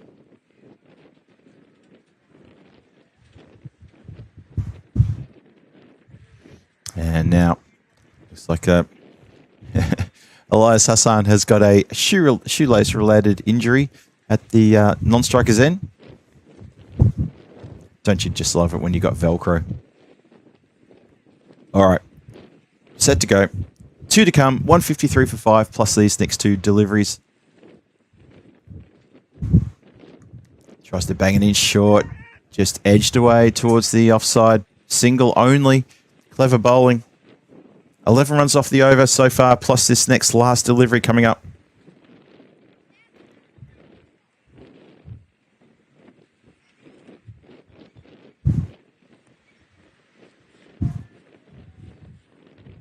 Swings and gets the wicket. So that is the end of the innings. It's a fair effort, though, too, by the Stallions to try to fight back here. The strikers got off to an absolute flyer, although they did lose that man, Sahil Chauhan, right at the very top in that first over for a golden duck. And then big partnership of 69 runs between Habib Khan and Arslan Amjad before Amjad lost his wicket. But the score on the board, it's going to be 154 for 6 after 10. And thanks pretty much to Habib Khan's 45 and Shakil Chauhan's 41 as well. A couple of little cameos in there as well. Arslan Amjad, I mentioned a moment ago. I thought he batted really well for that 29. Really wanted more out of him, though. And at the end there, Ashraful Shuvo gives things a bit of a push, so well done to him as well. In the bowling, all the bowlers picked up at least 1 wicket, with Ashwin Santosh getting 2 for 26. And he was my pick of the bowlers for sure. Bowled very well indeed. So that is the halfway point of this third match of the day, match 11 in the balance. And a 155 required when the Stallions come out to bat. We'll see if they're going to get that when we return here on the European Cricket Network. This is Phil G, and you are watching ECS Estonia. I'll see you back here in about 10 or 11 minutes' time. Call it 10 minutes. See you then.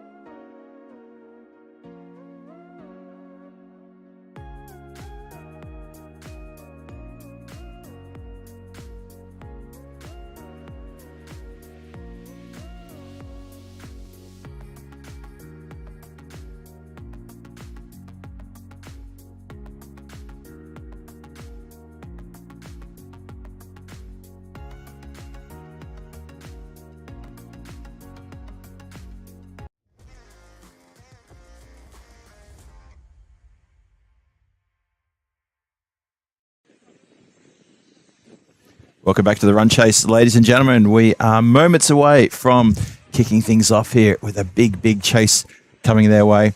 And I'm going to give them umpires a thumbs up and say, head out whenever you're ready. Take the teams out because this is a big chase coming. 154 on the board. The strikers have done well to get to a good score. But is it a chaseable score by the Stallions? I'm not too sure. Looking forward to it. Hope you're looking forward to it as well. A few people saying if Zishan can stick around, then the second team can win. I can see Ifti Hassan in the chat saying that. A few people said that as well. With Zishan's first game here, if he gets amongst the runs early, you never know. Definitely with a red-hot chance of reeling in this total. It'd be a good run chase if they can do it as well. We've seen a close run chase in a game earlier. Actually, in the previous game, the Viking Stars almost chased down a mammoth total. So there's every chance that Stallions can get close on this one. We're going to find out very shortly as the teams all start to head out there, find their respective fielding positions. The batters are out there in the centre as well. Rifik Khan is going to open the batting. And he's out there with Eddie Rajchi. So let's see. John Gray, nice to see you in the chat and very generously posting the ECN.cricket website. That's where you can go to get all the stats, the team news, find out about the coin toss information and everything you need to know about these events and many others. So thank you for posting that, John. Much appreciated. Johnny here's back in the chat as well. Good to see you. It was good to see Moni in the chat just previously as well. And we start with, well, a 6 that maybe shouldn't have been. As the strikers are a little bit upset about that. There's a lot of people staring towards the player down at deep mid wicket as he's had a bit of a howler. Still, it's a nice way to start if you're a Stallion. That is a Tallinn Stallion. And Rifik Khan.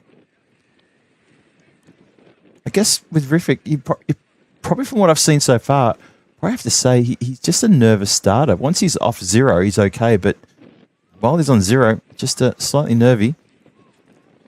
Swings at this one out towards leg side. The chase is on. The ball, the player, the ball wins the race. 4 runs. So a brisk start here to the run chase. Stallions need to get off to a flyer. And it was when the strikers were batting, they got 64 in the power play. And if the same thing can happen here, well, you never know. Smacked up in the air. Shouts to catch it. Sahil's under it. And the wind will take it over his head just at the last minute. Set himself and just missed out on it. Hello to Paolo Campini back in the chat as well. And just want to give a shout out to all the mods who are good friends with Monica Ramos. I really appreciate the support you guys are showing. And that's just from me. Nothing to do with the company or anything like that. Just from me. It's a overwhelming outpouring of support for Monica going through a very tough time at the moment. So good on you. Thank you, everyone. You guys have been absolutely terrific. And back to the cricket then. So good start to this match. Good start to the run chase for the Stallions. Rifik Khan has torn things to shreds a little bit here. 17 off the first 4 deliveries. Keep my eye on skipper Habib Khan. He's up beside his bowler trying to give some encouraging words.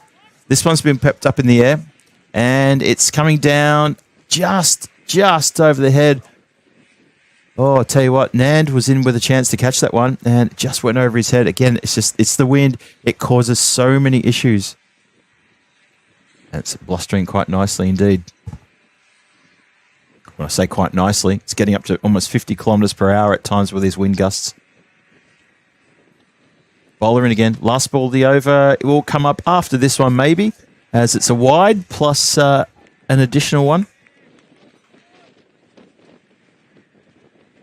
Tim Harmer asking, anyone know if Arslan Amjad is playing in the series? Yep, he's. I'm pretty sure he's out there. He scored runs. I think he scored 29 runs in the first innings.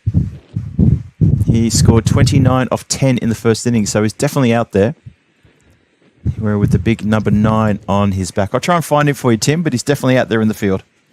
Anyway, end of the over. 20 runs off the first over. What a start there for the Stallions. Excellent start there.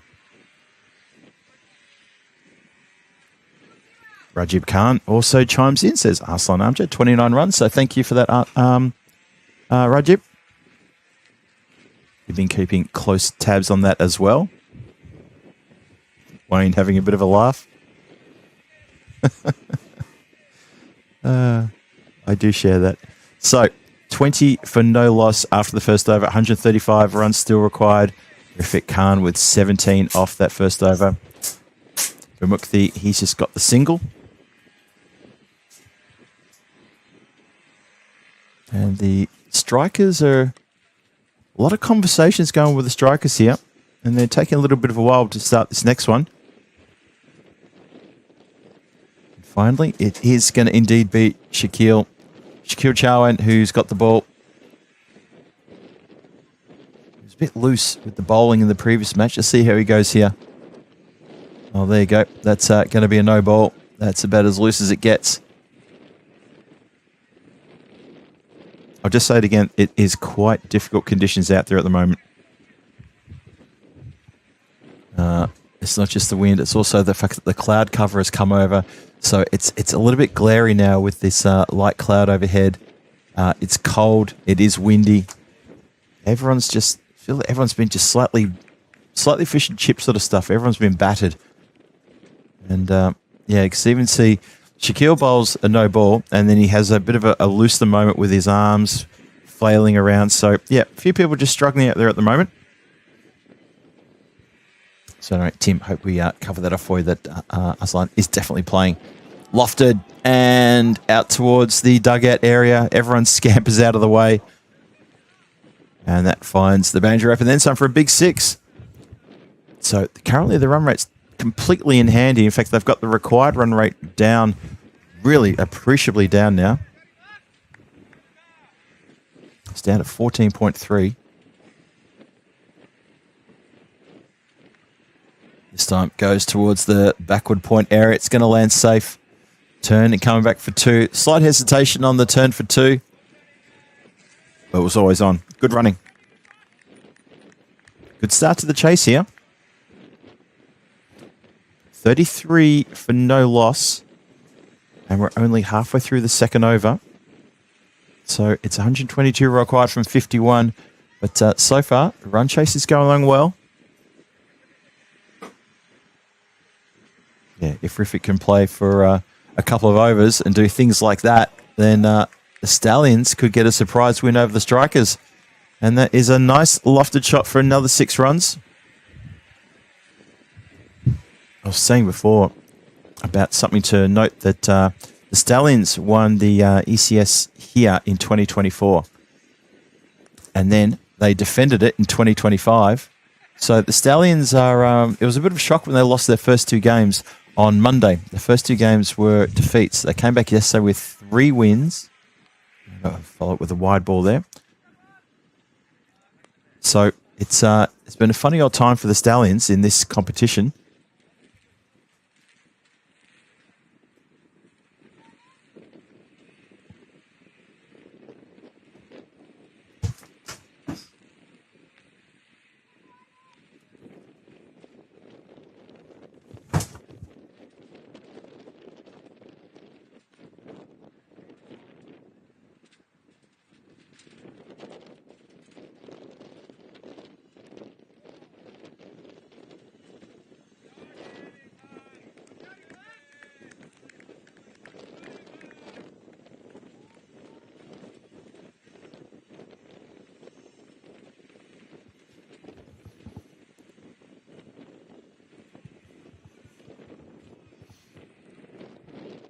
Chase well in hand here.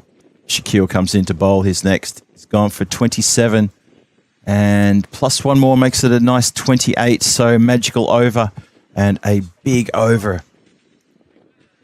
So this run chase well and truly in hand by the Stallions here. They're going along at 24 and over with 48 in the first 2 overs. Rafiq Khan, he's already up to 42 from 11 balls faced, doing really, really well.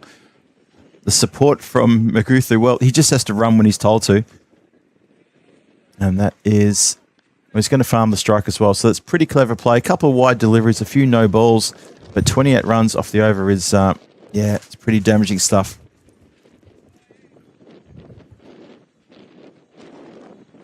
So, end of the over. Shoelaces being tied up. A few strikers sort of just striking their chin at the moment, saying, well, what have we done wrong here? What's happened? And this is another potentially good run chase here.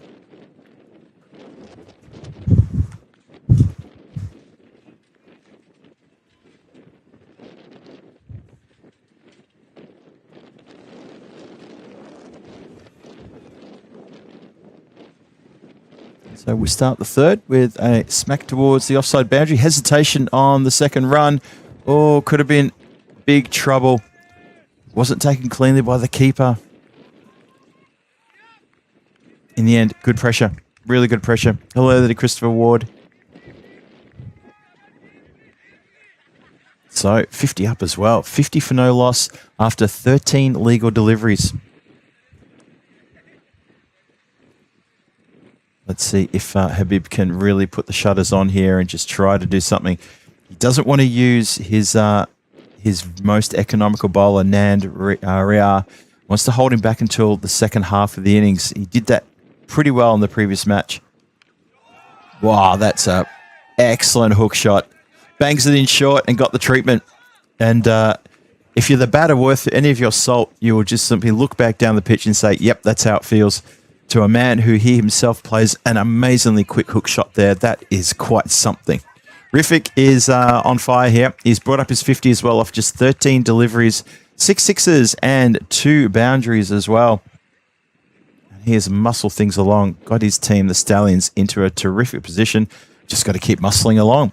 The required run rate from here on in is already under 13. It's 99 required from 46. And this is very promising signs. If you are a fan of the Stallions, if you're a fan of the Strikers, you might be getting a little bit nervous. And I think it depends what happens the rest of this over. Habib Khan might even turn early to Nandria just to try to put the brakes on.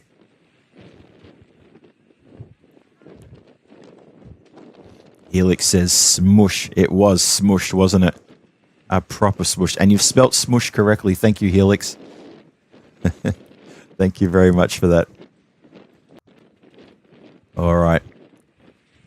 Terrific. He's got 50 from 13. Khan continues. And he's hit it straight down the throat of Sahil Chauhan. He couldn't have picked him out any better. He couldn't have mishit it any worse. And Chauhan couldn't have done anything wrong apart from drop the catch. He doesn't move a muscle either. Just puts the hands up and accepts what ended up being almost a bit of a dolly. So Riffick gets 50 and out. He doesn't kick on. He needed to kick on. I'm waiting for the game where he's going to come on and belt a century himself, and it's not going to be this one. Well, there you go. That's quite astonishing there. So Ankur Patel comes out to the centre.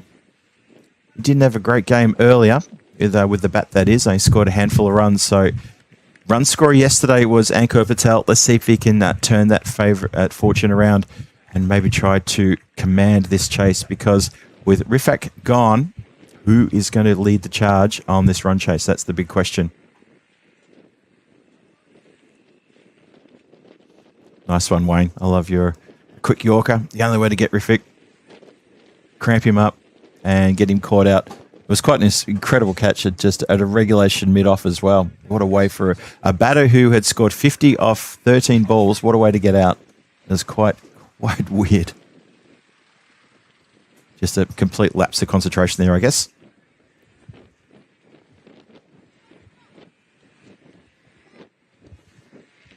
Oh, Rana to here. Interesting to say that. Well, also note that you're here, so that's something to consider. Interesting comment. So 60 for 1, 2 balls to come in the third, and Habib Khan has done a captain's role here and dried up the runs, picked up with a big wicket as well, and he's now got a dot ball.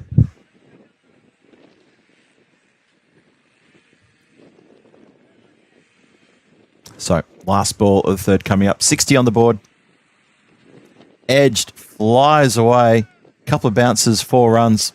And Habib couldn't do much about that one. It was really just Ankur just throwing hands at the ball and hoping to get something. And he does get something. 3 overs gone, 64 for 1 on the board. Stallions in control of the run chase, but they've lost Rifat Khan in that over. And that, to me, is going to be part of the problem. Hello to Julian Dawson. Hello, Julian. Hope you're well. Good to see you in the chat. Join us on what is a particularly windy and cool day. Top temperature. I don't think the temperature's gotten above 16 degrees here. And plus include the wind chill factor into that as well. It's been windy since the moment we got to the ground, and it hasn't stopped. On the full and punished. And that is what we'll call a Gundy ball. And the Gundy ball gets the treatment. That is hit a long way back as well. Now, Tim Harmer, I know you were asking a few moments ago if Arslan Amjad is out there. Well, he's bowling now. And he's bowled a bit of a shocker, and he's got the treatment for it as well. So the score's now up to 70. And that's quite funny, because Amjad had to suggest to the fielder at backward square leg, you're going to have to go and take the return throw. Otherwise, we're going to be here for a while waiting for the ball to come back. So there you go. Oh, Julian, 32 in London. When's the break going to come? When is that heat wave break going to break in London? That's what I want to know. I'm heading back to Prague next Monday, and I think on Tuesday there's going to be some rain. So I'm proud to say I'm going to take some of this weather back to Prague with me and try and break the heat.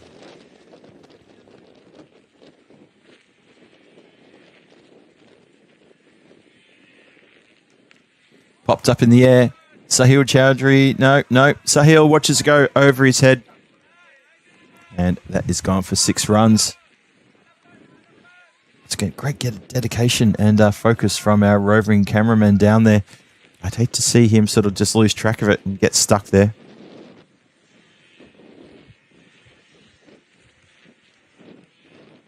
And follows up with a wide. Get the feeling the strikers are just a bit Elvis Presley here, and they're quite shook up.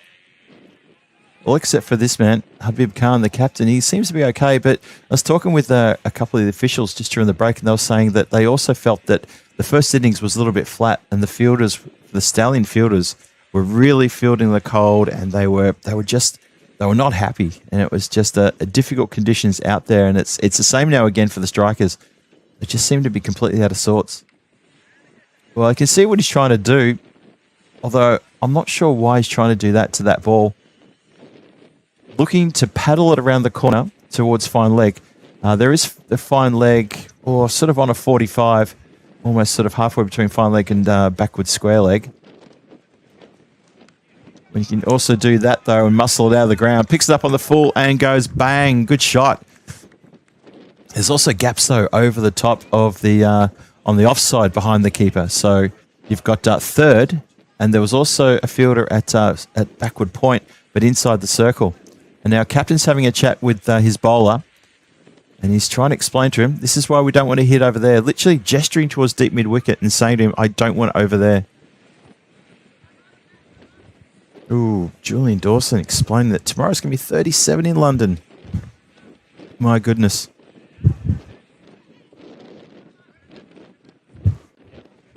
Yep, that's quite something. Well, I think tomorrow here it's going to be, well, I don't want to rub it in, but I think it's going to be 18 here tomorrow. And I think we've got another lost pill. Umpire's asking for a new one. He's saying, no, come on. And okay, batter also wants to change his equipment. He's looking to change his bat. So with the ball taking a little bit longer to come back, the batter gets a chance to change some equipment up. That's what's that? For Mukthi has asked for that change. Ankar Patel's still there.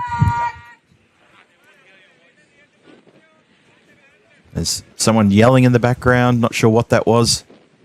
Might have been one of the native animals here just screaming. I'm not sure what. I really don't know what that was then. But anyway, might have been machinery. Never mind. Anyway, there's a bit going on here. Players getting a bit feisty. Players getting a bit sort of eager to get out of the cold. 85 for 1. One more ball to come to complete the fourth as everyone comes back to their respective positions. Banged in short and hit straight back to where the players have just gone to get the ball. Habib Khan has dropped his head as though he's just saying, every word that I just said to my bowler has gone in one ear and out the other, and he's put it in exactly the same spot. He genuinely dropped his head there. And, yeah, I think if you're Arslan Amjad, you probably want to go nowhere near your captain because you're probably going to get a bit of a spray. Dear, oh dear. 91 for 1, 4 overs gone. This run chase is looking in complete control. They need to be going at 10.7 and over, the Stallions from here on in, and it's looking like they're going to do it. Still got a ways to go. Still got to get them, get all those runs. But right now, you just feel with knocking off the first 90 runs inside of 4 overs, that's a real statement. All right. Rolling the dice here with Shakil Chawan coming back on. He's got none for 28 off his first over. Kind of surprised to see him come back. I think Habib Khan. I know he's playing towards his to a bit of a I don't want to say script. It's the wrong word to use, but he has a battle plan here. Now Sahil wants it, and Sahil has. Oh, he's just dropped it at the last second. Under it for a while as well, and that's going to hurt. And he has to apologise for his brother and say, Shakil, I'm so sorry I put that one down. Should have held it. Just got away at the last moment. It's the wind is making it so difficult there, but that could have been held. Even maybe the second bite of the cherry. Goes high. Nope. Goes through the fielder. Oh dear. It's all going wrong for the strikers. It's just not going their way. Not one bit. And that score is racing along now. 96 for 1. Just needing 59 from 34.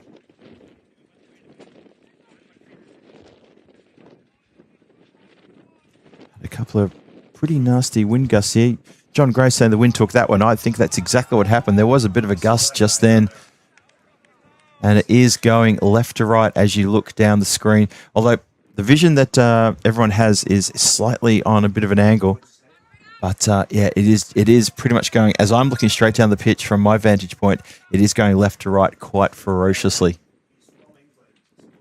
You can describe the wind as ferocious. It's a bizarre word to use for that, but it really is. Straight shot. Captain Khan is going to come around to get that one. And just underruns it, so just the single. 100 up with that previous Maximo as well. So the Stallions have crossed the 100 mark and now it's 103 for 1. 2 to come in the fifth. So 52 from 32. Scratch that. It's 46 from 31.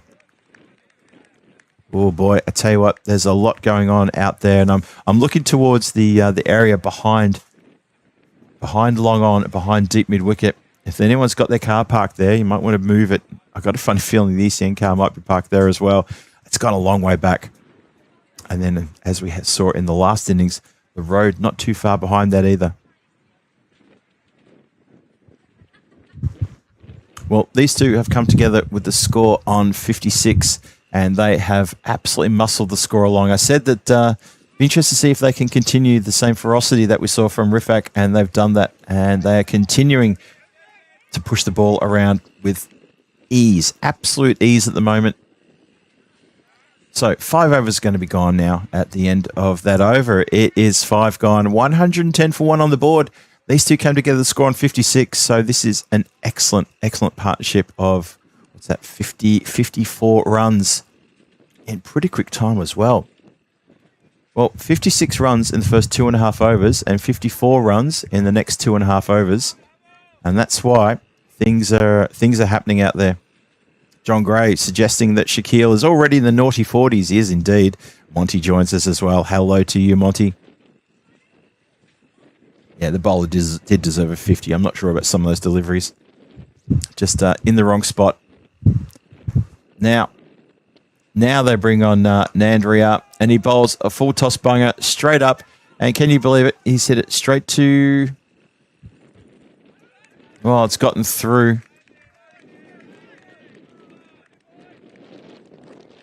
it's interesting because I really felt that with Shaquille coming on, he probably shouldn't have bowled that fifth, and Nand should have bowled early. I think Habib might have missed a bit of a trick here by bowling his most economical bowler last. And now Habib has got his hands on his knees. He's staring at the ground. He's gutted. It's like he's out of ideas. He's got no other ideas on what he can do. And he's definitely got a problem on his hand. He's got one over himself to go. But Nand Ria has just been taken out of the ground with a big strike. And that's his most economical bowler after the no ball 2, which was caught. But because it was the no ball, it was keep going.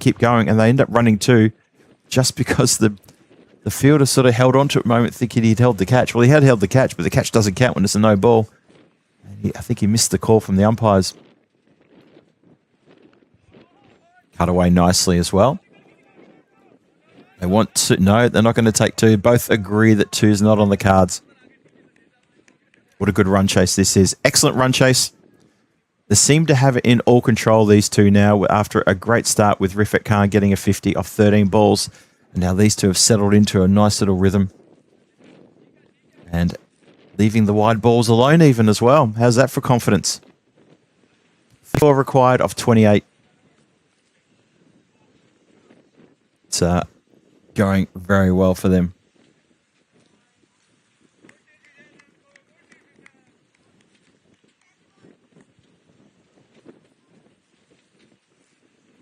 Yeah, a couple of wides now, no balls, not a good over, 12 from it. 2 legal deliveries only have been bowled. Tossed up and hit hard through the extra cover area. And that has found the boundary rope as well. So it's got to hurt a captain when you hold back who you think is the game-changing bowler, and when he does finally bowl, it doesn't work. And he's gone for 16 off 3 legal deliveries.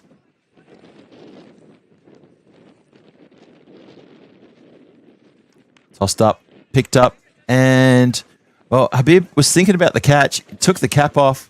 The shot at the stumps was actually really not that far away at all. You got a feel for Habib. You kind of feel like he's the lone player out there.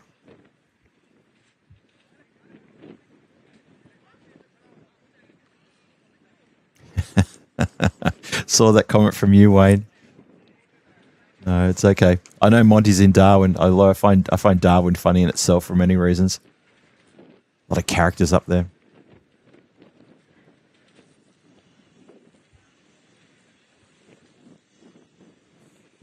And of course, yeah, no, I was laughing at the previous one from Monty, yes.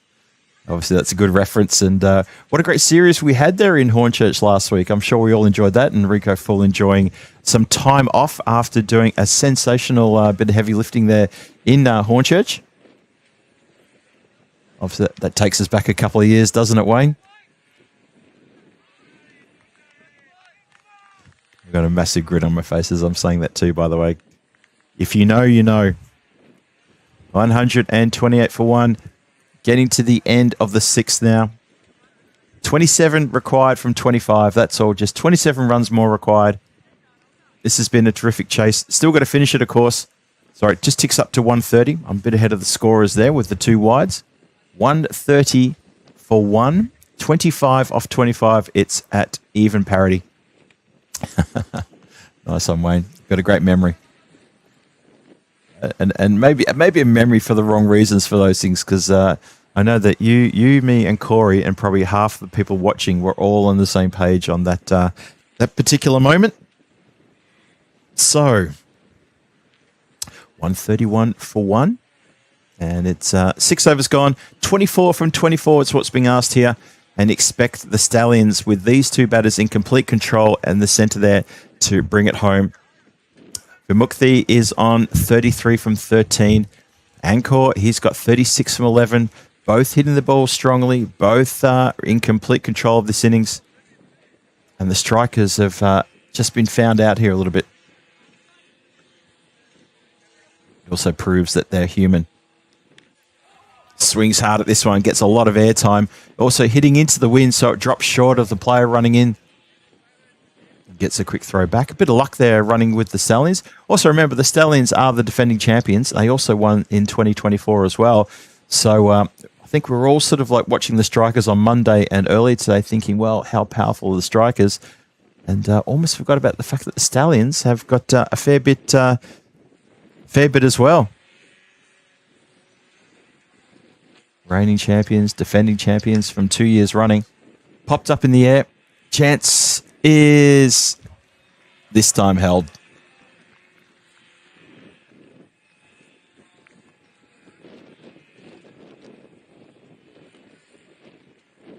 So it's been a good partnership. It's been an excellent partnership. In the end, the partnership is, quickly add this up for you, it's worth 76 run partnership. And they did that in very quick time in approximately, 3.5 overs.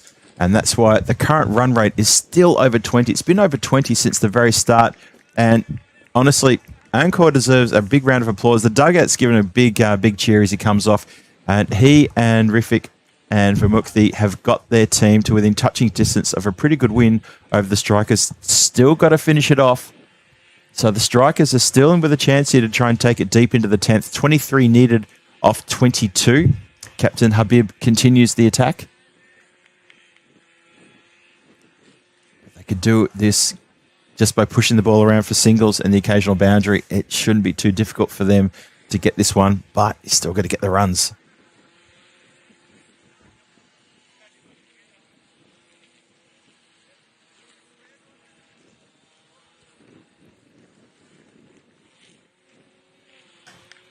Oh, clubbed. Absolutely clubbed. Middled and out of the park. Habib Khan has been taken downtown with that big strike. Hetierachchi has put him out of the ground, emphatic style. It'd be appropriate for him to try to get himself to a 50 here, maybe even a 50 not out. That would be really, really appropriate. Hello there to Terry Richmond, who joins us as well. Good to see you, Terry. And cutaway and a bit of work here on the boundary rope needed and is done. Just a single.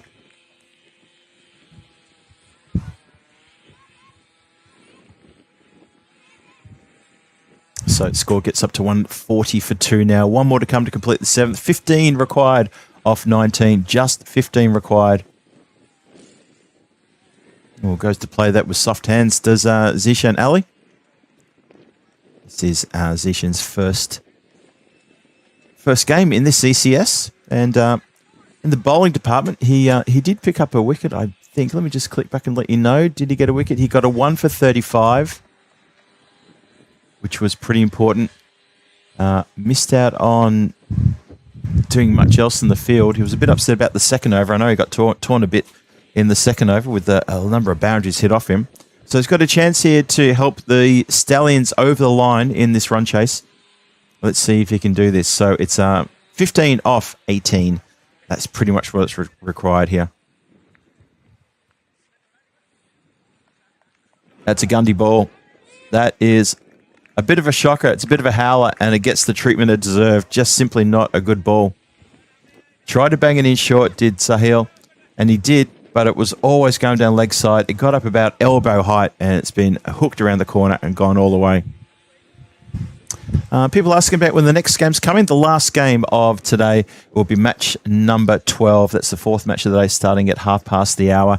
That is coming your way in approximately, 38 minutes time. And that is the last match of the day. And that will be the Viking Stars taking on these Stallions again. It'll be the Stallions' last game of the group stage. And we will see them in action on finals Saturday. But the Stallions, their last group game is happening. Monty. Yeah, it's true. It's true. There is actually, I do have an addendum also to that story about the Rod Marsh, Dennis Lee meat pie Phil G confrontation. Nice work from Habib on the boundary line. He's trying his hardest, the captain. Everything counts to him, and I love that. Really trying hard. Yeah, just really quickly.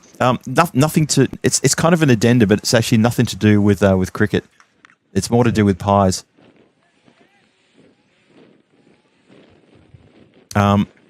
So the story that Monty's referring to there is the one where I ran full on around a corner at Little Collins Street, and I slammed into Rod Marsh and Dan Seeley. Rod Marsh was eating a meat pie with tomato sauce, and I wore it all because I just slammed into him. And yeah, Rod Marsh was upset about the fact that he couldn't finish his meat pie because it was all over me.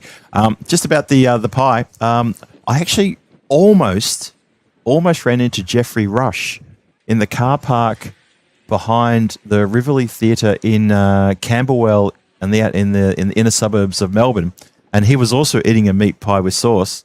And I apologise for almost walking into him, but not knowing who it was, and with a big mouthful of meat pie and tomato sauce, he just I think he was trying to say that's okay or something like that. It just came out like it was yeah, just a really bizarre moment. So I don't know, it's something about me and walking into celebrities who are eating pies. Go figure. Anyway, 150 for 2. Sorry about that, folks. 150 for 2. 8 overs gone. 5 needed only now from the next 2 overs.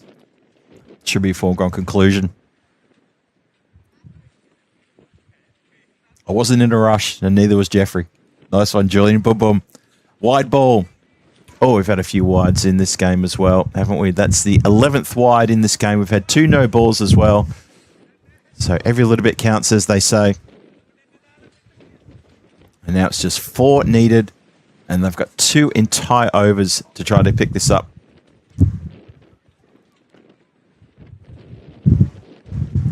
Damarajan trying to find some way to push this game into the 10th. I'll tell you what, you have to be Houdini to pull this one out of the hat. See if he can, though. No, he can't. And that's how the game finishes, with a big Maximo. And that is quite emphatic style. Helix, you're right. I do have to stop running. I've got to stop running around Melbourne. It's not good for me or for the pie industry. There you go. And so 157, the chase is done with 11 balls to spare. And that is an 8-wicket victory to the Stallions over the Strikers, and quite an emphatic victory as well. So congratulations to the Stallions. For the Strikers, they taste, their first defeat in this series, and the Stallions get a win, and, well, that's definitely assured them of action there on Saturday. And as the players all come together to shake hands and congratulate themselves, remember, the Stallions are going to be back in action against the Viking Stars in the next match coming up in approximately 24 minutes time. 34 minutes time. So we've got a bit of a break as we quickly look through the card, and we say, well, for the Stallions, what a chase. Rifat Khan, 50 from 14. Vermukthi, unfortunately, misses out on his 50. He gets a 48 from 20. Deserved an ECN 50, he did. And Zishan Ali is there at the end as well. He hits the winning runs, and he gets 9 from 5. Would have been nice if Zishan could have turned the strike over to Vermukthi and maybe give him a chance to get a 50. In the end, it doesn't matter. It's the Stallions who get the win, and they'll be very happy with that result as well. And the Strikers, well, that's their 2 games done for today. And they can now head off home and consider maybe, what have they got coming up now? They're back. The Strikers are now back on Friday. So the Strikers have tomorrow off. They're back on Friday to play 3 games on Friday. And so the next game coming your way on the European Cricket Network will be the Stallions and the Stars going head-to-head in the return match from this morning. They're going to do it all over again. So that's it for me for now. We're going to take a bit of an extended break here as we finish the game early, and I'll see you back here probably at 25 past the hour, probably in about 30 minutes time for that final match. Hopefully I will see you there as well. I know a few people will be saying goodnight. They're saying it now. Hopefully I'll see you real soon. And thank you for your company, everyone in the chat. Take it easy if you're heading off. If you're sticking around, I'll see you very shortly.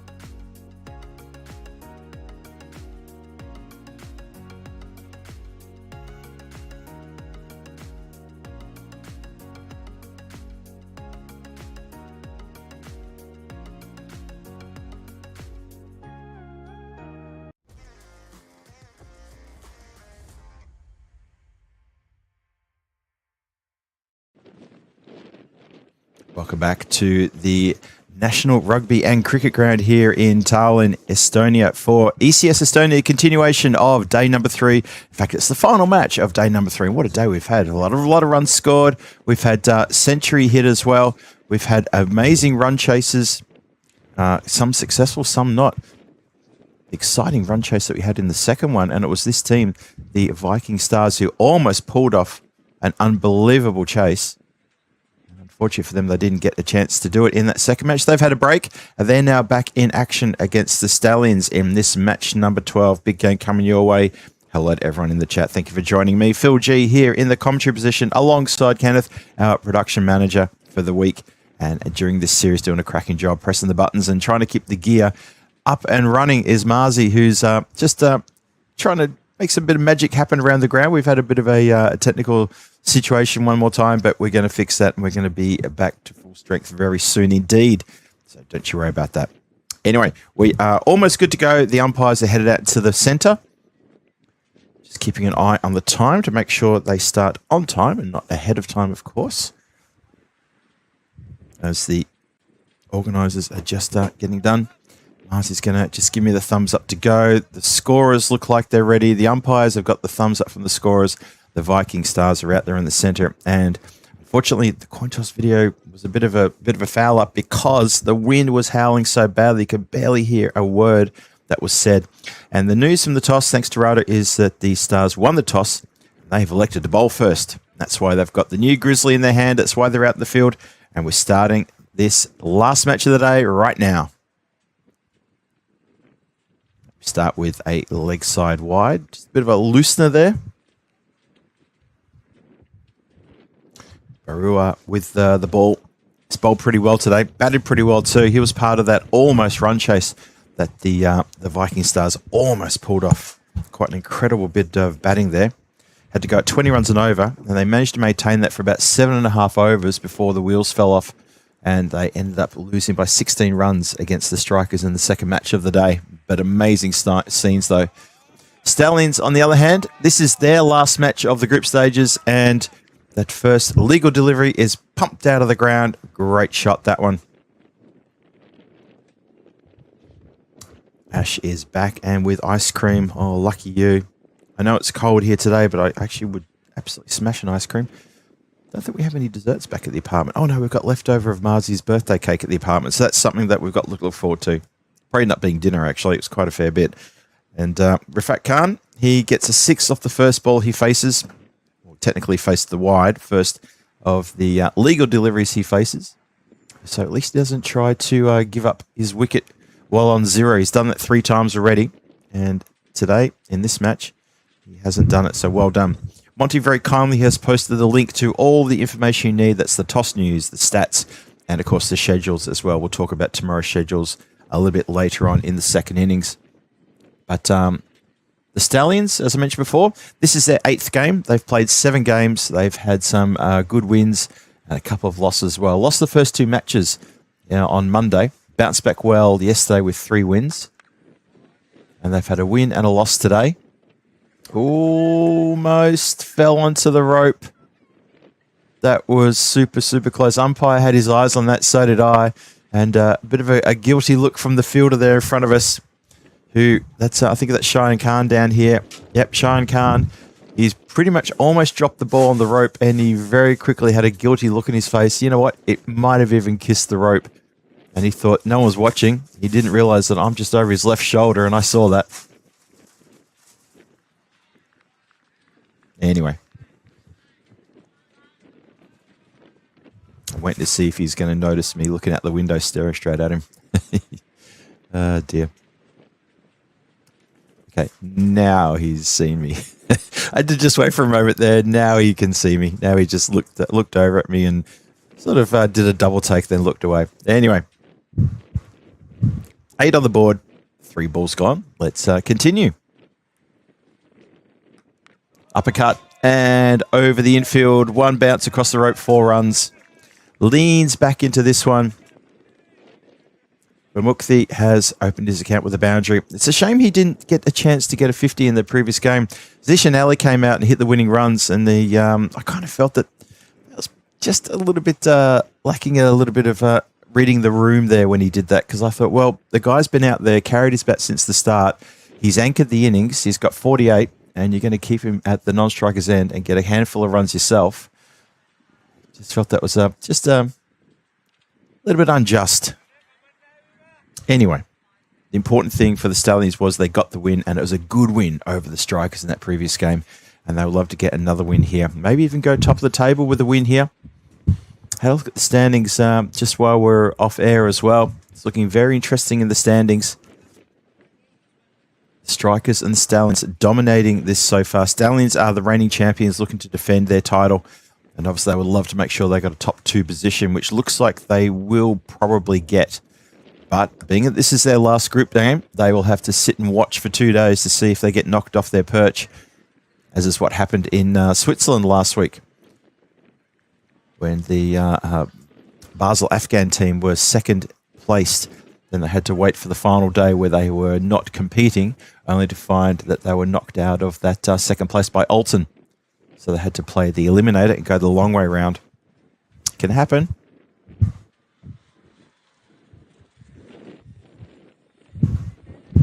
So first over gone, 13 on the board. Cautious start. Rifik Khan, 7 from 2, including a Maximo. And for Mukthi, he's got 5 from 4. A couple of dot balls in that as well. But a good boundary nonetheless. We continue now with the second over. Struck hard. Look out in the officials' area. Don't want to hear anyone crying or screaming. I can't quite see where that landed, but I know it landed somewhere in the officials' area. And hopefully that was cleanly fielded.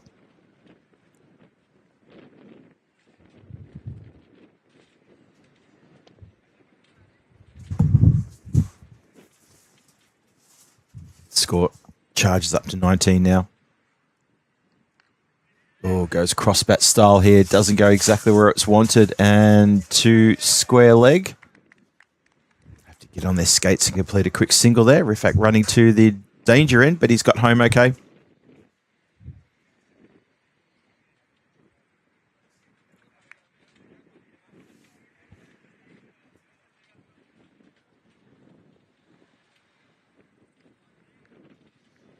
Dot ball to follow up there from Tausif. Tausif bowled pretty well today.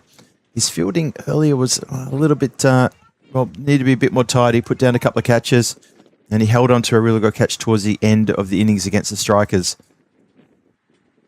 But I think he's bowled pretty well. As someone's very slowly going in front of the sight screen there. Very slowly, one of the Stallions walking, who's not playing, but wearing Stallion gear, walking right behind the bowler's arm. And the batter just standing there pointing and just saying, well, can we do something about that? Now, Tausif's gone down. This is not good sign at all. He just looked really lethargic as he's gone to ground here. I hope he's okay. He just went, he didn't fall down. He just, he placed himself down. And now he's wanting to have, I think his muscles, his back muscles stretched a bit here. Okay, that's some unusual stretching going on, but that's what it is. He seems to have like a bit of a lower back strain. Hope he's all right. Yep, they're telling him to walk around with his hands in the air. I think it's his back that's playing up here. Not good. It's not a good sign. But everyone's going back to their positions now. He's holding his lower back. That's not good. Maybe just twinged something in that last delivery.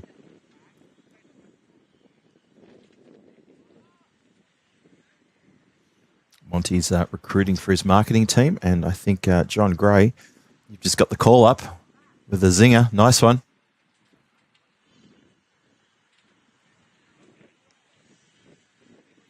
And that is a no ball to follow. So he's in real danger here of not even completing this over. I hope he's all right. The chat's talking about unicorns and ice cream. That's right. Is that where rainbow ice cream comes from, unicorns? Interesting. But then I'm confused though, because then Ash says no unicorns were harmed in the making of this ice cream. So if unicorns are used to make rainbow ice cream, but no unicorns were harmed, then what part of the unicorn are you using? I'm going to leave that out there and get back to the cricket. Anyway.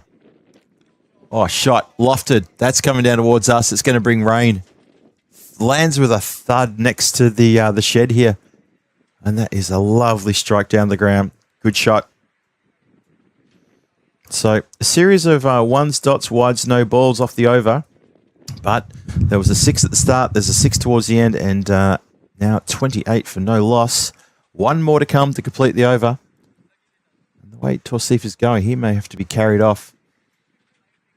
And maybe his food will have to be blended and fed to him through a tube. He's looking absolutely in all sorts of trouble here. Well, that has not quite got the same oomph. And it lands inside the field of play, and it stops. It stops about a half a metre from the rope. So it wasn't quite deja vu, although the shot was definitely should have been hit through the line, which is what happened, but just doesn't quite make it. Here we go. Oh, thanks, Ash. Thanks for the... at least it's that, not something... Anyway, could have been something else. And it's the end of the second over. 29 for no loss. 2 overs gone. And these two off to a good start once again for the Stallions. The Stars looking for a desperate breakthrough. Keep an eye on Torsif. Where's he going to go on field? Because he looks in all sorts of trouble. Kind of feel he may need to...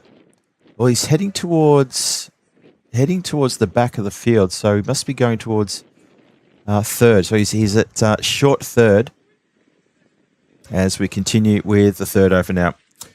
Rupam is lofted out of here. That sounded so sweet, and it looks so good as well. That is a towering shot. Rifat Khan, this could be the innings maybe where he's going to stand up and do a bit better than 50. He tends to get to 50 and gets out. If he can pump something like this around the ground a bit more often, he can find himself definitely on the cusp of getting some very, very big score as the ball finds its way back.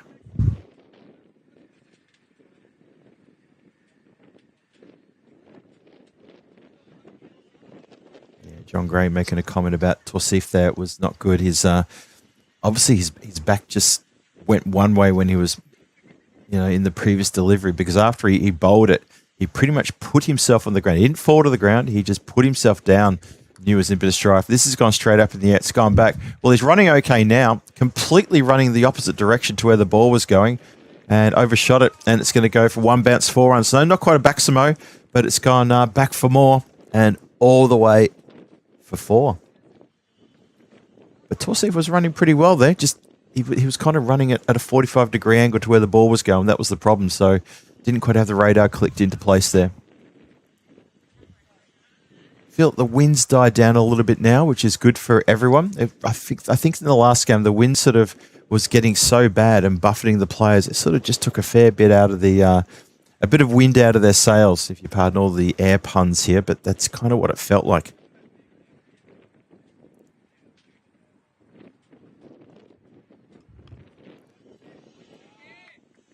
And that shot has made the boundary rep and then some with a big 6.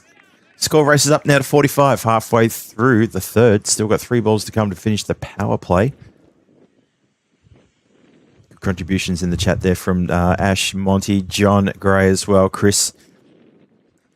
Wonderful company once again. Feel like I'm getting the band back together when I call those names out.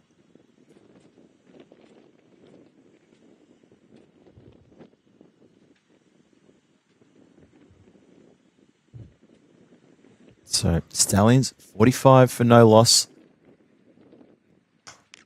Punched. And that's a great shot too towards the officials area. And another Maximo. And Rifat Khan, this is what he does. We've seen a few players like this recently on the European Cricket Network. And one that comes to mind was Malia Stanikzai, who we saw play in Switzerland last week. Habib Khan's another one we've seen play here today. Centurion. Sahir Chauhan also on Monday got himself a century. Rifat, the only thing he hasn't done is get himself a century. Ooh, bowler gets out of the way. Fielder can't get to it. 4 runs. And well, it was interesting because the bowler took evasive action, missed. And then the fielder wanted to get the ball and missed it as well. So one person won it, the other person didn't.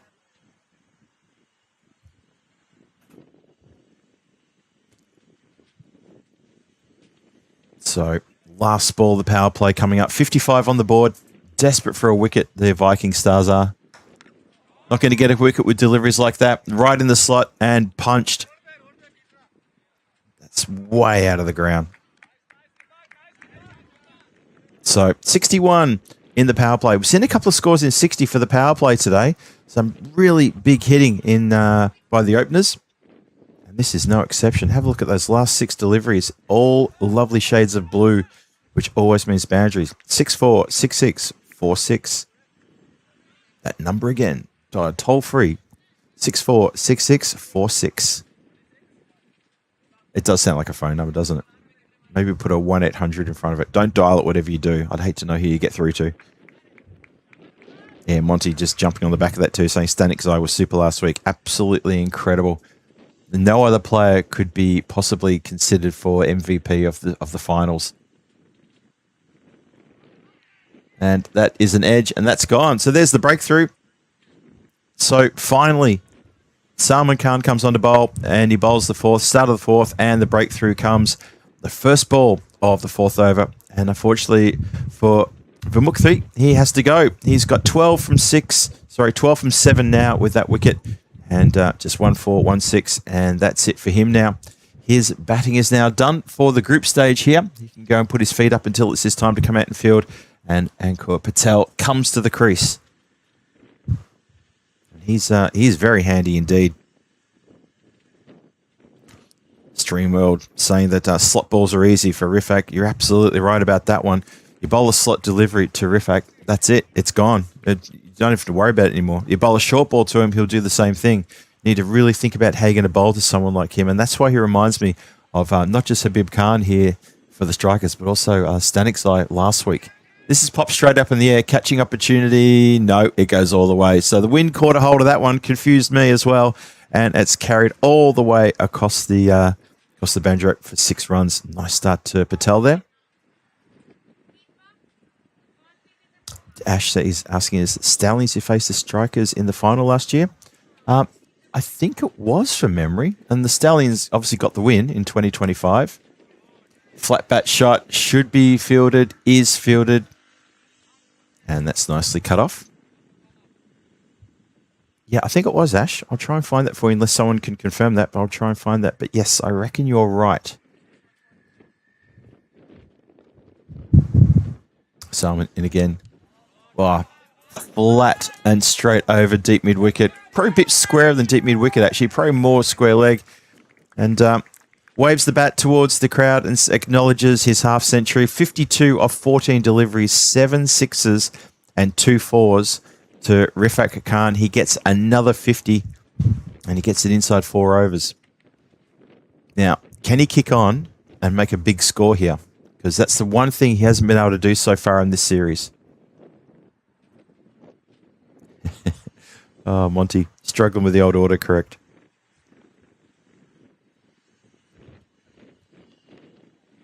Now, he's gone aerial this time to the back part of the ground, and the uppercut successful. He's going to find the boundary rope and gets another boundary to his name. It's all happening up there for him.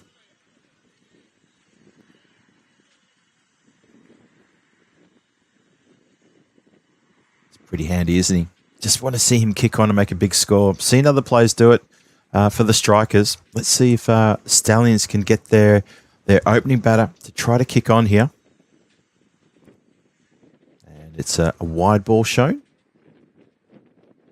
18 off the over so far. Still got one to come.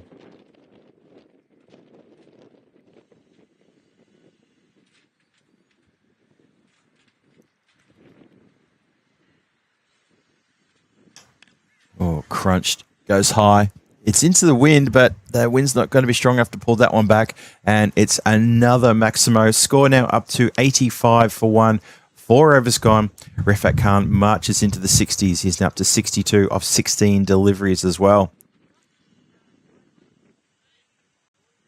So already the Viking Stars starting to...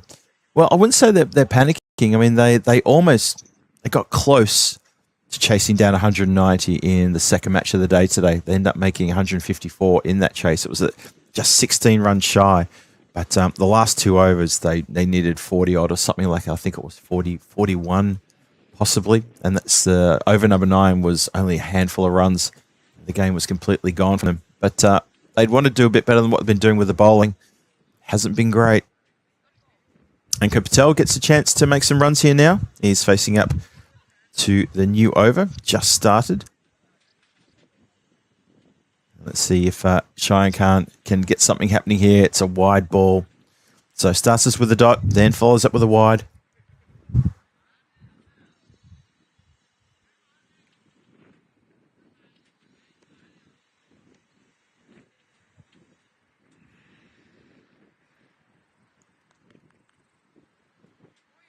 Goes to play the wild one there. It was full, and it was around about sort of thigh height, and it was shown as a wide, and it's gone for 5 wides. Yep, not good here from the Viking Stars, and it's looking like that the last innings today is going to be the Viking Stars having to make a lot of runs. Remember, in case you missed it, thanks to Rado for the toss news information, that the Stars, they won the toss and they elected to bowl first. This was their choice to chase. Obviously, they were feeling pretty happy about the chase that they almost pulled off in the second match. But it looks like they're going to have to chase another big total here today. They chased, they put on 115 in the first match this morning, and they defended it. They got their first win on the board. Then they had to chase 190. Lovely shot for 6, just taken off the toes there, as easy as you like. The second match for the Stars, they had to chase 190, and they got to 154 before the 10 overs was finished. And then for this game, well, they're going to chase something pretty big now because that score has muscled its way to 98. We're not even halfway through the allotted overs yet. And with 4 more balls to come at the halfway point, we could be around 110. This hitting keeps going even more.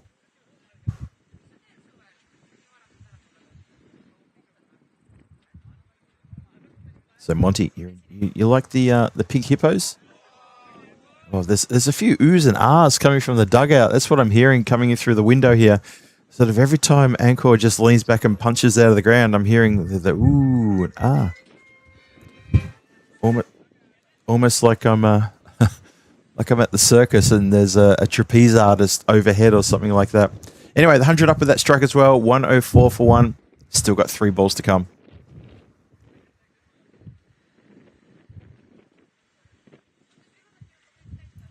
Monty, yep, I would agree with that. Definitely under 1,000. And they're still waiting for the ball to come back. That's how far it's gone. That's probably why the oohs and ahs are coming from the peanut gallery, because it is being hit a long way back.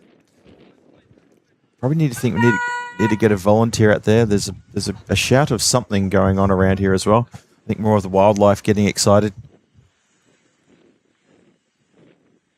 And they've been told to come back. My apologies. Wasn't sure what that was. That was interesting. Someone just walked past me, past my window, wearing cricket pads and a leather jacket. I swear to God, that was the Fonz. There was the Fonz playing cricket just then. I can't see where he's gone. Just went past the window as quick as you like. So hit just backward a square, prevents it getting past for a boundary. Once it gets past that lone fielder, there is runs aplenty. So the fielding deep is what have we got? We've got deep square leg, deep mid wicket, long on, coming around to a long off, and then a deep cover. Nobody deep behind the bat on the off or the onside. 2 to come. And that's going to bring deep square leg into play, who spills the catch. Fair effort, but unfortunately spilled it. And umpires look at him just wondering, has that maybe hit the rope? Central umpire's asking the question. No, it hasn't. So the catch was spilled, but no boundary. And that's a little bit disappointing. Stallions now up to 106 for 1. Last ball. And the last ball is sent packing. And there's a couple of players asking, well, who's going to go get that? And that has gone a long way out to the second field. And that's where the rugby ground is. Apparently, it's got a very nice grassy top. Very comfortable if you get slammed to the ground, which if you play rugby, that's probably what should happen. Also used for cricket as well is the other ground. Apparently, it's very, very, very spongy. Haven't had a chance to explore that part of this facility yet, but hopefully I'll get over there maybe sometime tomorrow or before the weekend. I'll even take a little bit of sneak footage and pop it into the Spanish squad secret little group that we've got going.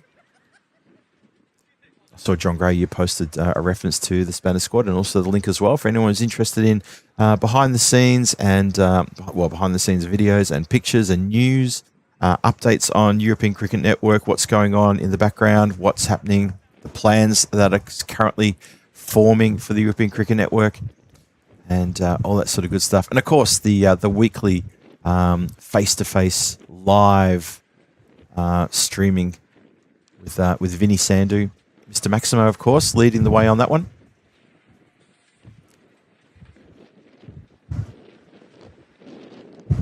Chance to run it at the non-striker's end, and unfortunately doesn't quite get there in time. Oh yeah, thanks Monty. That's the post I was talking about. Yeah, the Spanish squad. Something very special is the Spanish squad. And if you're into a bit more information about what's going on in the European Cricket Network, and you've already liked and subscribed, and you're part of our ECN family, which is wonderful. We see you here every day that we're on the air, which is awesome. We've also got the Spanish squad, just a little bit extra, just something a little bit extra for fans if they choose it, and it's always a little bit of fun. As I said, Vinny hosting live face-to-face meetings with all of us. Big six there, another big Maximo. The score continues to climb. 125 for one now, halfway through the sixth. It's pretty good. It's a lot of fun. Always a good chance also to sort of meet each other in real time on a Teams meeting situation with Vinny running an hour a week he tries to do. And I know he's got a fair bit on with home duties and also with being on the road as well for myself and Tina as well as Rico. It makes it difficult for us to jump on, but we do whenever we can try to show our support as well. And it's always good to see people face to face as well. I always really love that. That is out of here as well. So the Sixers are mounting up. That is, I think, the 16th. Six, have I got that right? Let me just quickly add this up for you. Yep, that's the 16th Maximo of the innings. There's also been 4 boundaries. So clearly the 4s aren't popular, but the Maximos are. 131 for one. Ankur Patel, 44 from 11. He's absolutely on fire at the moment. Oh, now, having said that, this could be a proper comms curse. Oh, no. What was that? What on earth was that? That's an absolute shocker. That's not something you see. I've seen that done with feet, where a player has tried to kick the ball to his teammate. Instead, what's happened here is that I think Shayan Khan, he's tried to tap it to his teammate, and in the end, he's tapped it way past him, and he's tapped it over the line. So it's gone for 4. One of the more comical 4s that you've seen here today on the European Cricket Network, but it wouldn't be the ECN if we couldn't show you something like that. And yeah, a little bit astonishing, but it happens. 6 overs are gone, 135 for one on the board. One of the strangest boundaries you'll see for the entire year. Oh dear. Hello to Monica Ramos, who joins us again. Wonderful to see you again. Big smiling emoji face that you've got there as well. So wonderful to see you. Hello to Kev, who joins us. Yeah, John Gray, you're right. The bowler was probably the one person who found nothing funny about that at all. He was he couldn't believe it. I think he was just staring at Cheyenne, just saying, "What? You tapped it over the line. 1, you missed the catch. 2, you tapped it over the line. Well, palmed it." Bowler thinks he had an edge there. I think he might be right, and keepers put it down. Oh boy. That's really disappointing. 135 for one. The start of the 7th. Started with a dot.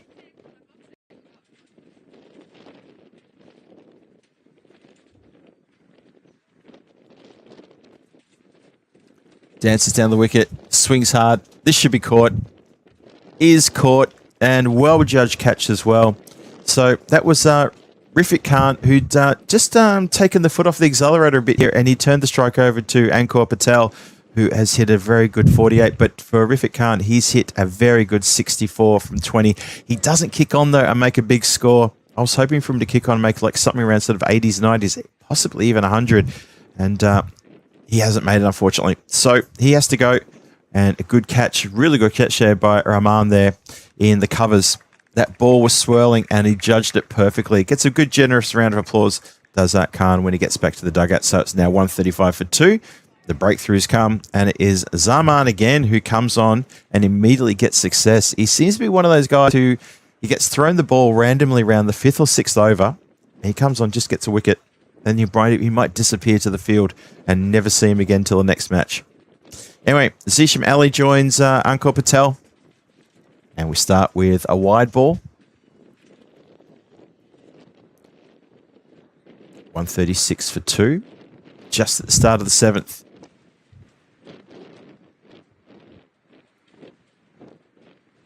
Yeah, Rifak innings was very good. It was 20 deliveries, 8 sixes and 3 fours in that innings.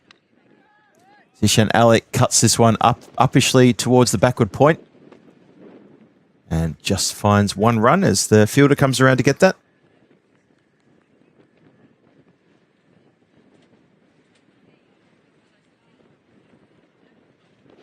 So, Ankur Patel, 48 he's got of 12 deliveries with 7 maximos.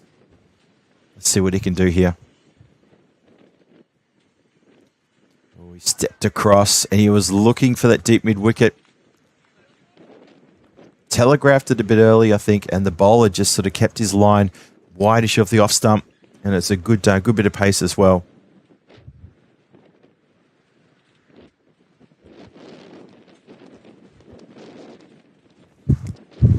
Good over this from Zaman. He's got a wicket.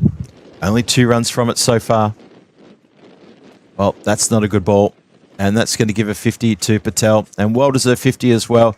It was short. It was a little bit ugly and a little bit easy to get the runs as well. And he's pumped that one square of the wicket. Score goes up to 143 for 2. He gets the 6. And he gets up to 54 of 14. 8 sixes in that score as well. So congratulations. Patel gets himself another half century in the ECS Estonia.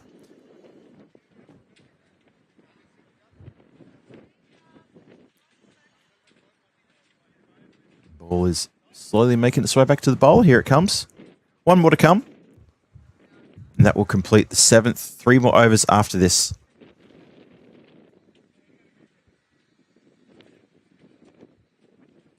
Again, he takes that little step across. This time it's shown as a wide as it doesn't grab any of the tram lines. Goes little step across, just trying to make some room so he can try and clear the front leg and go towards leg side. So some of the batters here are opting not to try to hit into the wind. They want to go aerial. If you want to go aerial today, you've got to go leg side if you're a right-hander. This one goes along the deck to the fielder at deep mid-wicket. Just the one. He'll retain the strike going into the next over. It's 7 overs gone. 145 for 2 on the board. And he will retain strike going into the 8th over. So only 2 wickets have fallen. Zaman gets a wicket in that over, a big wicket of Rifak. And the other wicket taker, it was Salman Khan, who picked up a wicket what feels like a little while ago.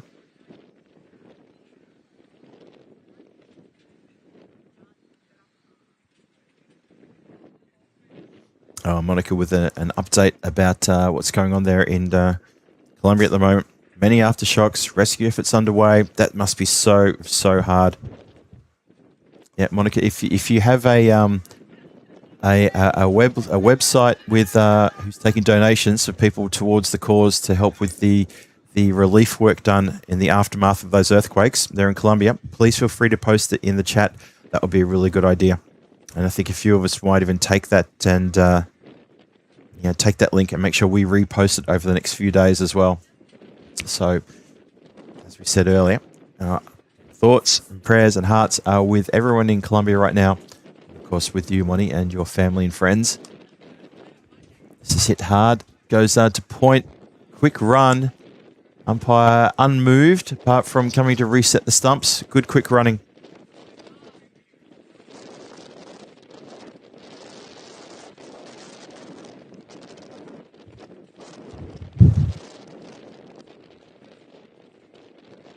So 147 for 2. Only 2 balls into the over. Early days. Zishan Ali, 2 from 2. And Patel, 56 from 16. Another wide ball. Another wide to the total.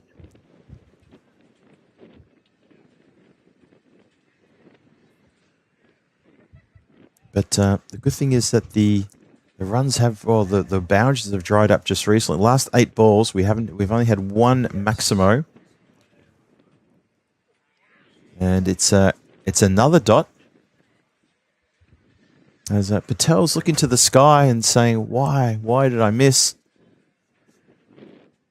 And yeah, he's trying to figure it out as well. Needs to find a way to get bat on ball here. So again, no boundaries. That's a good sign though for the Viking Stars.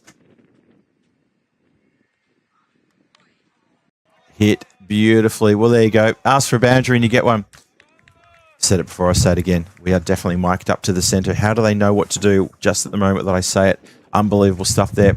So, score goes to 154 for 2. Still 2 balls to come. Chandrapar trying to figure out what to do. He's only gone for 9 runs, but that 6 has shaken him just a little bit. He's a little bit sort of hands on hips, shaking his head. Can't believe that one's gotten away from him. Patel up to 62. Ali at the non-striker's end. He's only on 2. 154 on the board. Ankor is filthy with himself in missing that one. That was a bread and butter shot. He has played that shot all day, and he's missed it.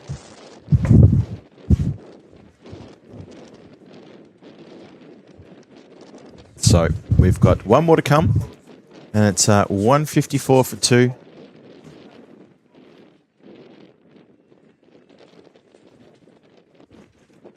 That's the shot he wanted in the previous ball. He wanted that one. And that's the one he's been playing so well.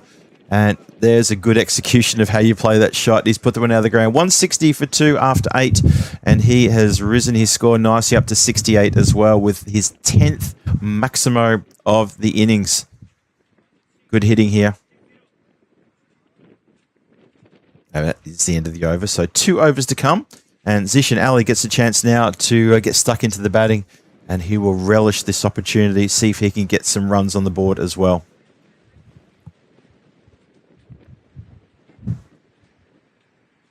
So expected score is right on 200. The run rate is exactly 20 runs and over. So anyway you cut it, it looks like the Viking Stars for the second time today are going to have a very steep run chase on their hands. They were set a total of 190 for a win earlier. And it's going to be something similar this time around as well. Ali hits it down the ground. And, well, unfortunately for Baraha, it just ricochets off his hands. It was hit that hard. It just ricocheted off his hands and just trickled over the boundary rope. And he looked ruefully back to the batter as though to say, well, I'll get my chance to do that to you. Because he will likely open the batting for the Viking Stars. And he'll have to really, well, have to go right from the very start. So 11 balls to come in the innings. Goes aerial this time. Pops it up. And, oh, Rupam almost manages to complete a catch there. He grasses it. And they get back for a couple. Fair effort, though. Gets a bit of an applause from wicketkeeper. It was a tough chance, and he made every bit of effort. The wind ripped it completely away from him. We could see it. Actually, it was coming down. It was coming down on an angle. That's the really crazy thing, and it wasn't the angle you were thinking. It was definitely going sideways. Well, this one is a chance for someone else. Well, you're never going to catch those running backwards. It's a tough thing to do. So Zishan Ali, he's not middling it, and he's not getting enough out of it. He's hitting it into the wind. Living dangerously here. Getting a couple of 2s.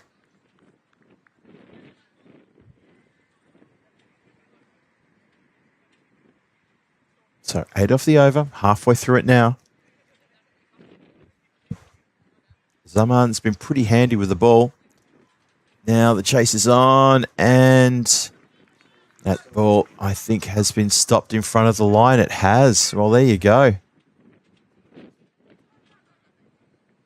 So Zishan Ali's timing is not quite there. Now, umpire umpire's looking out to the player, maybe just ask the question, did that hit the rope? No, it didn't. Are you sure it didn't hit the rope? I'm sure it didn't hit the rope. We play on. I think it's quite fair that Robbo was looking out there, just asking the question, just to be sure. This has been clubbed in the air. Catching opportunity. 2 players running in. Someone call for it. Nope, they don't want to call. They just want to just mesh together in a disgusting mess of Viking Stars gear and skin. Oh, I was so worried that was going to be another collision. We've already had some close calls today. We had a couple of close clashes in Switzerland. We actually had, during the women's T20 Eyes in Switzerland 2 weeks ago, 2 of the girls run into each other. It was actually a head clash, which was not good at all. And it happens. This again has gone in the air, and that is another good catch. And I say it's another good catch because I think that is that's Mosho again for the second time. He's taken a skyer. So he's going really well. Doing really, really well. Taking a second catch. And that is going to be the end of Ankur Patel, who's just looking to muscle things along here. So Zaman gets another wicket. Mosho Rahman takes another catch. Ankur Patel goes for 70. It's a quick fire 70 from 22 balls. And he's done a really good job for the Stallions. Stallions have got a good score on the board. 171 for 3. 9 overs gone. 1 more over to come. So something in the 180s, potentially 190s is going to be tough for the Viking Stars, who already have had to chase the score in the 190s. And looks like they're going to have to do it all over again.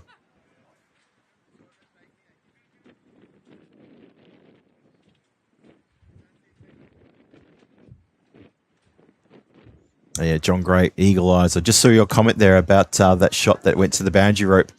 And, yeah, I think your eagle eyes are exactly the same thing the umpire saw and what I saw. Umpire, unfortunately, doesn't get the luxury of a replay. I didn't look at the replay either, to be honest. But, yeah, that was a very guilty look. And I think some of these players need to fess up a little bit because they will be found out when they look at the camera footage, and they'll know. And everybody will know that they've told a few porky pies. Rupe holds on to a chance here, so trying to hit down the ground, and that is another wicket that falls. So a couple of wickets falling here for the Stallions just in the dying part of this innings. I don't think it's anything to be too worried about, though, as Aditya Panwar comes out, and Aditya Panwar goes back again, and it's a first ball duck for him. Barua hangs on to a tough chance. It was hit a lot flatter than the one that came to him earlier in the innings, so no excuses there. He holds on to it.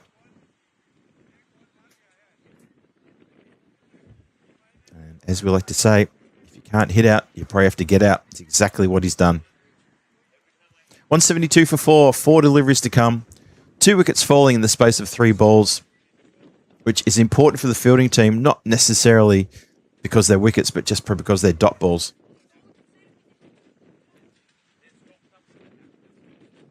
And it's a wide to continue. As Chowdhury, the left-hander, joins Zishan Ali. Zishan Ali stuck at the non-striker's end.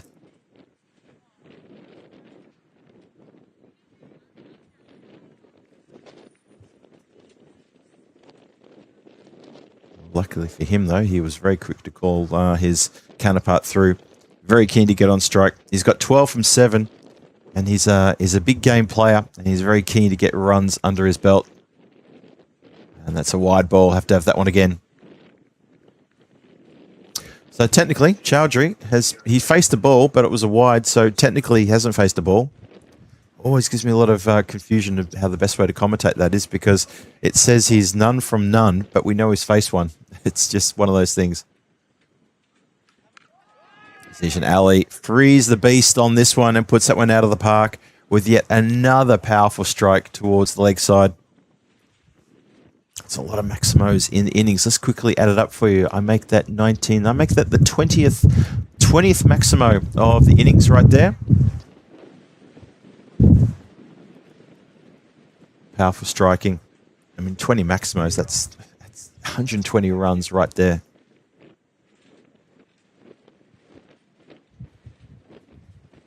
I think the breeze is coming through the cube now.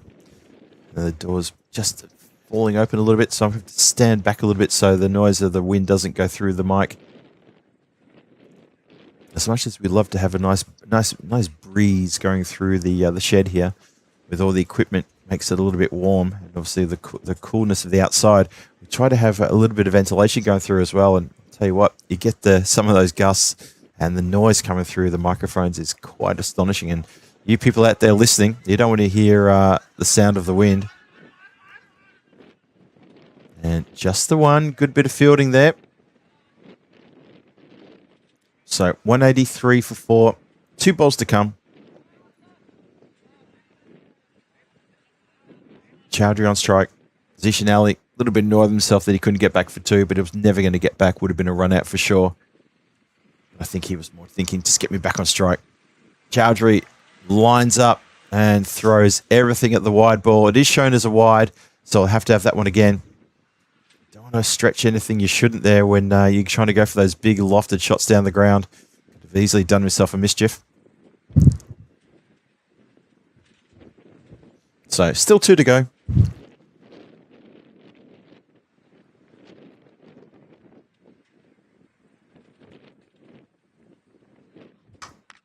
Almost takes out Ali there with a straight shot. Turning for 2. No. Good judgment to not turn for 2. That throw was right on top of the bails. A very strong arm from downtown. That's Rupan Brewer. He has thrown that ball right on top of the bails. And that's nicely taken as well. So never 2 there. Mind you, though, being the penultimate ball of the innings, probably wouldn't have made much difference to the overall effect. Anyway, last ball coming up after this one, because that is shown as a wide. How many wides have we had? We've had 19 wides in this innings. 19 wides, Viking Stars. So when you watch this back on the replay, you can say, well, Phil G is having a go at us because we bowled 19 wides. And hopefully you'll understand that there's a reason. There's a big reason. This has gone straight up in the air. And 2 fielders running across in front of each other. Not going to stop them from getting a couple of runs. They'll just get the 2 runs. They won't even bother going for the 3rd. There's no point. And a little bit of showmanship there from the bowler as Chandrapa just throws the ball under his legs in the hope that maybe Zichinelli was thinking about a 3rd and didn't see the ball coming back. He does. He gets back. And that is the 10 overs bowled. 188 for 4 on the board. There is the score, led expertly at the very top there with Rifat Khan with another half century to his name. Ankur Patel, though, the top scorer was 70 from 22, 10 maximos in that score. Fantastic stuff. Zichinelli chimed in there with a 21 in quick time as well. And handy 12 there from Mukthi before he was the first wicket to fall. 6s, how many maximos in total? Ended up being just the 20 maximos. So 1/3 of the deliveries, the legal deliveries bowled, ended up on the other side of the rope with 6 runs. That's quite a total. That's quite a number of 6s there. So we're going to take a short break. We're going to be back here in around about 28. So let's call it, say, maybe 8 minutes time. And that'll be the restart. Thank you, Kenneth, for that. And we will see you back here shortly. This is Phil G for the European Cricket Network. You are watching ECS Estonia, and the run chase in this final match of the day will be coming shortly on the network. I'll see you in a few moments.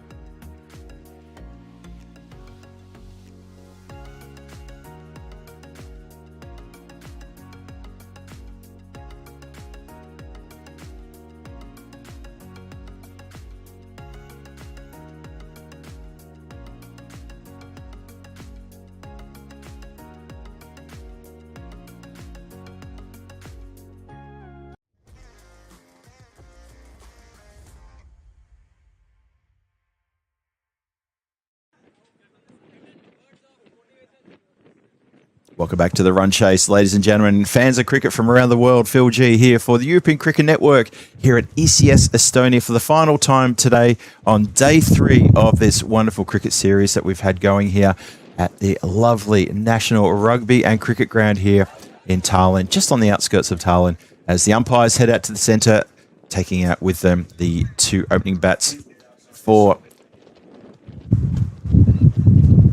the Viking Stars.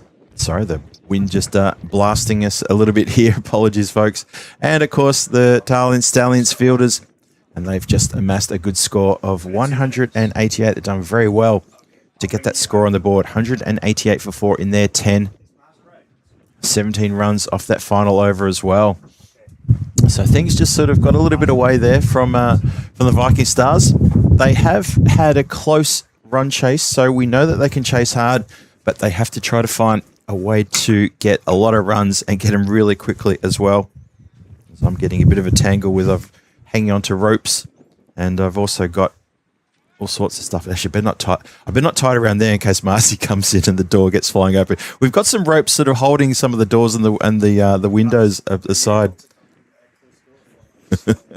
So it's getting a little bit tricky here as I'm holding onto rope. Then I had the microphone cable wrapped around my leg there for a second as well. Anyway, you think I've got problems? That's an understatement.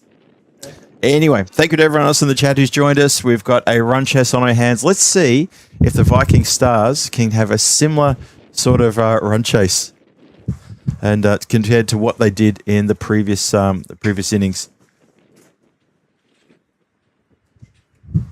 And anyway, let's see how we go here. We've been locked into our little capsule here.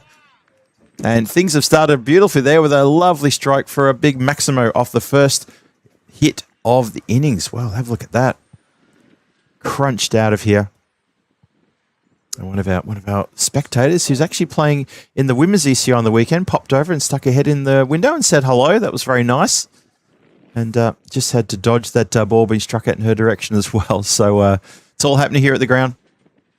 Thank you to everyone who's joined us here today on the chat. Been wonderful to have your company.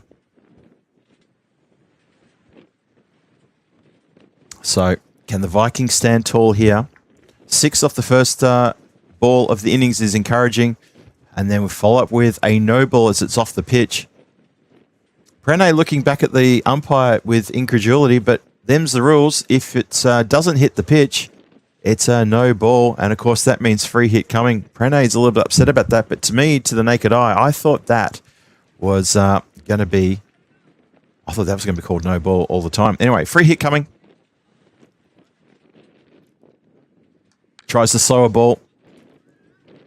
And taken, and the good throw back very quickly gets the ball back. That was good. People were calling it free hit, free hit, free hit. Very, very good. Thank you to Monica for posting a very important link in the chat as well. So everyone can check out that link in the chat, and that is to make some donations to the relief work being done by some very, very desperate volunteers there in Colombia in the aftermath of those devastating earthquakes that took place. And Monica, obviously being a Colombian herself, one of our good friends here in the chat, been a fan of European cricket for quite a while now. So this is the right time to get around people and from Colombia and look after them. We can do it through these donations. So I would encourage any of our chat who want to make a bit of a difference. That will make a difference to the people in Colombia. So thank you, Monica, for posting that, and thank you guys for continuing to push that along as well. Paul's asking me, have conditions improved since yesterday? Well, it's kind of different today, and I'll explain in a second, Paul. It's misdriven just down to mid-off. Yesterday we had thunderstorms. We started with those horrifically dark clouds, thunderstorms. There was thunder all around us, but it didn't touch us. It didn't get anywhere near us, which is quite amazing. We had a little sprinkling of rain during the second match, but it didn't upset anything either. There was no DLS adjustments, nothing like that. And then the wind picked up a little bit in the afternoon, but nothing too bad. Today, it's all about the wind. We've had wind gusts of up to 50 plus kilometers per hour. We've had equipment getting blown around the ground. On the Monday, we had equipment knocked off and sent down to the ground. And we've had a few issues there. So conditions a little bit better. a little bit better. But yeah, it's still challenging. It's still very, very, very challenging here. One of the problems we've got, though, is equipment getting knocked over by the wind and cables that go into the equipment, that go into the side of the equipment. That's where the cable problems are happening. So we're sort of losing the ends of HDMIs and a few bits and pieces. So there's a bit of work to be done there. And there's a bit of work to be done in this run chase as well, as it was 11 off the first over. And that first ball of the second over is belted back for 6 runs. So, yeah, Paul, thanks for asking. But, yeah, conditions slightly improved. It's going to get better as the week goes on. We know it's going to warm up a little bit tomorrow and then on Friday, and the wind should drop quite appreciably. According to the forecast, the wind should drop appreciably down in the next couple of days as well. And looking forward to a big Friday and also a big Saturday. Saturday, of course, being finals day. Pulled around the corner. There's nobody out there. The deep fielders are straight down the ground. Ankor Patel, who's patrolling the long on area again. And then you've got a boundary rider at deep extra cover. There's nobody on the leg side deep except for straight down the ground. So with the door open at deep mid wicket, that's pretty much carte blanche to punish anything that's short and send it towards cow corner. John, great. Yeah, I just saw your comment about the ball in the previous innings too. Only given as wide. Noted. I do remember the one you're talking about, actually, where it hit the edge of it. That was one that I felt that it grabbed, it just got a little bit of the pitch.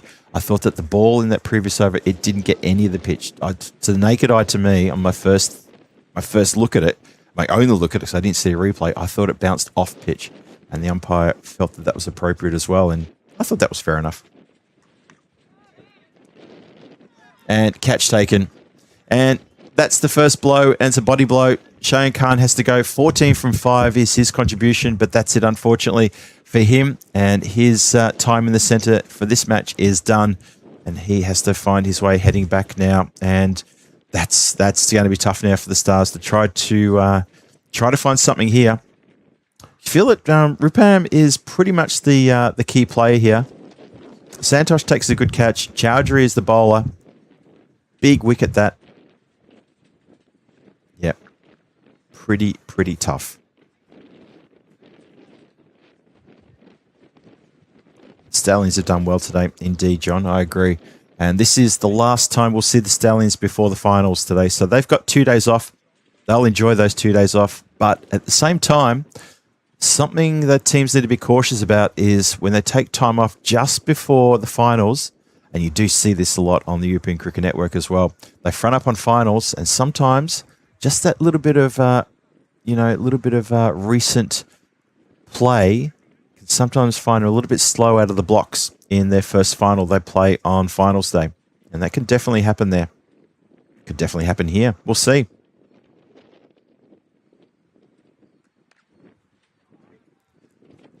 And that has been belted out towards the leg side. Marzi's off for a run. There he is. That's our boy. Well picked up. Nice underarm throw. Gives us a little wave as well. Yep, thank you, Marzi. Nice work. And he's got the swagger. He's got the strut. I love it. He's working for the camera. What a champ. It was his birthday yesterday, so I think he could be afforded a little bit of a swagger. And this is going straight up in the air. 2 players running in. Someone call for it. Oh, that's been put down. I don't think the players were always at any time going to get to that. It's a fair effort. Even just to get hands on the ball was a good effort there. Well, there you go. Goes to ground. I was so scared that was going to be another collision. Both players were running full belt at the ball, looking at the ball.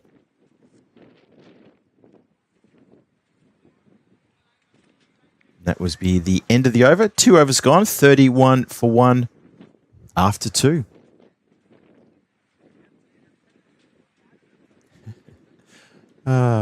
Just reading some of the recent comments in the chat.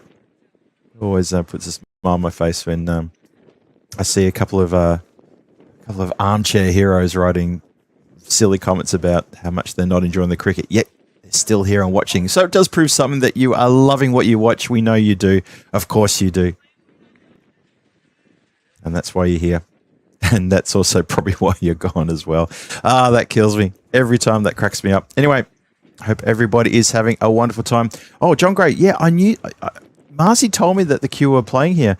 He said he went out onto the balcony on, I think it was on Saturday night, and he could hear songs he recognised. And he came back inside, and he was asking me the question. I was busy cooking. I was just putting together some homemade pizzas in the oven, and he said, "Yep, there's a concert here. It's the Cure." I didn't get a chance to go and see it. I didn't know they were playing here until Marzi let me know. And I think that's right. I think Kenneth even might have come back from the shops and said, "There's a couple of people dressed up like they're heading out. Is there a concert on in town?" So yeah, we actually had to Google it to figure out what it was. But then when Marzi said, "No, I heard the music. It's all right. It's definitely the Cure." Robin Smith rocking on here in Tallinn. So no, I didn't get a chance to see it, unfortunately.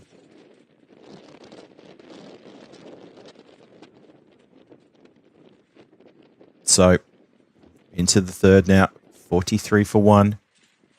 Good start to the over for the Stars there. A couple of back-to-back Maximos. Ball comes back to the bowler. And Brené needs to try to find a couple of dots here. But it's that man, Rupam Barua. He's been so impressive with the bat today. Waits on this one, club down the ground, down for 4 runs, and just past a very nonchalant cameraman who just raises his foot ever so slightly, and it just goes past him. Yep, Monty, I agree with that. He's I saw a recent photo of Robin Smith as well, and I thought, well, we're all heading there, and there's no point making a joke about it. We're all heading there. Some of us are already there as well. Tries to get underneath this one, and Patel gives up on the chase as the boundary rope wins, and the ball wins that race. So it should be the 50 up. It is indeed 51 for 1 at 2 balls still to come to finish the third. What an over this has been. It's already gone magical. 20 runs off the over already. 2 to still come along.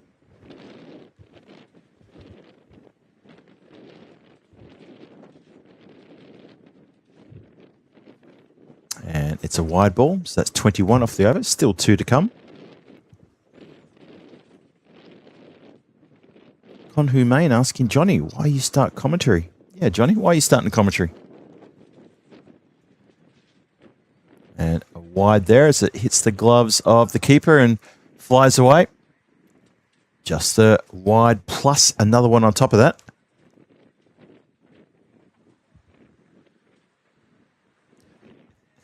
I think it's really interesting that Engang in the chat has basically told us a couple of times he's not enjoying the cricket, which is, you know, it's his prerogative. He can say that. Of course he can. I'm just not sure why he's still here telling us that. Rather confusing. Anyway, that's been hooked around the corner. That should be a couple of bounces on the other side of the rope. Well, there you go. He's actually hit that better than I first thought, and that has gone a long way back. So there you go. Maximo. 60 for 1. 1 more to come to complete the over. So they do get to the 60. They are currently at a run rate of 21.2 with 1 more to come. And the Stallions, look, they got a good score on the board, but the score is getting a little bit, it's getting a bit scary now. Lost 1 wicket, but while Rupam Bura is out there, I think there's still a bit of a scare in the hearts of the Stallions. They really would love to finish with a win in this tournament. It's the slower ball. It's the Yorker slower ball from Pranay, which he does bowl very well, and it is successfully dug out by Islam, and he's done well to survive that one. So it's going to be the end of the third over, end of the power play, 61 for 1 on the board. And the Viking Stars, they've got them right where they need them, and the run rate is in hand. Now, the conversation starts. Where do we put the field? Because now we can put extra players out. So deep mid-wicket, long on, a long off, dropping back now towards the camera. It looks like it's a deep point, maybe slightly backward of point as well. And I wonder if they're going to go for a deep cover or if they're going to leave cover in the circle. That remains to be seen. No, I think they're putting another fielder at more of a regulation deep mid wicket, and they're pushing the other one around a bit squarer. So call it just in front of square leg. So it's almost like two deep mid wickets, one slightly in front of square and one regulation deep mid wicket, long off, long on, and deep backward point. And when you hit sixes, doesn't matter what you see at the field. I can go through all that all day, every day. It doesn't matter how you do it. You can't set the field for that. Con Humain, thank you for your comment about the commentary. I wonder if you're talking about my commentary or Johnny's. Because you mentioned Johnny before, and I thought, oh, Johnny's doing commentary.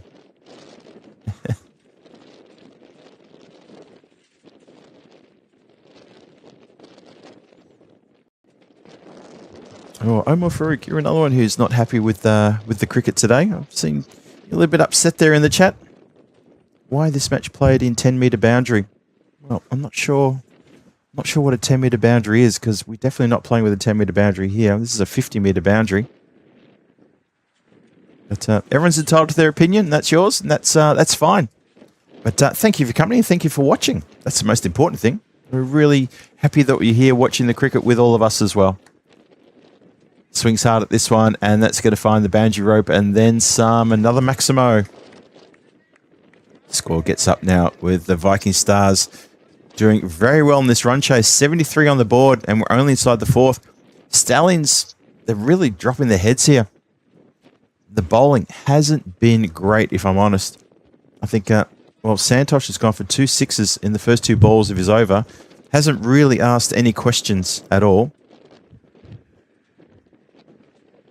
So, Conhumain 106, that's your handle, but your name is Akash. Well, Akash, thank you for your contributions in the chat. Thoroughly appreciated. John Gray handling a question there for Omar Farouk Chavo, 2681. You have been told about 100 times that the boundary is not 10 metres, but, well, I guess some people like to listen and some people don't. Anyway, we thank you for your contribution as well, and it's great to have your company on the European Cricket Network. And we hope you're doing very well where you're watching from around the world. And thank you for your contributions to the chat as well.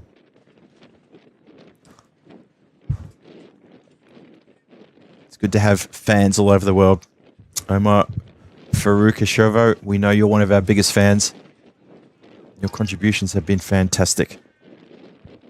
74 for 1. Couple of dots just in the end of this over. 1 more to come. 13 off the over, so tightened up the over. And it's going to be just another single as well. So 14 off the over. It started with a couple of Maximos. So that's a really good comeback from Santosh here in this over to come back from getting hit for 2 big sixes. Just reset himself and bowled 4 very good follow-up deliveries. It's 75 for 1 with 4 overs gone. Kings of 7777. I love your commentary. LOL from Bahrain. Don't know how to take the LOL, but anyway. But you're tuning in from Bahrain. Well, it's wonderful to have your company as well. Really good to see you. And thank you for hanging out with us this afternoon. This is the last innings of the day. Remember, we've got 4 more games coming your way tomorrow. And I'll go through those 4 games for you in just a moment. In fact, let me click over now. With 4 overs gone, 75 for 1. Stars chasing a big score set by the Stallions as we start the 5th. Smack down the ground. It's gone pretty fast and hard, and great work on the boundary from Chowdhury. He's done himself a mischief, though, and he's done a mischief to his left hand, and that is not a good sign. He immediately put his hand... Oh, yeah, he's ringing that left hand. It's smashed him into, like, I think maybe the thumb. Well, he's right in front of the camera as well. So if we can get our camera guy to see what's he favouring there, has he done himself a bit of an injury? Another one straight down the ground. And Kur Patel keeps it to a single. I hope he's all right, because he immediately looked a bit sore there.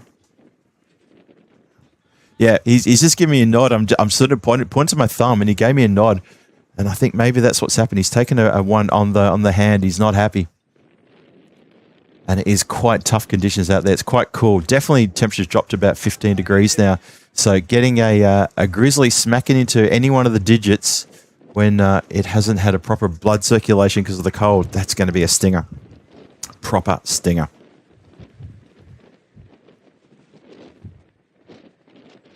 Bentley George asking, will Charlie from the UK ever be on commentary again? Well, we hope so.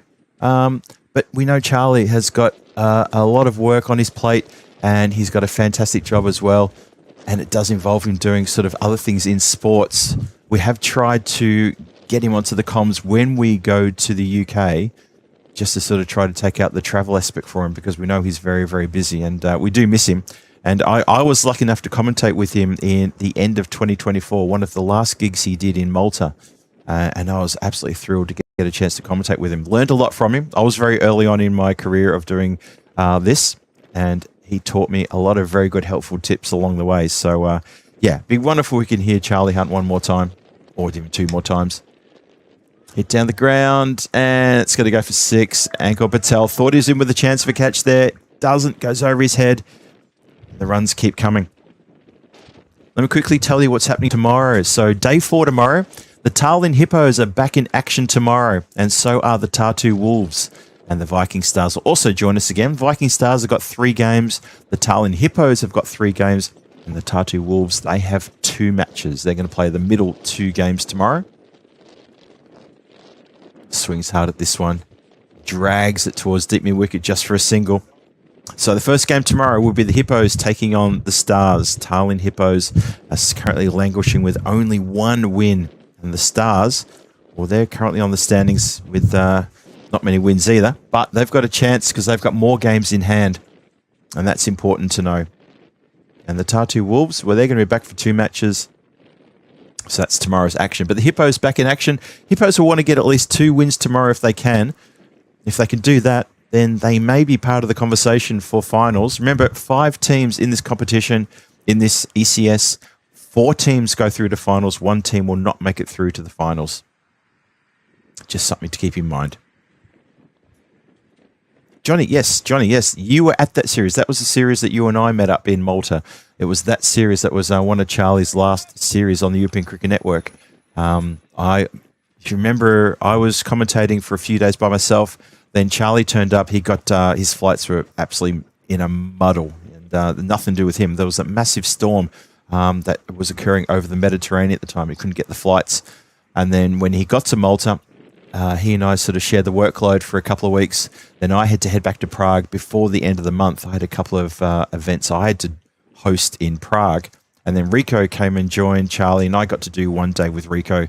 And then it was the Charlie and Rico show there in Malta for a couple of weeks afterwards. I think it was a 4-week series in the end. But you were definitely there, Johnny. You were definitely there. I remember, because I remember you were a little bit annoyed that I didn't take your Peacock Friday shirt and wear it. But I had my own, so I felt that that was okay. And I've got better shirts now too. Well, that reminds me, Friday coming up this week. I better sort out my Peacock Friday shirt. Anyway, another 4 hit there. So hope that gives you good information about what's happening tomorrow. I'll recap that before we finish today as well, as we are now deep into the 6th over. 96 for 1 on the board.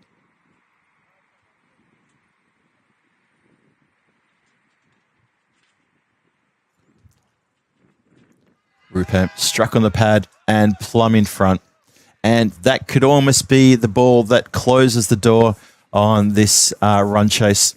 Bowler and batter give each other a bit of a low 5, a little bit of a handshake sort of nod and appreciation for each other's work there. But it's the 2nd wicket to fall, 96 for 2.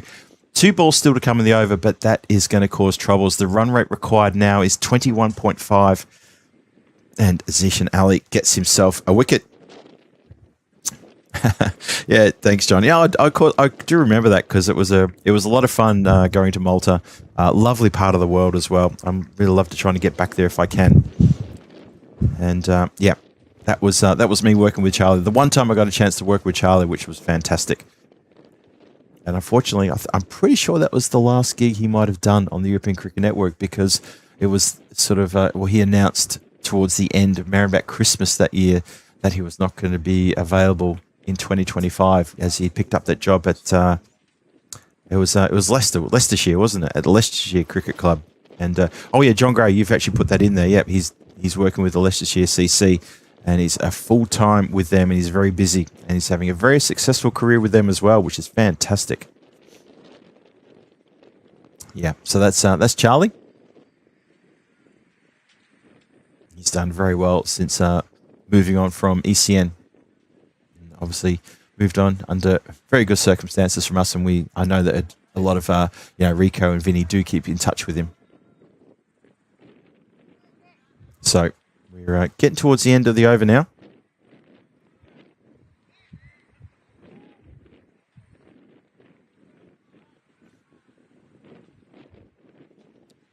Yeah, anyone thinking about going to Malta, I would recommend try to go there when there's an ECS on or where there's some sort of cricket tournament, because Marsa is a lovely place to spectate cricket. I know Johnny will back me up on that, I hope. And it's definitely worth a look at. It's just a lovely country as well. There's a lot. It's small, and you can see and do a lot there as well. And yeah, it's good. It's fun. So 98 for 2, 6 overs gone. Still need 91 from 24. That's a 22.8 run chase. That's tough. That's going to be really, really tough from here on in. I kind of feel now with Rupam's wicket going, that's pretty much the run chase done. Rashidul Islam, he's on 44 from 16. So he has top scored, and he has really contributed for the Stars. Unfortunately, I think they've left their run a little bit too little too late. And it's looking like the Stallions are going to look to defend this total. Still, mathematically possible. You never know as we start the next over. Well, a few more shots like that are going to put it back in favour of the Vikings. That's a lovely strike. And that's going to bring up a 50 for that man. So, Rashidul, well done. 50 from 17 deliveries. Brings up the 100 as well for the Viking Stars. 104 for 2. So it's 85 from 23. And tell you what, another couple more like that, and you never know. Although Chris Addison has decided to start the bus. Christopher Ward has also got to start the car out. So there you go. And we follow with a wide. So a bit of pressure on the bowlers there. Oh, tell you what, that's a bit of luck because someone didn't get the memo. Jawar did not get the memo that there was no run. And he was easily halfway down the pitch before he realised he was being sent back. And a better throw could have had him in trouble. And Panwa unable to get the ball back onto the stumps. That wind is just picking up again now, in the words of the immortal Terry O'Connor. That wind is really picking up again. And that's going to get through the fielder and find the boundary rope. Nice fluorescent shoes out there. The yellow fluorescent shoes doesn't help stop the boundary. That's Zeshan Ali, who's grumpily thrown the ball back towards the centre of the pitch. He knows he should have done better there.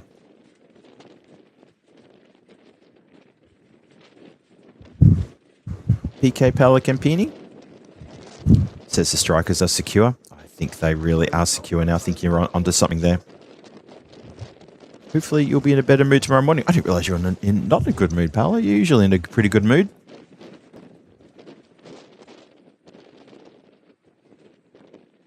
Rashidul Islam from Bangladesh, indeed. And he's played a blinding innings here. Really enjoyed his innings. He's one who's really tried hard here. Now, he's left that one thinking it would be a wide, and he cannot believe that's not a wide. I think that's the ball just has to touch part of that line as it passes over. That's all it has to do. And I think it's done enough. Panwa has bowled a good ball there.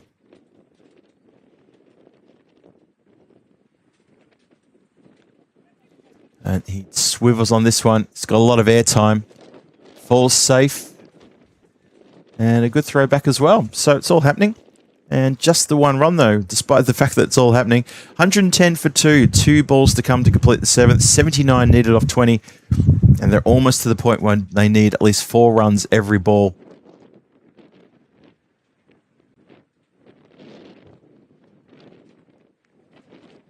And that dot ball is going to put the run rate required now well over 24. And this game is gotten away from Viking Stars. And the Stallions getting on top well here. They're going to end up with a really good, a good win.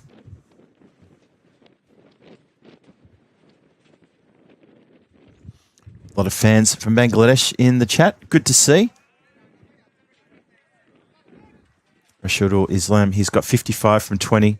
He's flying flying the flag for his country as much as for his team here as well. But unfortunately, it's going to be not enough as we end the 7th over. 3 overs to come. 79 required off 3 overs at 26.3.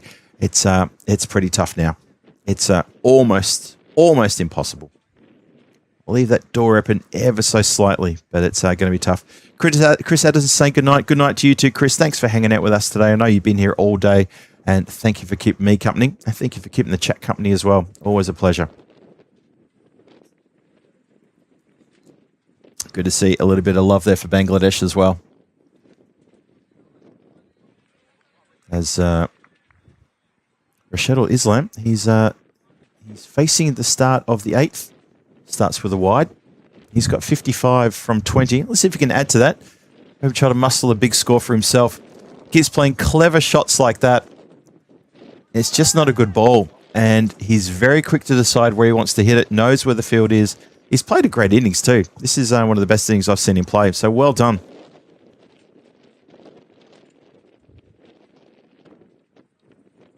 If you can try to find a supersonic over, I don't know, what do you think? Even if he takes another 20 off this over, it would still be 50-something off the last 2, which makes it still very, very tough.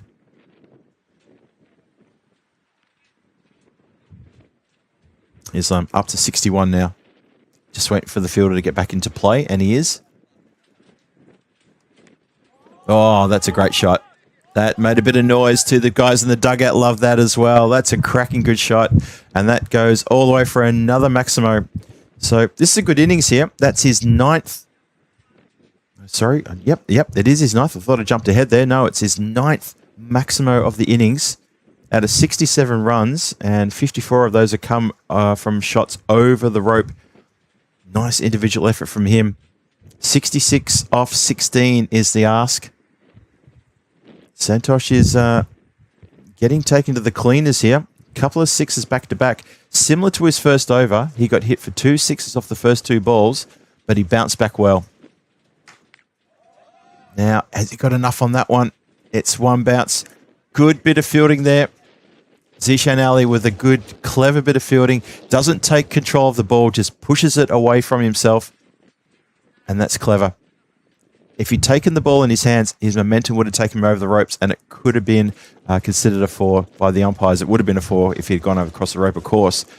So he very cleverly patted it back, got back into the field of play, and saved 3 runs. Then we follow up with a dot ball.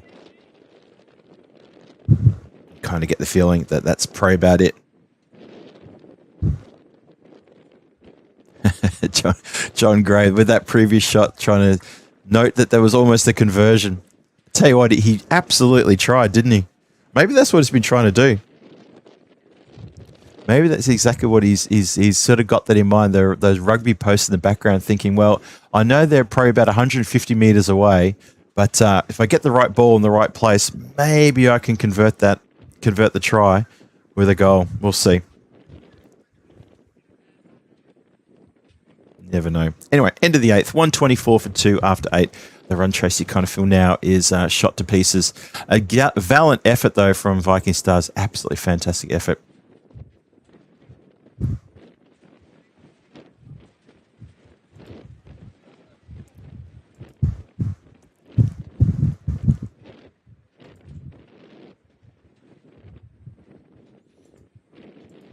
So we start the 9th. Chowdhury comes on the bowl, left armour, and he'll restart this in just a moment with the batter just walking off and adjusting the gloves. Rashidul Islam, he's got 68 from 23.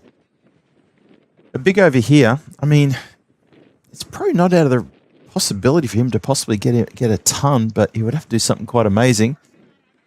Dots up on the first ball, so then maybe that's just the higher power telling me to stay in my lane, because that ain't going to happen.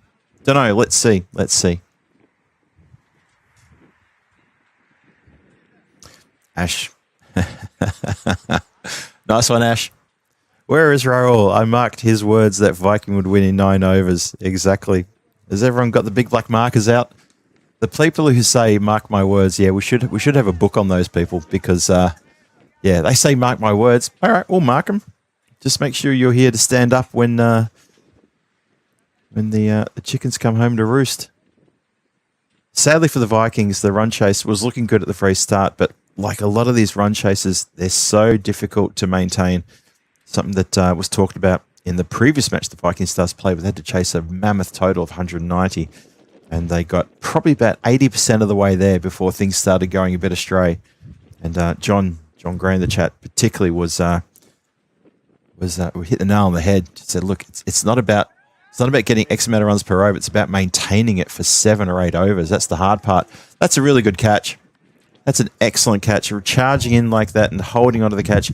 Aditya Panwar comes off the deep mid wicket and gives a good catch and a wicket and a hug to Chowdhury, who chimes in with a wicket himself there. And that is, well, it's going to be the end of a pretty good innings. So Rashid, you got to give him a shout out. The man from Bangladesh, he's played a fantastic innings, hasn't he? Really, really good innings. He's caught by Panwar for 72, 26 deliveries to get there, and 9 maximos and 2 fours.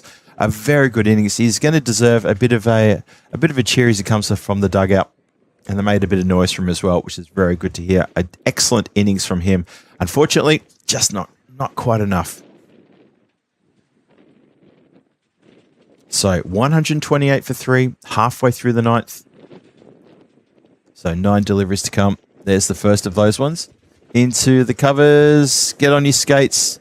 If the throw, well, they're going to take a buzzer here as the backup fell over on his moneymaker, and he's up again. I think he's all right. I think it was just maybe the force of the ball hitting his hands, and he was off balance, but he's okay.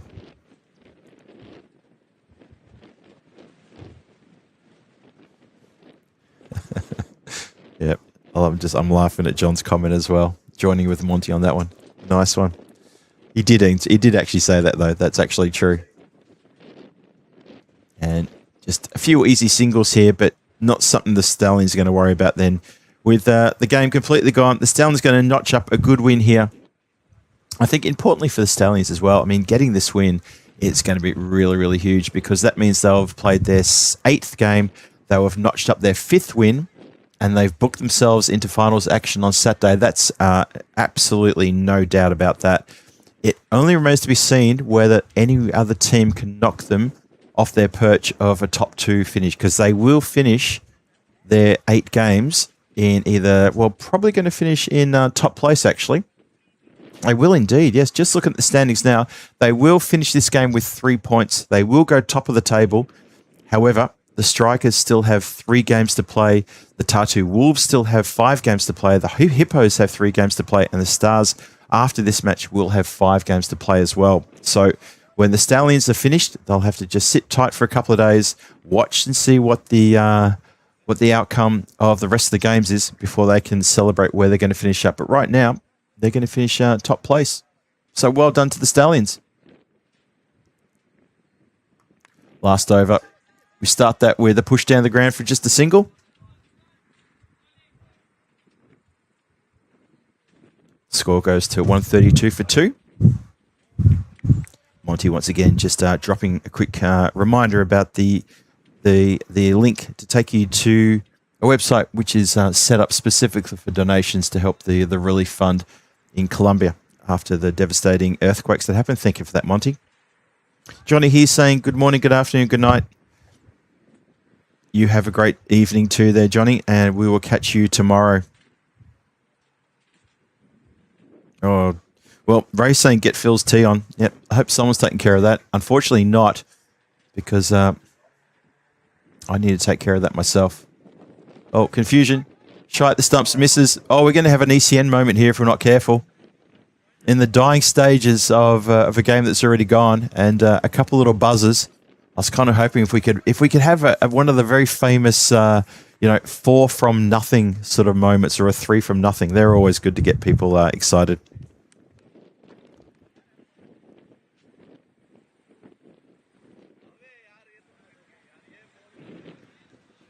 All right. 4 balls to come. 136 on the board.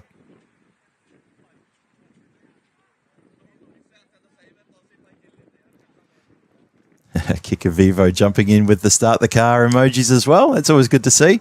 That's a good shot. That's one bounce and 4 runs. And a lovely strike towards deep mid wicket. So a little bit more there.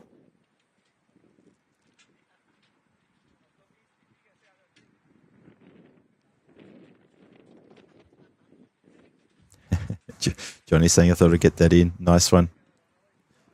Oh, and Kika Vivo getting the old Gorn emoji out as well. I don't see that very often. Don't see that enough. I think it's kind of cool that ECN created the Gorn emoji. I know. I get a bit of a head wobble moment when I see that. Hit down the throat. Oh, almost down the throat. Ankar Patel, he went up to take the catch, and I almost felt that he was almost thinking, why am I risking my fingertips when we've already won the game? And doesn't bring down the catch, and it ends up being a Maximo. So a nice little bit of hitting towards the end here by Moshe Rahman. Just adding a little bit of respectability to the score. And this is going to be a good win to the Stallions. Viking Stars, gallant in defeat. Paolo Campini talking about kebabs with hot sauce. We haven't had a lot of food chat today. Maybe we'll do that tomorrow. What do you reckon, guys? We'll have a food chat tomorrow. And I think that's a wicket off the last ball. And that is it. That's all they wrote. And that is going to be it. So what's going to happen? Well, let's finish this one first. 10 overs gone, 146 for 4. There is a wicket on the last ball indeed. And that is going to be catch behind there as Moshe Rahman finishes his innings on 15 from 7 deliveries. 146 for 4. It's a 42-run win to the Stallions. Just too many runs there on the board that they allowed. The bowling seemed a little bit tired, to be fair, for the Stars, and that's why the massive score was put on the board. So congratulations to the Stallions, who are going to finish their group stage with, let me count this up first. Yep, 5 wins, 3 losses, and 17 points. And their net run rate, well, we'll see the net run rate after all the calculations get done as well. But they've done themselves every bit of favour to get a top 2 position. But they can now go and relax for a couple of days, make sure they keep their training skates on, and make sure they keep themselves nice and warm and ready for finals on Saturday. We will see them on Saturday. That is assured. We will see them on Saturday. Oh, yeah, Ash, thank you very much. Don't forget the eclipse is happening sometime this evening. I don't know where you are watching in the world, but if you're watching in Europe, don't forget, Google it, find out where the eclipse is happening. I'm going to make sure I'm going to be out and about trying to find where it is. I'm just going to look up in the sky and hopefully I don't blind myself at the same time. Maybe you'll do the same thing as well. If you are going to watch the eclipse, wherever you're watching, please take care. I don't want to hear about any news tomorrow about some of our fans and some of our mods getting sort of sore retinas or whatever the case may be. I need you back here watching the cricket and, of course, reading the chat as well. So that's it from us for today. 4 more games coming your way tomorrow.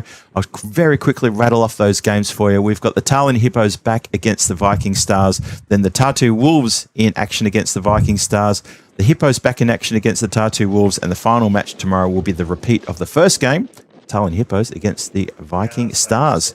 So Hippos, Stars, and the Tartu Wolves back in action tomorrow. That's Thursday. Thursday the 13th. Big action coming your way. The third game.